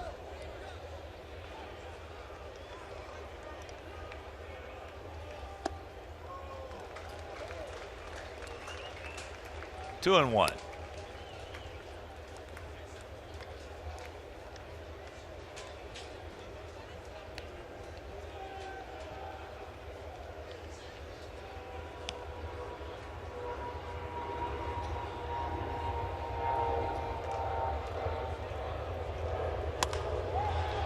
That ball hits softly in left center field. Nobody's going to get there.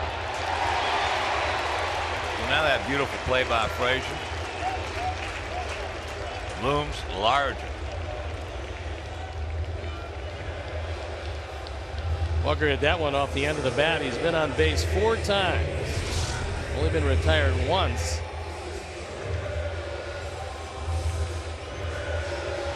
That one had some good movement. It was the Albers version of the straight change, and nobody can get to it. So here's Loney. He walked to lead off the second inning, came around to score. Then he struck out. Then he was out on fan interference. Then he singled. And then Frasier made a beautiful play to get him in the 10th. There was way a break. outside. We get a break. There was a break.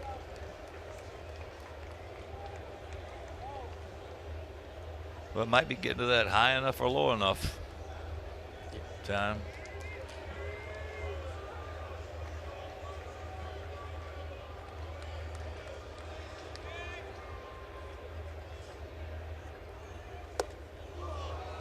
Years past, they had some umpires. God rest his soul. Ed Runge. This time in the ball game, the same scenario. If it was high enough or low enough, it was a strike.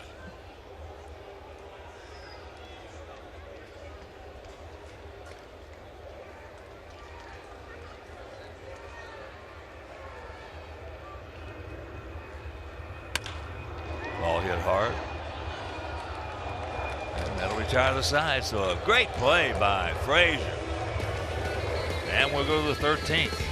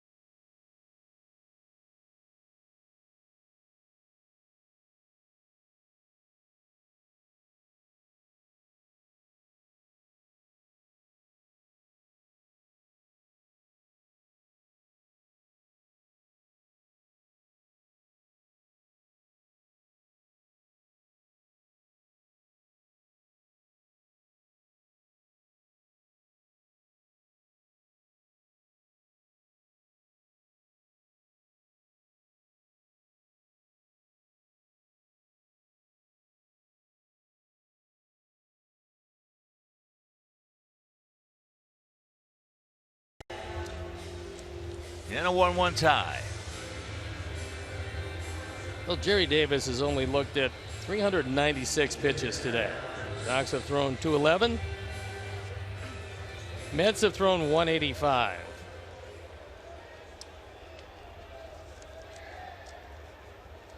Matt Albers will hit, leading off here in the 13th.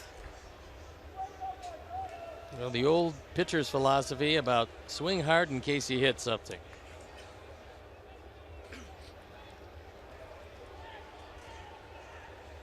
.059, but it's been a hard .059. I like that. He's been hitting it tough luck.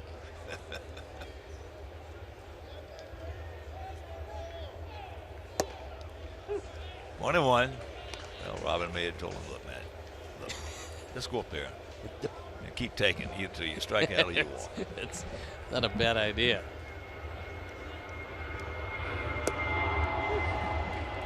One and two.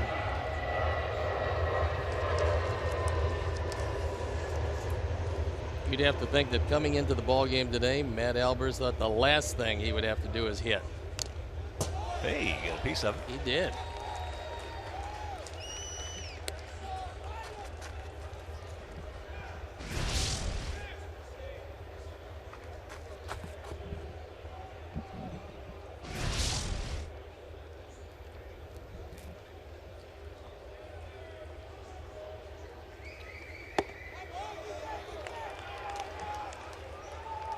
That's low. 2007, Matt did get 2 hits. Look at this. Get over his head. It will. So Matt will lead it off. Get in there with a double. Mercy. He just barely got into second base, and that ball went to the wall. And the dugout is going crazy.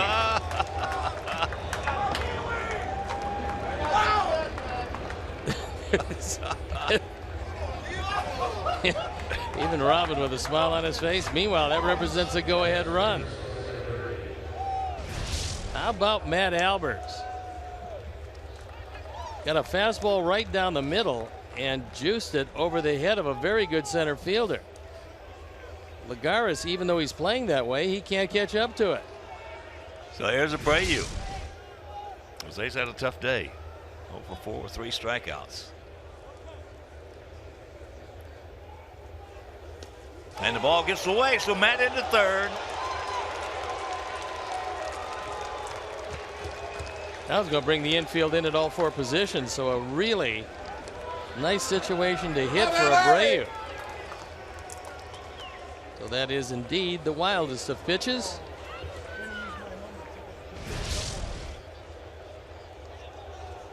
That one way wide of the plate. Rivera, who's a good catcher, couldn't get the glove down in time, and Matt Albers scampers into third base.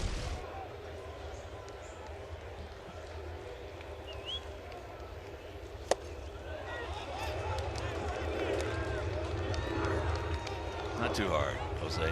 Not too much, buddy. Short and quick.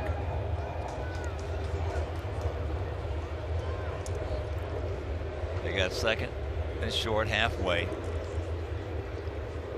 Corners in close.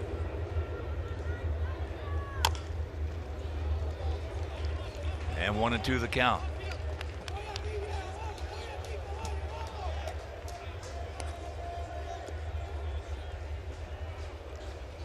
Todd Frasier on deck.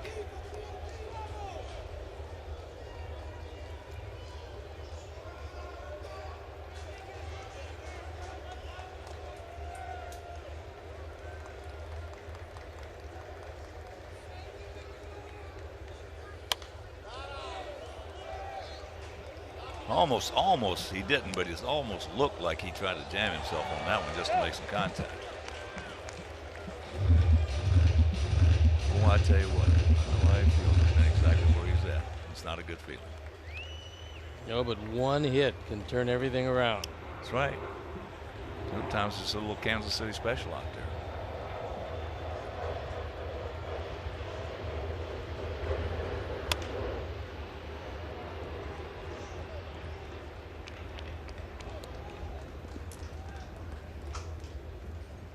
One and two.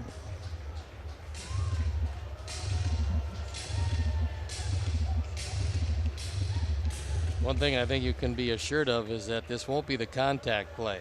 Run on anything. This is going to be hang back and hope it goes through.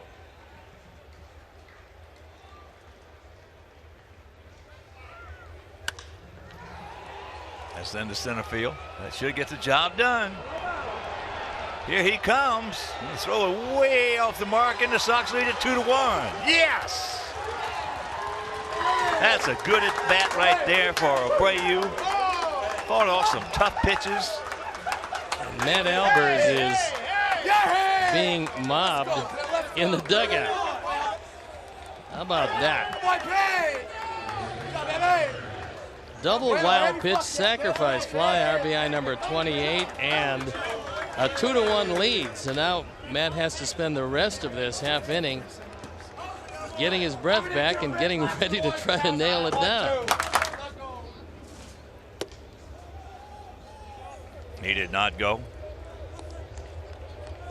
Here's a man who accounted for our first run with his 17th home run. At that time, took the major league lead. Nice at bat Nolan by Arenado. Nice at bat by Abreu. Finally got to the point where he got a pitch that he could hit in the air and drove him home.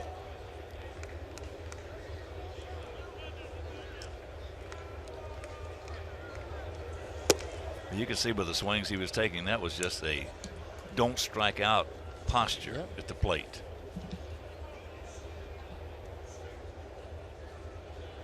He just muscled that ball out there.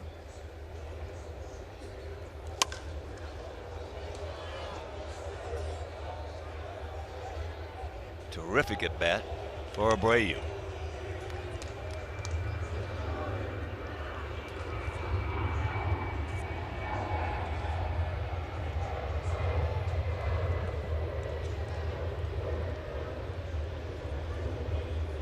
First time that Matt Albers had ever scored a run in the major leagues.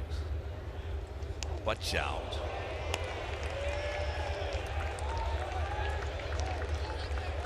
When you get hit, the one thing you're thinking about, if you have any speed at all, is stealing second base. So we'll see if Verrett is going to give him that little moving lead at first.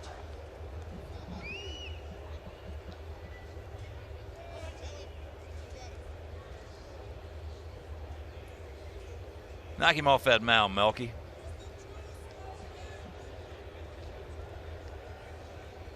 Right back through the middle, tear him off that mound.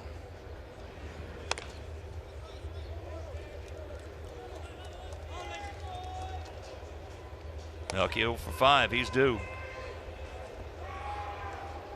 Granderson made a real good play on him as Melky led off the top of the ninth inning, a shot into right center field. Curtis went over and made a good catch.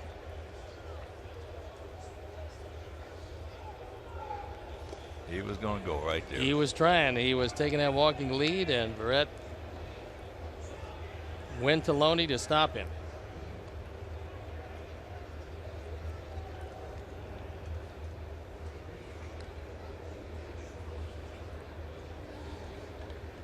There you go. And they got him.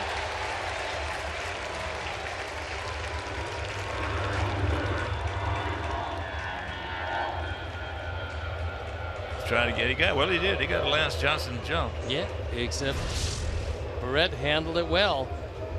He stepped back off and then made a good solid throw, and they got him. That was a signal by Rivera, who told him step off. He knows what's happening after that.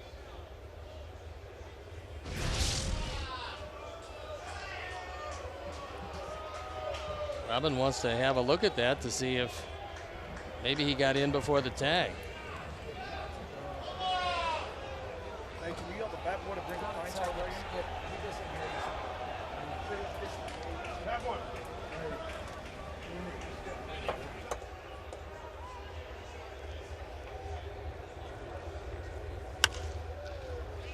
Souvenir left side.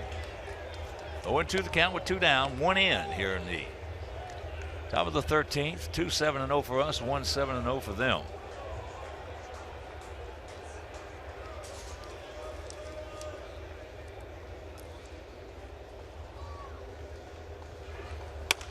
Watch out. Wow, that one rifled over the dugout.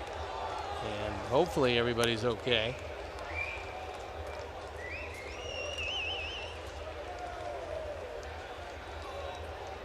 It appears they are.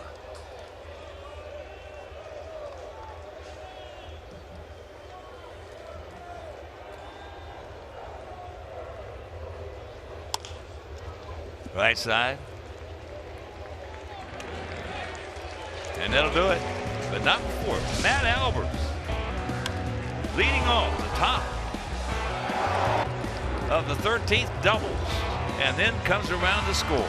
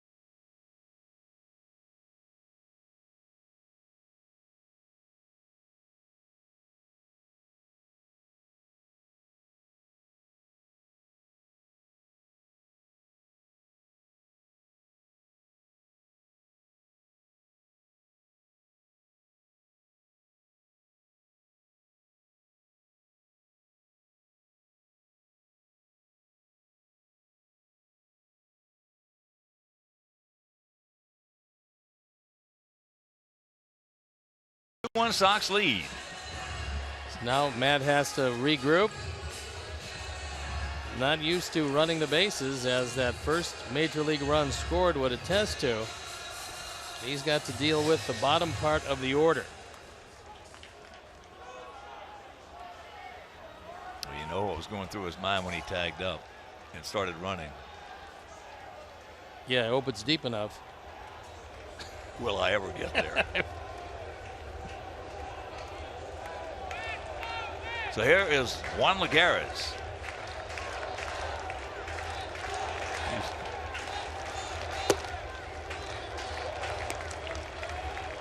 Lagares is 0 for 1 in this game. A sacrifice, a walk, a hit, a walk, and a strikeout.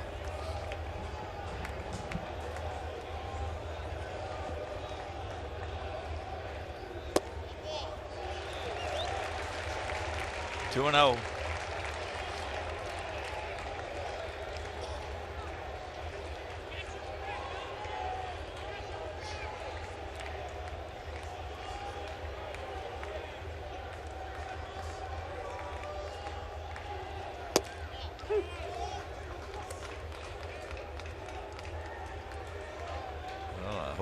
Not so pumped and amped after that.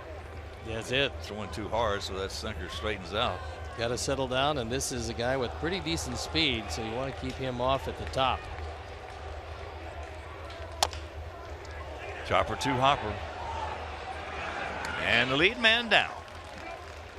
That's a good sign that he beat it right into the ground, showing that that sinker, he is working. You got 2 ground balls out of the 12th inning, and now the 3rd.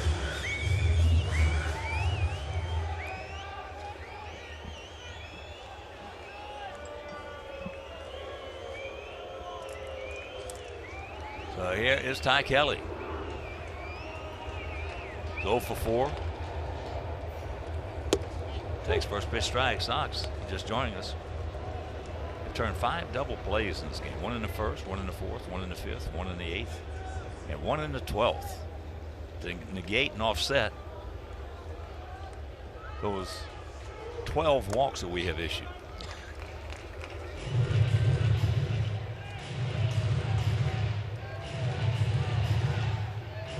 What a wonderful, unpredictable game. You walk 12, and then a guy who's never scored a run in his major league career scores one after doubling. Pretty amazing.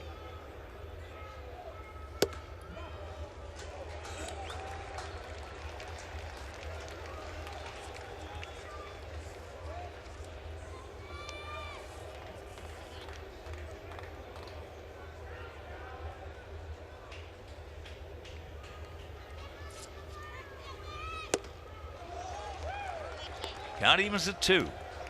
Shadows across home plate now, and the pitcher in bright sunshine. There you take a look at the shadows from the stands.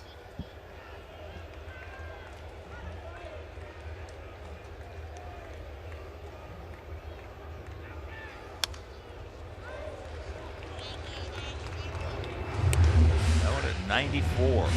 He indeed is him.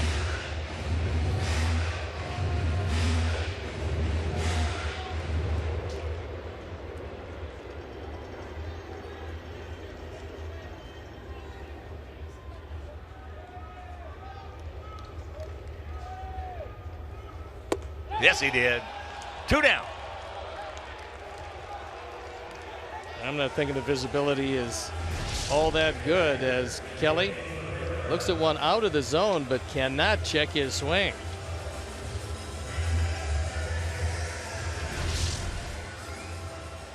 Rivera's had a good series, especially considering that he's not known to swing the bat that well. He drove in the only Met run in the 2nd, had another base hit in the 11th.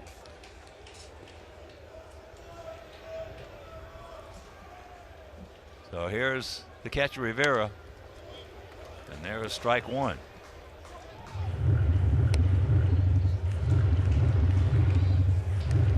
The hardest we've seen Matt throw all year. 88-mile-an-hour slider for him. 94-mile-an-hour fastball.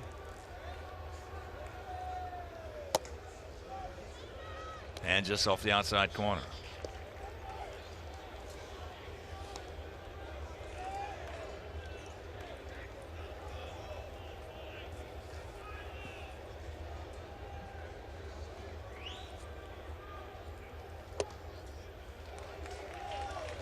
Two and one.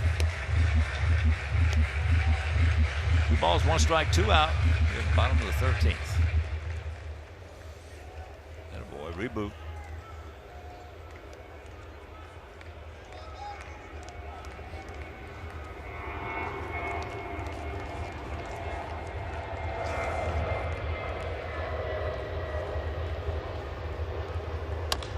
Down to Frasier's foul.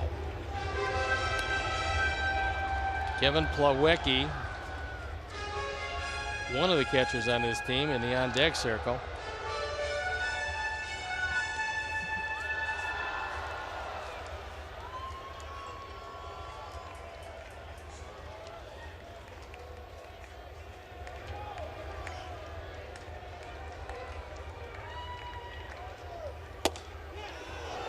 Just off the corner. So a full count.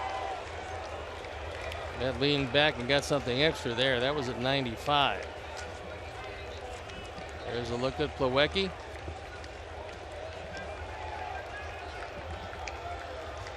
He started the ball game last night. Payoff.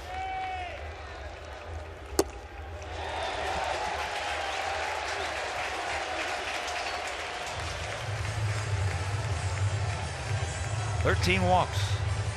Had to overthrow those last couple of pitches trying to wrap it up. And I think that's what Robin is out there talking to him about.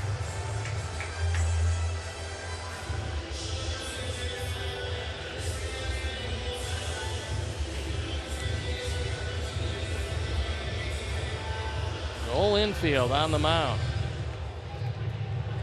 That's going to bring Jerry Davis out from behind the plate to break it up.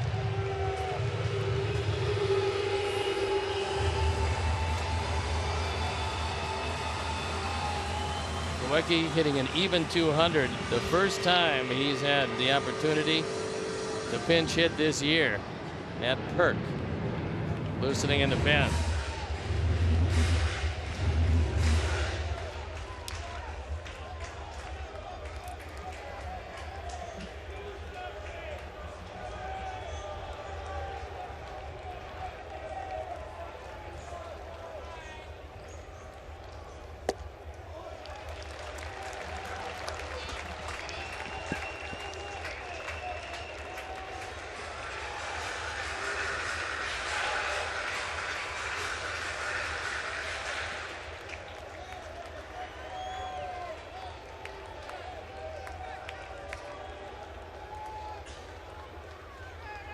Static lead by Rivera, and that pitch fouled away. Burke most likely getting ready for Granderson, who's in the on-deck circle, and just as soon not see it come to that.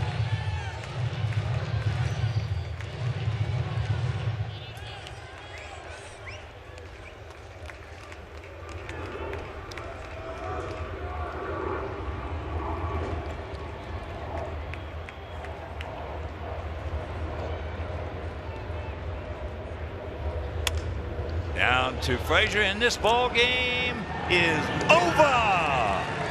So Matt Albers with that double comes around to score, and we win it in 13, 2-1. And let's check out our Miller Lite player of the game. There he is, number 34, Matt Albers. And a reminder, our next White Sox telecast will be Sunday at noon on WGN when our Sox take on the Tigers in the Motor City. And White Sox baseball in high definition was brought to you by Xfinity. Xfinity X1 will change the way you experience TV. So goodbye, everybody, and a reminder, WGN News is next.